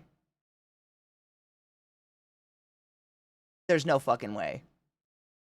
I've never heard it used that way. Although it could be like one of those things like fuck where it can be used in a million different ways. Like fuck you or like fuck you. You know what I'm saying? Maybe it's one of those. Because no fucking way. It was used in like literally in the nicest ways. Like if people are telling me to fuck off, then it was so nice and I'll take it. I mean, his words are stupid. CJ, so yes, we have a localized police force, which is the Black Rock City Rangers, which are volunteers that are employed, hired, or whatever by the city. And they drive the streets just to make sure no one's like, passing out on the road, no one's stranded without water, et cetera, et cetera. And then there is the Nevada police force, which come in undercover and try to smell pot so they can rip your camp apart and then steal all your drugs and put you in jail and fine you a bunch of money. But we have rangers, and they're there. Like, you'll see them going flying across the playa with sirens on if someone's in trouble or something like that. But absolutely, and then they take them to tents. We also have an airport, and we have a helipad for emergencies / celebrities. Interestingly enough. They're honestly, Theory, they're fucking everywhere. I never went 5 minutes without seeing a ranger truck pass me at some time. So I'm assuming if an emergency happens, one person starts screaming help and initiate. What do we do when someone goes down, guys? Just kidding. It's been a week and I won't test you like that. But if you ever see someone go down, you run up to them, scrub them on the chest with your knuckles. Are you okay? Are you okay? If they do not respond, someone get help and call 911. And you feel for a pulse. If you don't feel a pulse, you start compressions immediately. Whatever song you need. Another one bites the dust. Hey, fastest compressions, deep as you can go, straight on that chest. And what happens is one person screams, another person screams, and within a certain amount of feet, there's a ranger. I've never, literally, they were the constant. I saw them constantly. They're in very identifiable big black Ford 350 trucks.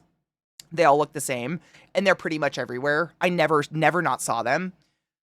They were constant. So I feel like it's pretty easy to get a hold of one out there. And then the Rangers have walkie-talkies that are like the big fucking military grade walkie-talkies, and that's how they talk amongst one another. So I'm assuming one Ranger gets notified, they get on their walkie-talkie, and that's when you start seeing the lights go up and Rangers just start flying out of the streets and onto the playa. I saw it twice this year. I don't know what happened, but that's kind of shit's on my radar because you guys know if you have a medical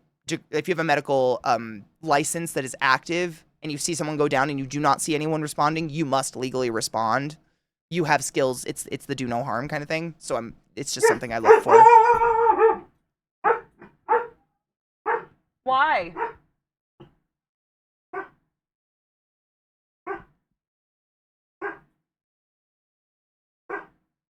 Borking man is confirmed.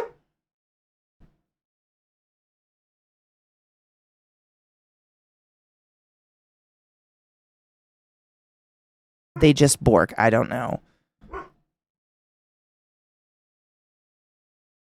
Absolutely, Viat. I mean, 100%. I'm just assuming what goes down out there is probably what happens. But literally what Viata says, make eye contact with someone, you point them in the eye and say, get help, call 911. And that person will do it. Doing a, get help! No one will do it. They'll just stare at each other like fucking stuck pigs. Help? What is that? Ayúdame. I don't. ¿Qué pasa? You know what I'm saying? 100%. And that goes for literally any situation, anywhere, at all times. Period. Is Timmy in a well? If Timmy's in a well, they apparently don't care. Anyways, I love this shot. So yeah, Niet PR, me in a hammock, our bar. This is the plaza, or like the roundabout I'm always talking about. This is where the art cars are constantly going because these are the biggest roads, so they can turn around on them. So this is where all the noise was. And then this was a couple other camps, and where we slept was behind this. This is our container, and like behind that is our shade structure and all of our camps and everything. But I love this panorama shot, and the fact that I think I'm pretty positive that's me. There's the fucking giraffe. I think that was like the closest art car to us. Like their camp was near us, so we saw a lot of them. Ooh. X-ray of a patient, not sure would be against TOS. Shadows of boobs, I think we're fine. If it's an X-ray for, what the fuck is that? Wait.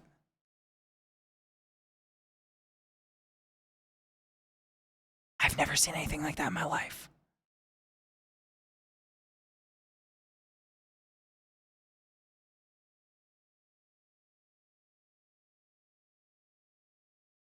Oh, same, Viata.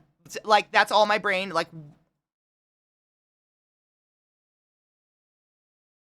I have to hear it now.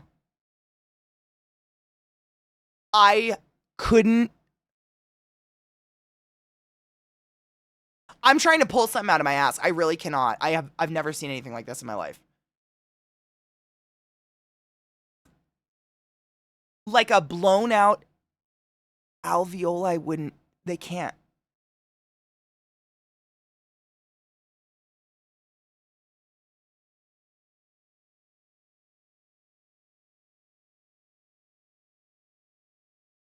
Does anybody have any guesses before I play it? Because I have none. I really want to look. I want to know. I have none. I don't. It is the saggy bum giraffe. Seriously, that giraffe has the saggiest butt I've ever seen in my life. It was so funny. We have pictures of it. They're in there. I know they are. But like, yeah.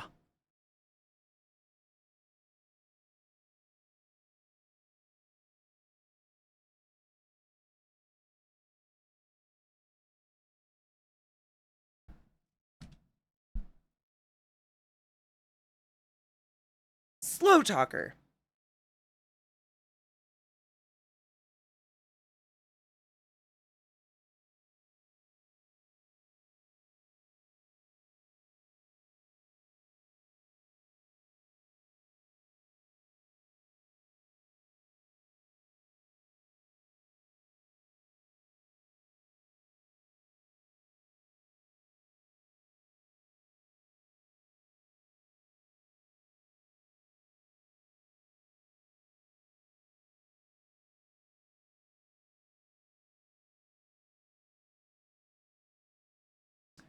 So one sign of COPD or emphysema is flattened diaphragms.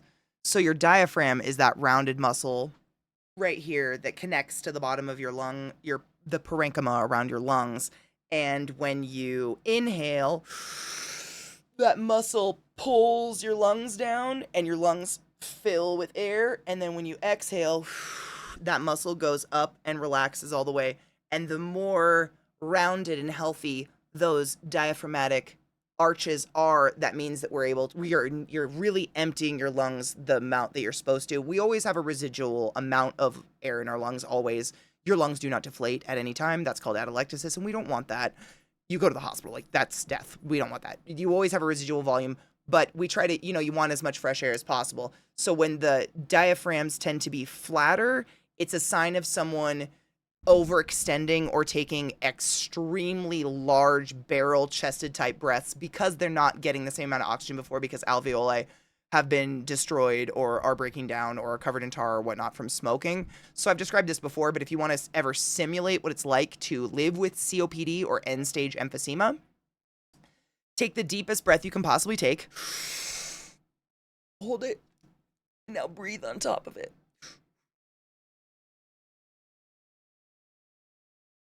That's what it feels like to live with COPD/emphysema, because the lungs have become permanently distended and permanently inflated with just dead air.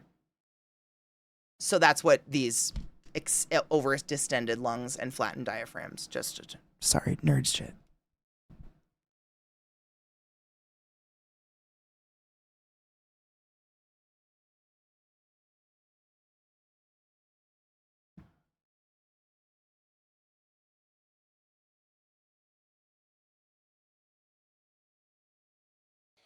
Now, I'm going to fuck you with Satan's cock.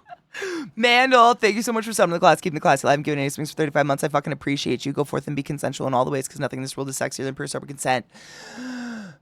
And cheers. Sorry, I unplugged my headphone. It is cool info. I mean,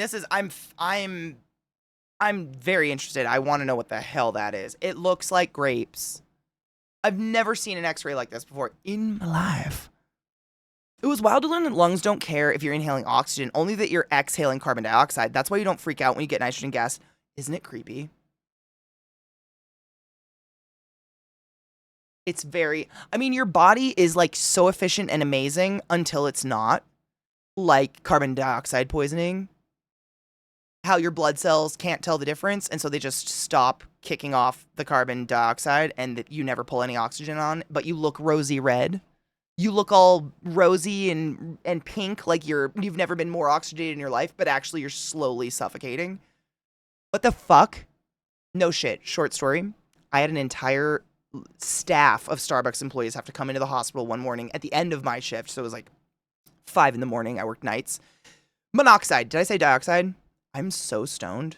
If I stumble over my words, so we're not just being idiots together, please feel free to be like, Katie, monoxide? What did I do earlier? Breathed? Thank you. Monoxide? What was it? Oh, the Starbucks employees. So what happened was, what we were told is they go in at like, what is it? I don't know, 4 o'clock in the morning or whatever to start getting Starbucks ready. And they had... I don't know how these work. One of those fireplaces where it's like a fake fireplace, but it's gas. And so it has a striker or whatever, and just has like little blue flames undulating amongst fake logs. And someone turned it on, but didn't hit the striker, or the striker didn't strike, or something like that. And so all of that, the whole Starbucks just started filling up with this gas, whatever it was, whatever powered this thing, ended up in carbon monoxide poisoning. And all the girls just started turning really pink and feeling very lightheaded. And all of a sudden, we had 9 little Starbucks employees that were all like teenagers in our ER getting blood tests for carbon monoxide poisoning. It was really scary. Like that, they could have all gone to sleep. Like, that is so fucking horrifying. That is one of the scariest things I've ever had come into my ER before. And it's so misleading, because the symptoms of it is you start to look real pink and rosy, like you're flushed, but it's not with oxygenated blood. It's really creepy, yeah. I know, like, right? Imagine if someone would have noticed and gone for the striker instead of like, oh shit, Maybe we should go to the hospital, like none of us are feeling okay. Out. Be safe. What is that? Is it natural gas? I just want to say, like, be careful. Please be safe and always double check if you have anything like that where it's like releases a gas and you have to use a striker or a flame to get it going. For fuck's sake, I would like you all to remain alive and cognizant. Don't just be safe. That shit is so scary. So scary. It's the pilot light. That's the word. The pilot light. That's what the striker is, right? The pilot light can get like blown out. So when you turn the gas on, nothing gets lit, right? Ugh. Oh, no shit. That's why they add. Is that why? Okay, so I've read that, and I didn't know if this was real or not, but I've read that natural gas or whatever it is they use, it's natural gas, right? It doesn't actually have a sulfuric smell. The sulfuric smell is added so that we know if it's leaking so we don't die. Is that a thing? I feel like I learned this in college, but that was a very long time ago, and I'm very stoned. That's a thing. Wild. Yeah, mercaptans. Am I saying that right? Mercaptans is a corpse smell, and they add it in. That's it. Fascinating. Also genius. It's like rotten eggs. Genius. What a simple way to get us to not be stupid and hurt ourselves. Anyways, sorry to fucking go off. Shit's fascinating.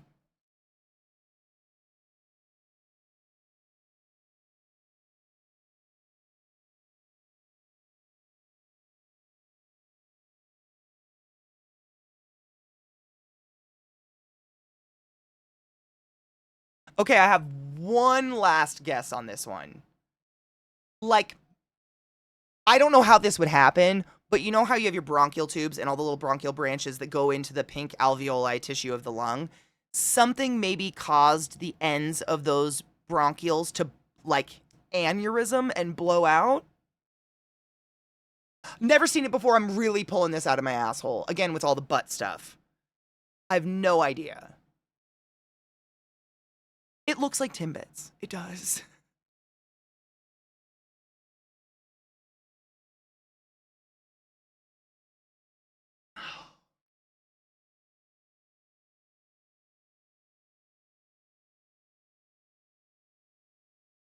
I'm trying to look at the rest of the picture. Like, it looks like an enlarged heart going on here. And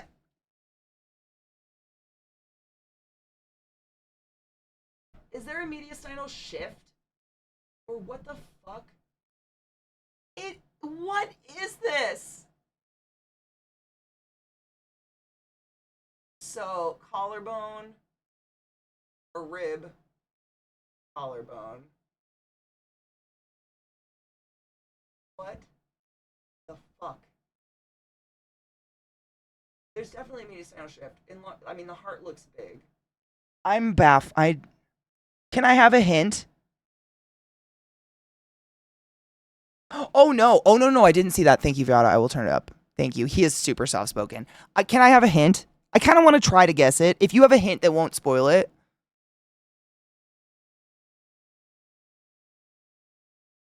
I've never seen, I'm literally just guessing off the top of my dick. I've never seen anything like this. But I'm noticing now that I've blown it up, it's literally going over.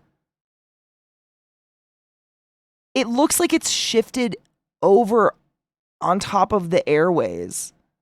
Like it's not part of the lung, like it's an implant on the chest. But what the fuck is it? Like, what is.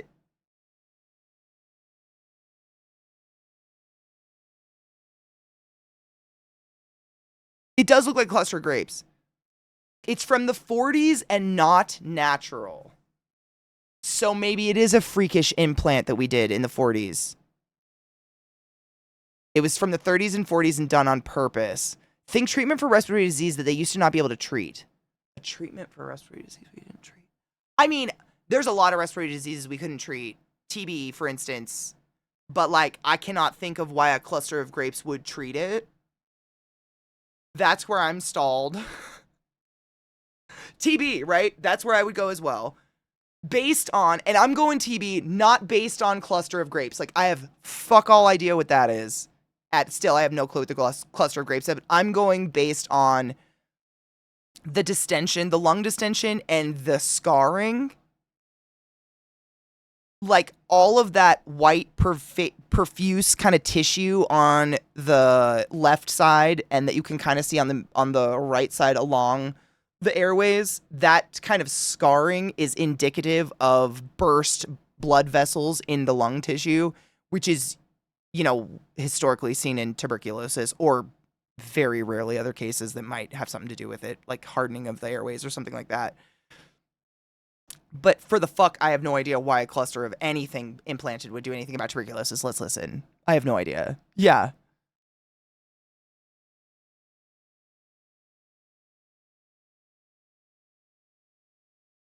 It almost looks like someone melon balled them. But then when you see the melon balling going over the airways, I just don't understand what that part is. Like, you can't melon ball an airway. And I'm so sorry for that verbiage. I don't know how else to put it. But do you know what I'm saying? No shit, it's ping pong balls. They're on purpose deflated the lung to keep it from spreading. I have no clue. I have no way to even. Let's listen. I have no idea. I'm fascinated by this though. Hold on, I'm gonna go back a little.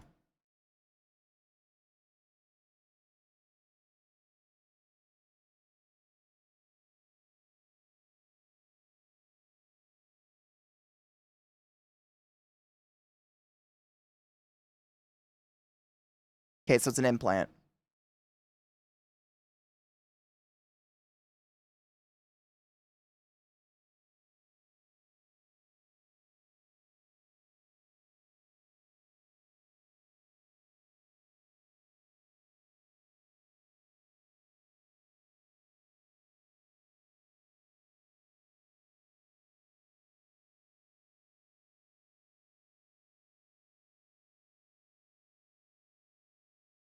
Wait.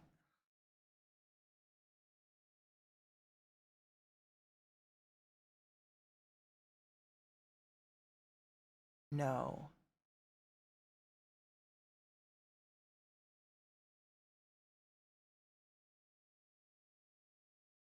No.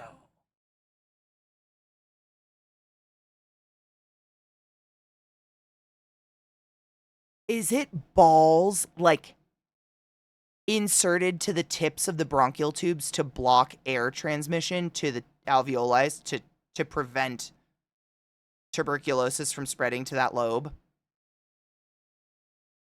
Is that what this is? Oh my god.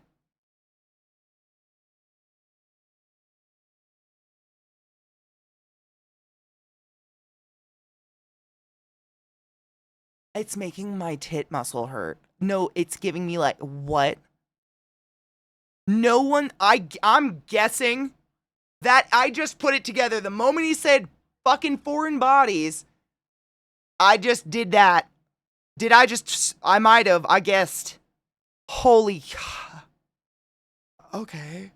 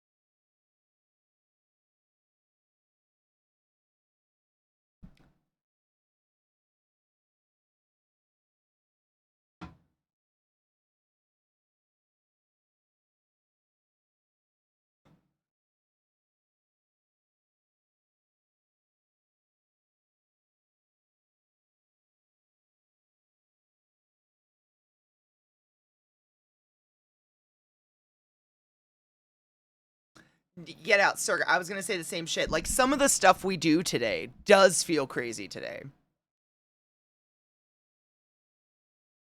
ECMO is crazy.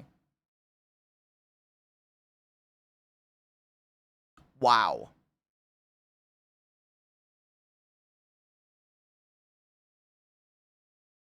Fucking whoa. I know. I mean, we did prescribe cigarettes and shit. Like, there was absolutely, in 50 years, a lot of the things we do today are going to look fucked up, I'm sure, and we're going to be judged heavily for them.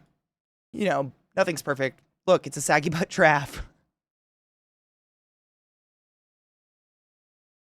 That is, I mean, we do some wild shit. You know, medicine is wild. We have Hail Marys we do today that might be good and might not. But wow.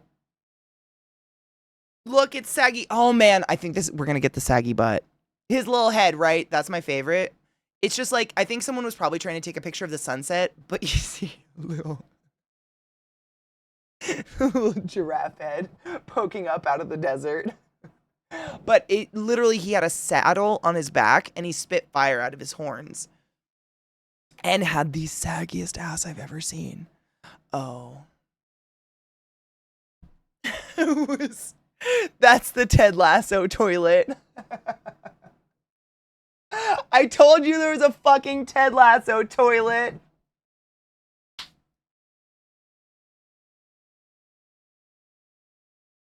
And then me. I don't know. Ooh. Oh, it's gonna be loud. Sorry. For a second there, I was like, why does it look fuzzy? It's a video. This might be from the burn. So what happens, you can actually look up a picture of it, like aerial view, but the man, and then they have a certain breadth around the man of nobody, and they have a circle of people that are volunteers who link arms and keep people away from the man while it burns. And then there's a circle of humans, like a crowd. There's a circle, it looks like the rings of Saturn, a circle of bikes, and then a circle of art cars. And walking through the nonsense of it all is fucking like the carnival from hell. It's wild. Yeah, I think this is burn.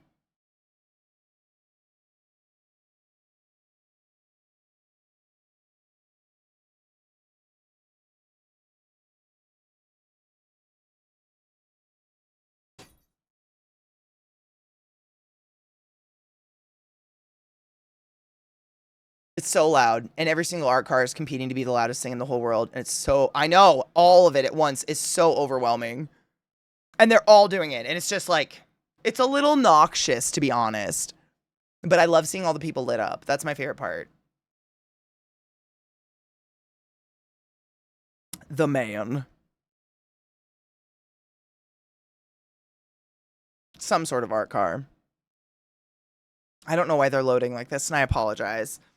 The colors are incredible, yeah. And I just like walking through the crowds because it shows like not everybody's dressed like a go-go dancer. Like most people are just dressed in street clothes with lights on. You can do whatever you fucking want. It's just what you see on the internet tends to be the more flashy shit. And then a lot of people won't go to Burning Man because they're like, well, I don't have that body or that personality or those clothes and I don't want to dress like that. That's not what it's for. You do whatever you want to do. And this is it. This is the second to last. Oh, this is the night of Katie making bad decisions. So in that moment, I say, hey, Zach, is this your favorite song? Because both of us are so fucking sick of EDM at this point. We kind of want to claw our ears out.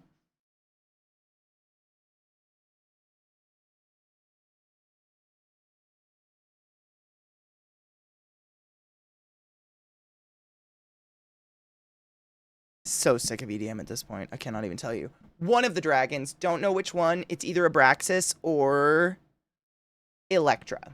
No idea. But super dope. There's going to be a lot of videos in here, so I'm not going to play music for a minute. I think. This is just a view. This is so... It's interesting for me because last year was my first burn, and by the time the man went up in flames, nobody was here. Like, everybody had left. Because they wanted to get the fuck out. It was delayed, like, 2 days, I want to say. I think 2 days. So... when I watched the burn last year, I was literally up against the fence around the Burning Man. Like, there was nobody here. Everybody was on one side of it. We were all on this side of it. No art cars. No art cars could get out there because of the mud.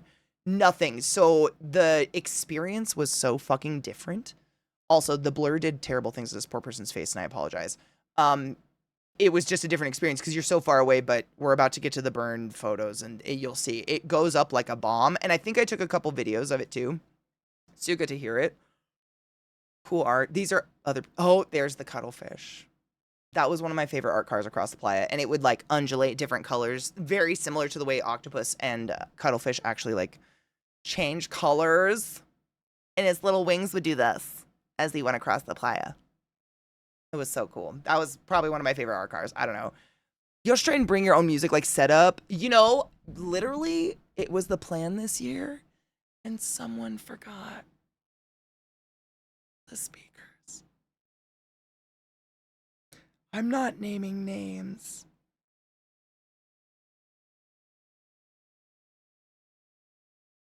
But it was me. It was me. Yep. I, like, first 3 days of Burning Man, Katie, where's the sound system? Katie, where's the sound system? Katie, where'd you pack the sound system? Hey, Katie, where'd you put the sound? Katie, where's the sound stuff? Hey, Katie, where's the sound? And I was just like, I don't know. It was me. So I owe everyone big time next year because no shit, our only source of music was like this little ball that emitted like a sound once in a while and then music every 15 minutes. What up, penis? It was amazing. I'm showing pictures from it. This was a cuttlefish art car from it, and it was amazing. Yeah, I'm not naming any names, and I'm not pointing fingers, but it was me. Yeah. I'm an idiot. That was me. My bad. Next year I owe big time. Because no shit, that was like the plan. Just to have some sort of music out there that's like an oasis for people. Because even our little Bluetooth speaker, when we had it playing on our bar, when we did our little pirate bar thing, everybody would compliment it and be like, oh my God, it's nice to hear music out here. Like real, just music with lyrics. Because there's nothing against EDM. Y'all know I love all music and I like a lot of EDM. But when there's no lyrics, there's no switching it up, and it's just that constantly, I don't know what the fuck you're doing. You're not a DJ. What are you doing? There's nothing happening here. Give us something. You know what I'm saying? I don't know. It drives you nuts. It's a little much. Meow what?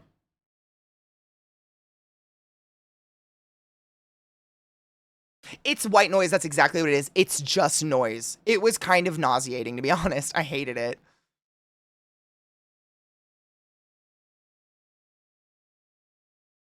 Yes. And you can, this is it. And every art car is playing something different, and they're all like trying to compete with each other. So it just ends up like a goulash of music.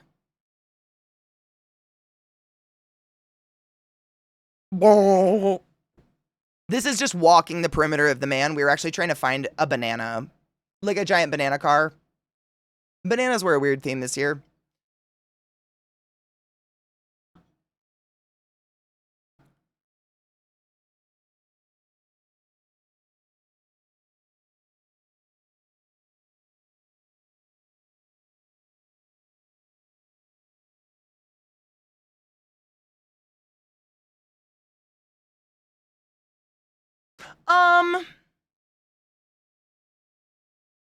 I didn't get a headache from it. Like I said, you kind of become numb to it. I kind of stopped hearing it at a certain point, which I guess maybe is the blessing and the curse of no lyrics and it just being like that 24/7 is that there's nothing really to grab your attention. So once you get used to that, is just going to be happening all the time. You kind of don't hear it anymore. And really, the only time you end up in a clogged music is stuff like this, like an official burn, or if there's an event out on the playa, every single art car goes to it, and you end up with this bullshit. Any other time, the art cars tend to try to stay a fair distance away from each other. So if you're at an art car, you're hearing their music, you're dancing with their crowd, whatever. They just park at a piece of art usually. It's only at these huge things where you really see a lot of art cars all at the same time. This car is my least favorite art car. I saw it last year too. They do not provide sandwiches.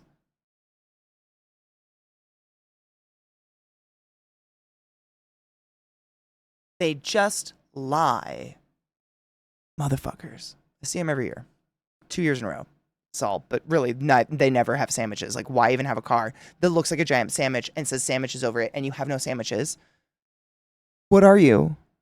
Who are you? What is your mission in life? That car is a fucking lie. Twice in a row now. Twice in a row. And no shit, this year, Chetty and Jeff saw it, and they were like, hey guys, we're going to run over to the sandwiches car. And Zach and I literally were like, go ahead. And just sat and waited for them to come back empty-handed. And they were like, they don't have sandwiches. And we're like, we know. They're assholes. They're a fucking lie. They should have been a cake. Would have been more fitting. One of the dragons, again, I don't know, Electra or Abraxas, excuse me. Saw Alexis and, mixed up. But yeah. Part of the reason I produce synthwave is to break up the monotony of the genre. I love the sounds, but every song is the fucking same. I 100% agree. I love the sounds, and I love me some EDM, but variety is the absolute spice. And when there's none, it's the worst. There's a lot of hot dogs out on the playa, actually. I love me a good hot dog. Dude, a people sandwich is better than nothing, right? I'd be down for that. We're getting to the burn part. Yeah, so like I was saying, his arms should be down before that. So basically at 9 o'clock, one arm goes up and then another arm goes up on the man. And then just this insane fireworks show kind of starts around him. And eventually the man just starts to blow up. So there's a lot of videos where we don't know what's happening yet, but we're just trying to capture it happening. I'd believe it. Was it just so they didn't have to touch their food?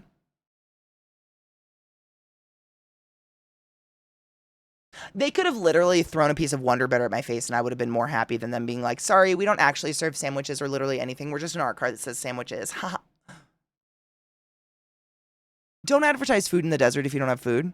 That's like making an art card look like a giant water bottle and being like, no, we don't have water.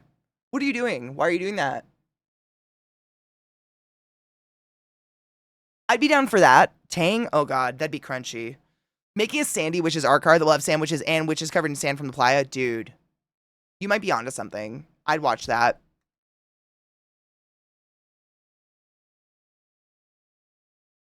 The man does look really cool. Tang?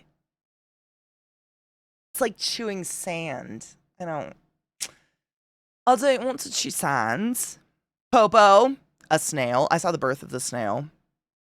It's just an art car that went on the playa for the first time, but they called it the birth. A venue called Desert Rock Tour. It's literally just playing at Burning Man. Shut up. You know, I've played every single Guitar Hero and every single rock band. I used to go get them like the night they came out, like midnight release, and play them all until 2 in the morning until I beat them. I probably played those levels and had no idea what I was doing because I had never been to Burning Man until a year ago. Probably had no clue. An orange Tang Witch. Extra crunchy. Chetty looking adorable. Oh my god, Jeff, how many pictures do you take? Jeff's one of those. It's okay. I understand. Oh yeah, and beforehand, they usually have a shit ton of fire dancers that someone took 1 second video of. Please, there we go. That's actually a pretty fucking decent view of the fire dancers. Those are people spinning fire. It's beautiful. They are so cute. Is Chetty not fucking adorable? That's Jeff's wife. She's so cute. I love her. Like, unironically love her. Nope, not that one.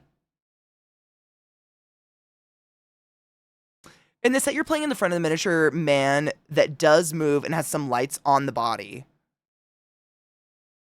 No shit. Dude, I'm gonna have to look for it. I'm sure I've played it and had no idea what I was looking at. Fire dancing is amazing. I try to stay away from activities like this because doing normal activities, I hurt myself. And I feel like fire dancing, I'm just gonna set myself on fire. But I appreciate it from a distance. It is so cool. And so scary and dangerous. But they I think they actually light the shit that goes off. I'm not a hundo, but I think they do. They have they're associated with the burning of the man more closely. I know there's a wax party before the man burns where they coat it in a flammable wax so it goes up as fast as possible because they want it to burn as fast as possible so that the volunteers aren't standing there for 10 hours just watching it smolder. Guitar Hero 3. I'm going to Google it.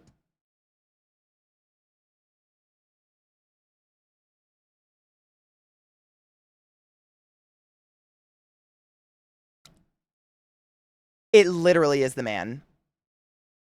Not that I doubted you, but that is so literal perfect. That's fantastic. That's really cool. Oh, side note, these fire dancers are just people that went to the burn, and the fire dancer camp offers fire dancing lessons. And if you go on the first day and you go each day, you get to perform with them at the final fire dance at the burn of the man. So all of these people had never fire danced in their life until this Burning Man. Ever. And I think that's really cool. Same, there's a choir on the playa that teaches a full new choir during the length of the burn, and at temple they sing. They do like the conclave. I can't. My voice is so fucked, but you know what I'm saying. Is it really? Okay. How much? We're at the burn. We might be able to do it. I don't know. Us being disgusting and slobbering on each other. Although it is a really good picture. That's a cute picture.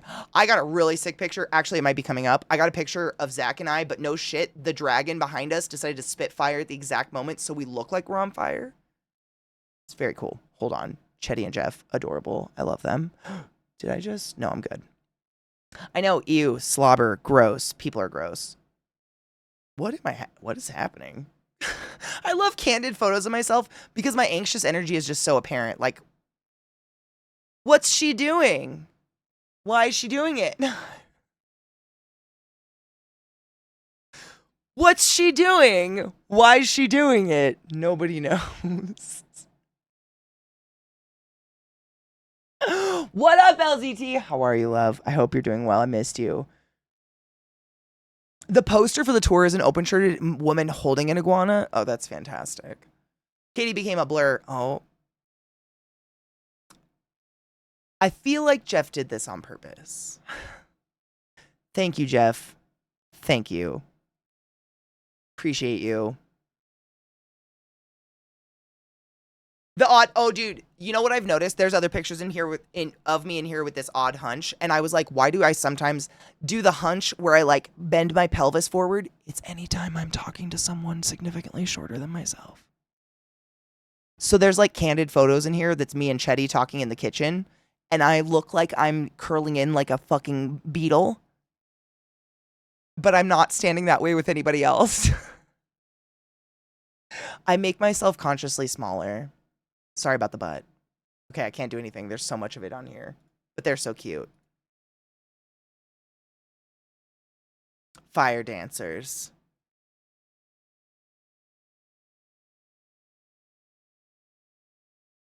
See, I don't know what athletic butt means either, but I'll take it.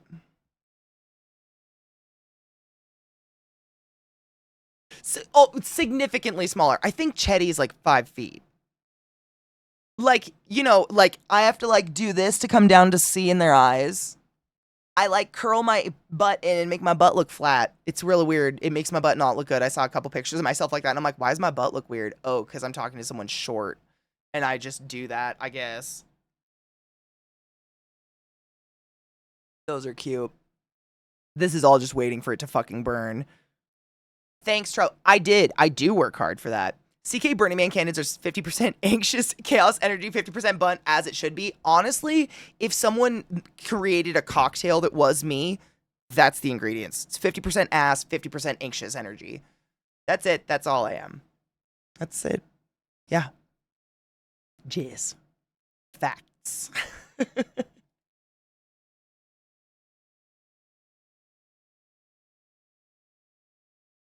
I'm 13 inches taller than my wife, looking her in the eyes than ever. You get it. 100%. And it's something I don't do to be condescending, and I don't do it even consciously.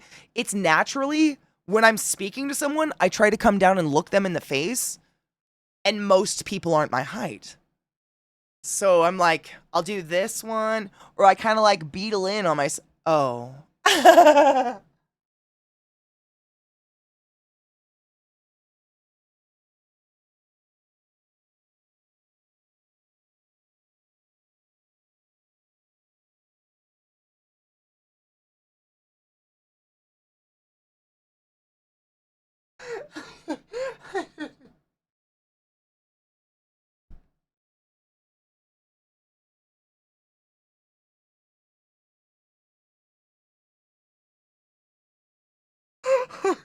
Sorry.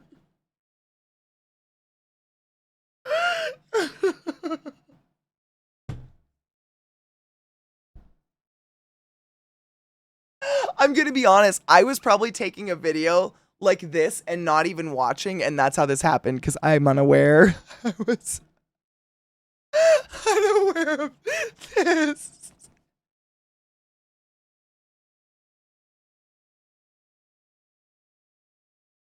It really does. This is Burning Man in a nutshell. Every art car known to man, blasting music at top volume.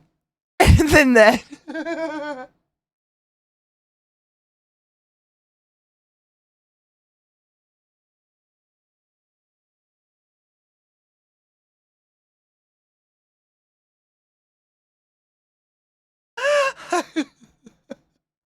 See, he was in fucking space.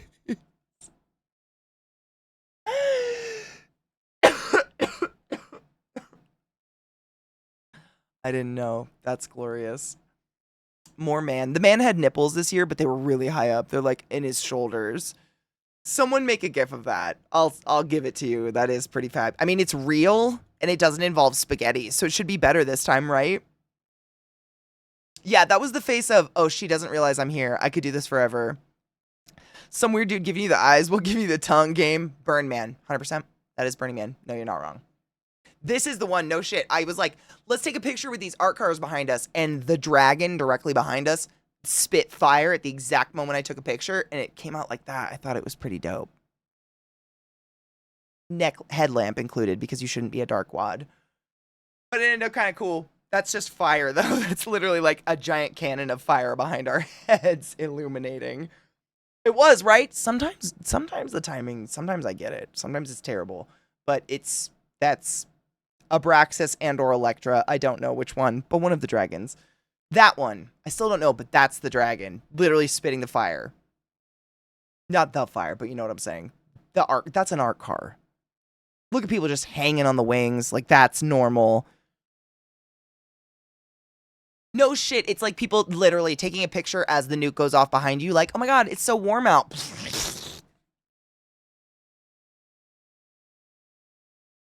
All right. Was that too dark? Oh, video.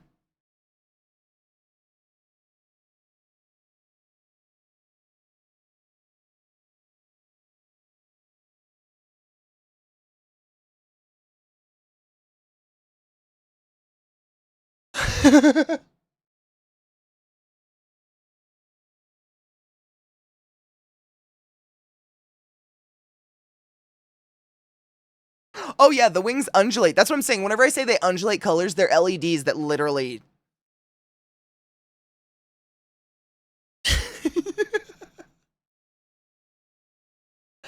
All right.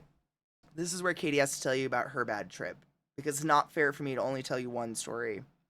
It's not that long of a story. It's not near as long as Zach's. I'm sure Zach has more story. But if you can't tell by the size of my pupils...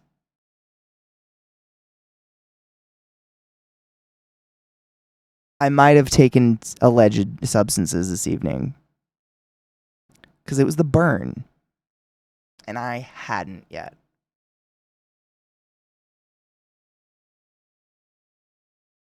Sometimes in life,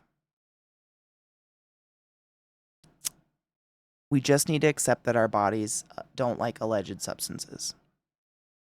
Mine hates Molly. Allegedly. Hypothetically speaking.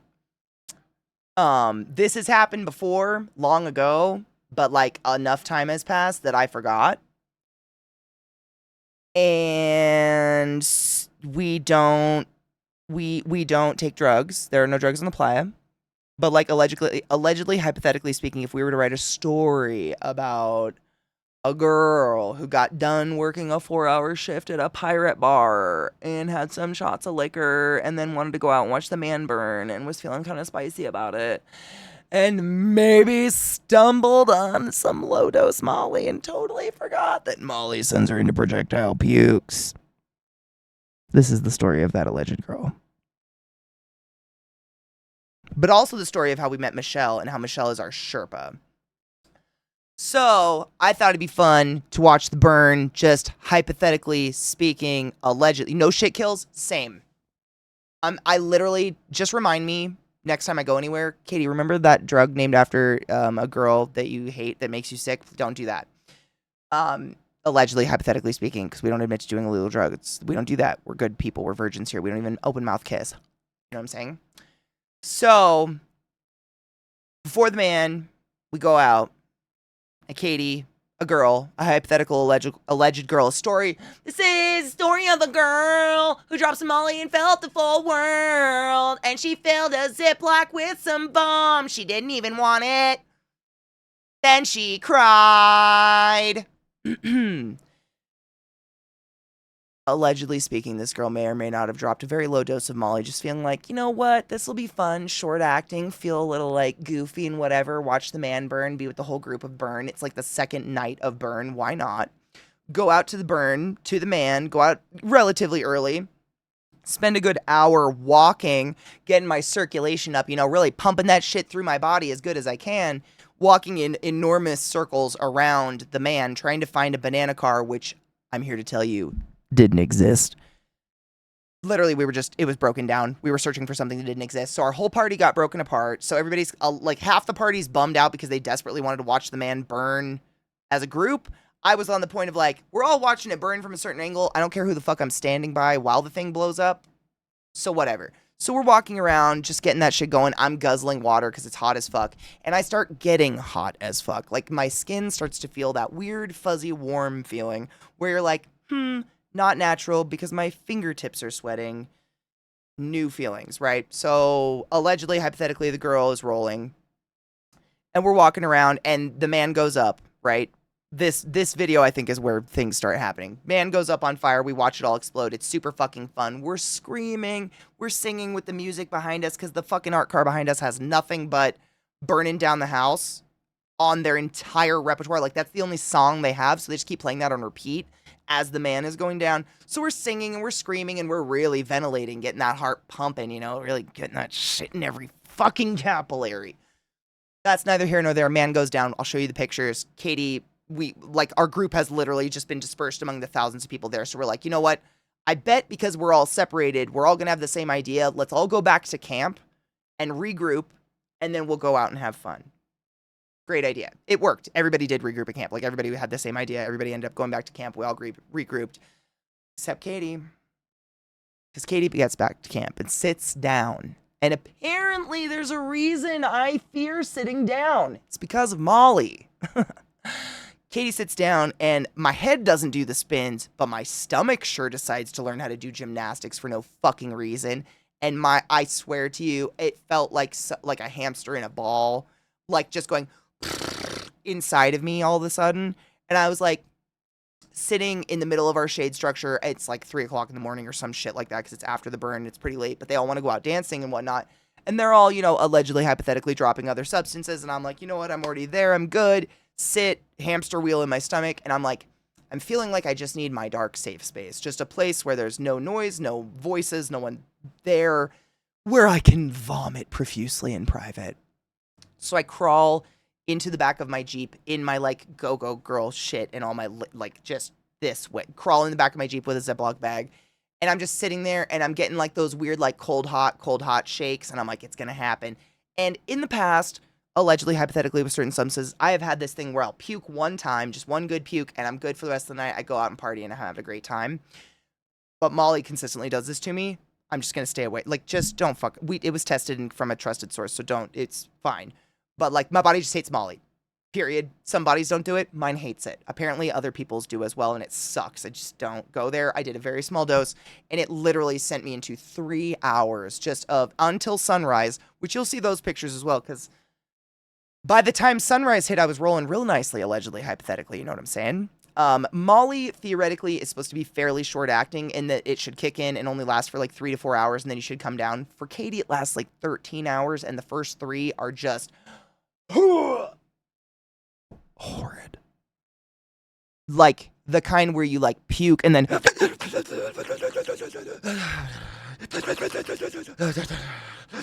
and just, sweat was just fucking dripping off of me. I couldn't tell what was sweat and what wasn't dripping off of my face at a certain point. And this is the point in my adventure where my goddess Michelle, who is also allegedly, hypothetically, there are no drugs ever on the playa. None of us do drugs, but allegedly, hypothetically, deep within a role of her own. And by role, I mean on some sort of drug like Molly or ecstasy or something, where we're feeling this way. And she's rolling, and instead of going out on the playa and partying with everyone, she sat on the tailgate of my Jeep with Zach and rubbed my back and gave me new Ziplocs and zipped my puke-filled Ziplocs closed for me and disposed of them for me, so I didn't have to do anything because I was just facing the darkness of my Jeep doing the for hours. It was so bad. Like, just... I haven't felt that sick. COVID was better. This was worse, is what I'm saying. Like, the way I felt for those 3 hours. And it has happened. Yes. Just dry heaving, shaking, cold sweating until about 5:30 or 6 in the morning when the sun came up. That's when my body finally stopped puking and I finally stopped shivering.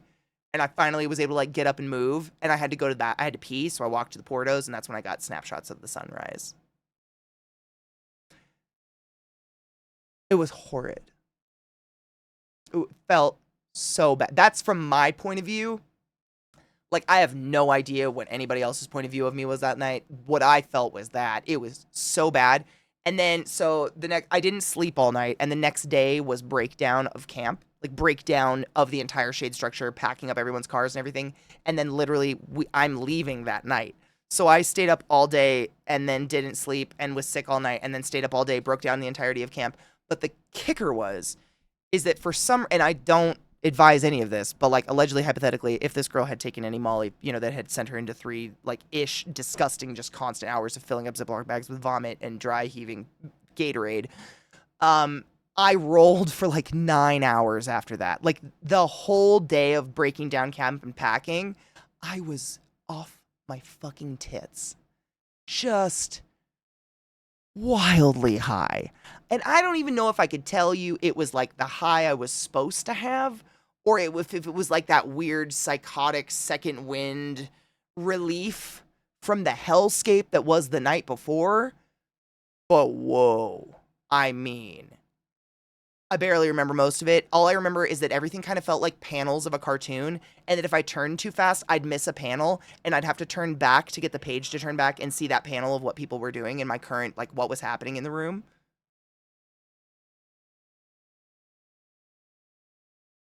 Wild. That's it. What I never want to do it again. No high is worth how much I puked and how fucking disgusting I felt and the weird cold hot sweats. None of that's worth it. In my personal opinion, I'll stick with pot. Time does the thing, right? It was like moments were just gone. And I think it was like moments of the day that weren't stimulating enough, my brain just didn't hold on to. And it was around like 5 or 6 p.m. that day that I started to get a headache and started to sober out. That's how long that shit lasted, and it shouldn't. It was a very low dose. I'm a big person. None of that should have happened. It was very weird. But I think the story is important not for a flex or not to seem cool or not to be like fair with bad trips, but it's important to talk about stuff like this because no matter how a drug affects one person, it could fuck you. There's no guarantee to anything in this life ever, let alone the effects of recreational substances that we allegedly, hypothetically have never done in our lives because we're good little virginal, open mouth kissers. Praise Jesus, you know what I'm saying? But I think it's good to hear about stories like this because like that's a very popular drug. I feel like Molly is like the thing. It's the party drug. And when everybody's doing it and everybody's feeling great on it and you don't for some reason, you might still keep trying and you might be like me and Kill's wife. Maybe your body says no. My body said, fuck that shit. Twice. I'm never doing it again. Like that's my twice. Tried it twice. I know my body hates it and there's no high worth that. Just fucking couldn't do anything. Just sick off my ass. I think he did bring the plague doctor mask. We haven't even unpacked the Jeep yet. First day we got back, slept for literally like 13 hours, got up 8, slept for another 8 hours. And then yesterday we both worked. And when I got off stream, I went to go unpack my Jeep and it started raining. And so I didn't want to pull anything out because it's still covered in dust. It'll turn to mud. So everything's still in the car. I honestly don't know. It's been quite a blackout. It is that time. How many pictures do I have left? Hold on. I probably have so many pictures left. I could go through Burning Man forever. It's crazy. Hold up. Let me see. Yep, we'll save them. We've got so many more to go through. That'll be a lovely way to start tomorrow, and then we can listen to awesome music and watch music videos or something for Faded Friday. There's so much to go through still. Oh no, the Jeep's gonna be horrible. It's gonna be bad. I mean, I didn't leave any perishable food or anything in there, so nothing's rotten, but the sheer accumulation of sweaty clothing in tight, enclosed spaces.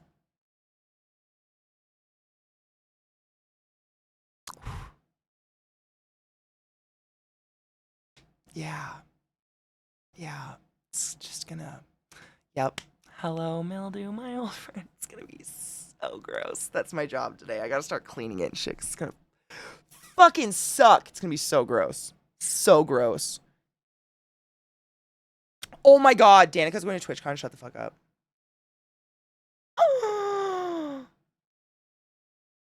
I'm not kidding you. The last time Danica went to TwitchCon, her and I got to hang out. I'm so excited. I love her so much. She's one of my favorite people in the whole world. Dude, no shit. And honestly, I would say that the stories are just as good. Like, if you like the stories and shit, the stories are the best. Wait, unsolicited version of how hypothetically I might do Molly. I mix it with water and only take sips. Set a timer on my watch to add small sips while biking around the playa. No shit. Hypothetically, theoretically, if any of us did drugs, because we're sweet virginal Christian non-open mouth kissers here who don't do drugs. We never have. We never would. Ew. Yuck. Sick. I've heard people do that. That's actually something that's a couple people in my camp told me that way. Or another way that they do it is just breaking it up into doses, and they actually have a timer, and it's like, 30 minutes they take a quarter of it, 30 minutes they take another quarter of it, 30 minutes they take another quarter of it, 30 minutes they take the last quarter of it, and then it evens it out so it doesn't hit their stomach all at once. Because no shit, a couple people, hypothetically and theoretically, again, in my camp told me that they don't puke, they get the shits. Like, they said, no shit, if they take the full dose at one time of the Molly, within 30 minutes, their stomach goes bloop, and they just start to fart nonstop. And if they don't make it to a bathroom, they will start shitting. So there's something about Molly that activates your metabolism or your digestive system or something. It's not just me. Multiple people told me they get the shits. I'm so grateful I didn't. I don't know what I would have done. Can relate. See, literally most of my camp said that's what happens to them. Michelle said she pukes, and she takes, allegedly, hypothetically, if any of us ever did any of this, we would never, but breaks up into doses. Like, that one small dose breaks up into 4 different doses spread out over, 2 hours. Because otherwise she pukes like I do, just, projectile puking. And some people, it's just, one long fart squeaks out of them for 15 minutes. It's crazy. I don't know what it is, though. Honestly, I'm real good with pot. I've never been majorly into drinking or, I don't seek out, party drugs aren't a make it or break it for me. They're fun when they're fun. They suck when they suck, but I don't need them to have a good time. They're adding coffee to my coffee. I'm already having coffee. I'll take the shits any time of day or puke, because when I puke, it's a 2-week, oh, okay, that sucks. But in one of the, would you take the shits at the playa? Because the pukes, I can just do into a Ziploc bag and Ziploc up and throw into my trash and deal with later, throw it away at a dump. But if you've got the shits, you just got to live in one of them Portos. Oh, dear God. The smell alone, I think I'd start, you know what? We're just getting into fucking disgusting territory right now. It is way past my time. I need to take my dogs out and shit. And shit, I don't need to do that, but I do need to take my dogs out and stuff. We'll continue Burning Man stuff tomorrow. I can't believe I've already talked about it for 2 days straight. There's so many pictures. I had no idea. I didn't realize there's so many, and I didn't realize I'd be able to talk about it this much. No shit, I literally just clicked Skin Teen's channel. It's kind of creepy that you knew I did that. Or I just lost it. I clicked it. Don't be a bastard. I'll kill you. As usual, watch parties. We have watch parties every night in the Discord. While I was gone, they were going the entire time. Viata has very, very bravely, whether or not brave on her part or your part, we aren't sure yet, but someone's brave because during Burning Man, no shit, every single one of us that normally runs the watch parties and or like hosts the movies, we're all going to be gone at TwitchCon, and Viata has volunteered to run them while we're gone. So enter at your own risk. But watch party tonight as usual. Tomorrow's Fated Friday. We'll start it like Burning Friday. We'll just get super high and finish out these videos and these photos of the literal man itself, like all the fireworks, the explosion, the burn. There's so many more photos. Like, we have a lot more to go through. It's pretty dank. It was a good time, but I'm glad I got to share stories with you guys. Thank you for hanging out. I hope you take something away and or learn something from the stories that aren't so great, like the bad trips. Like, you know, life is short. Try some things within reason, but also listen to your body. And sometimes your body just says no to Molly.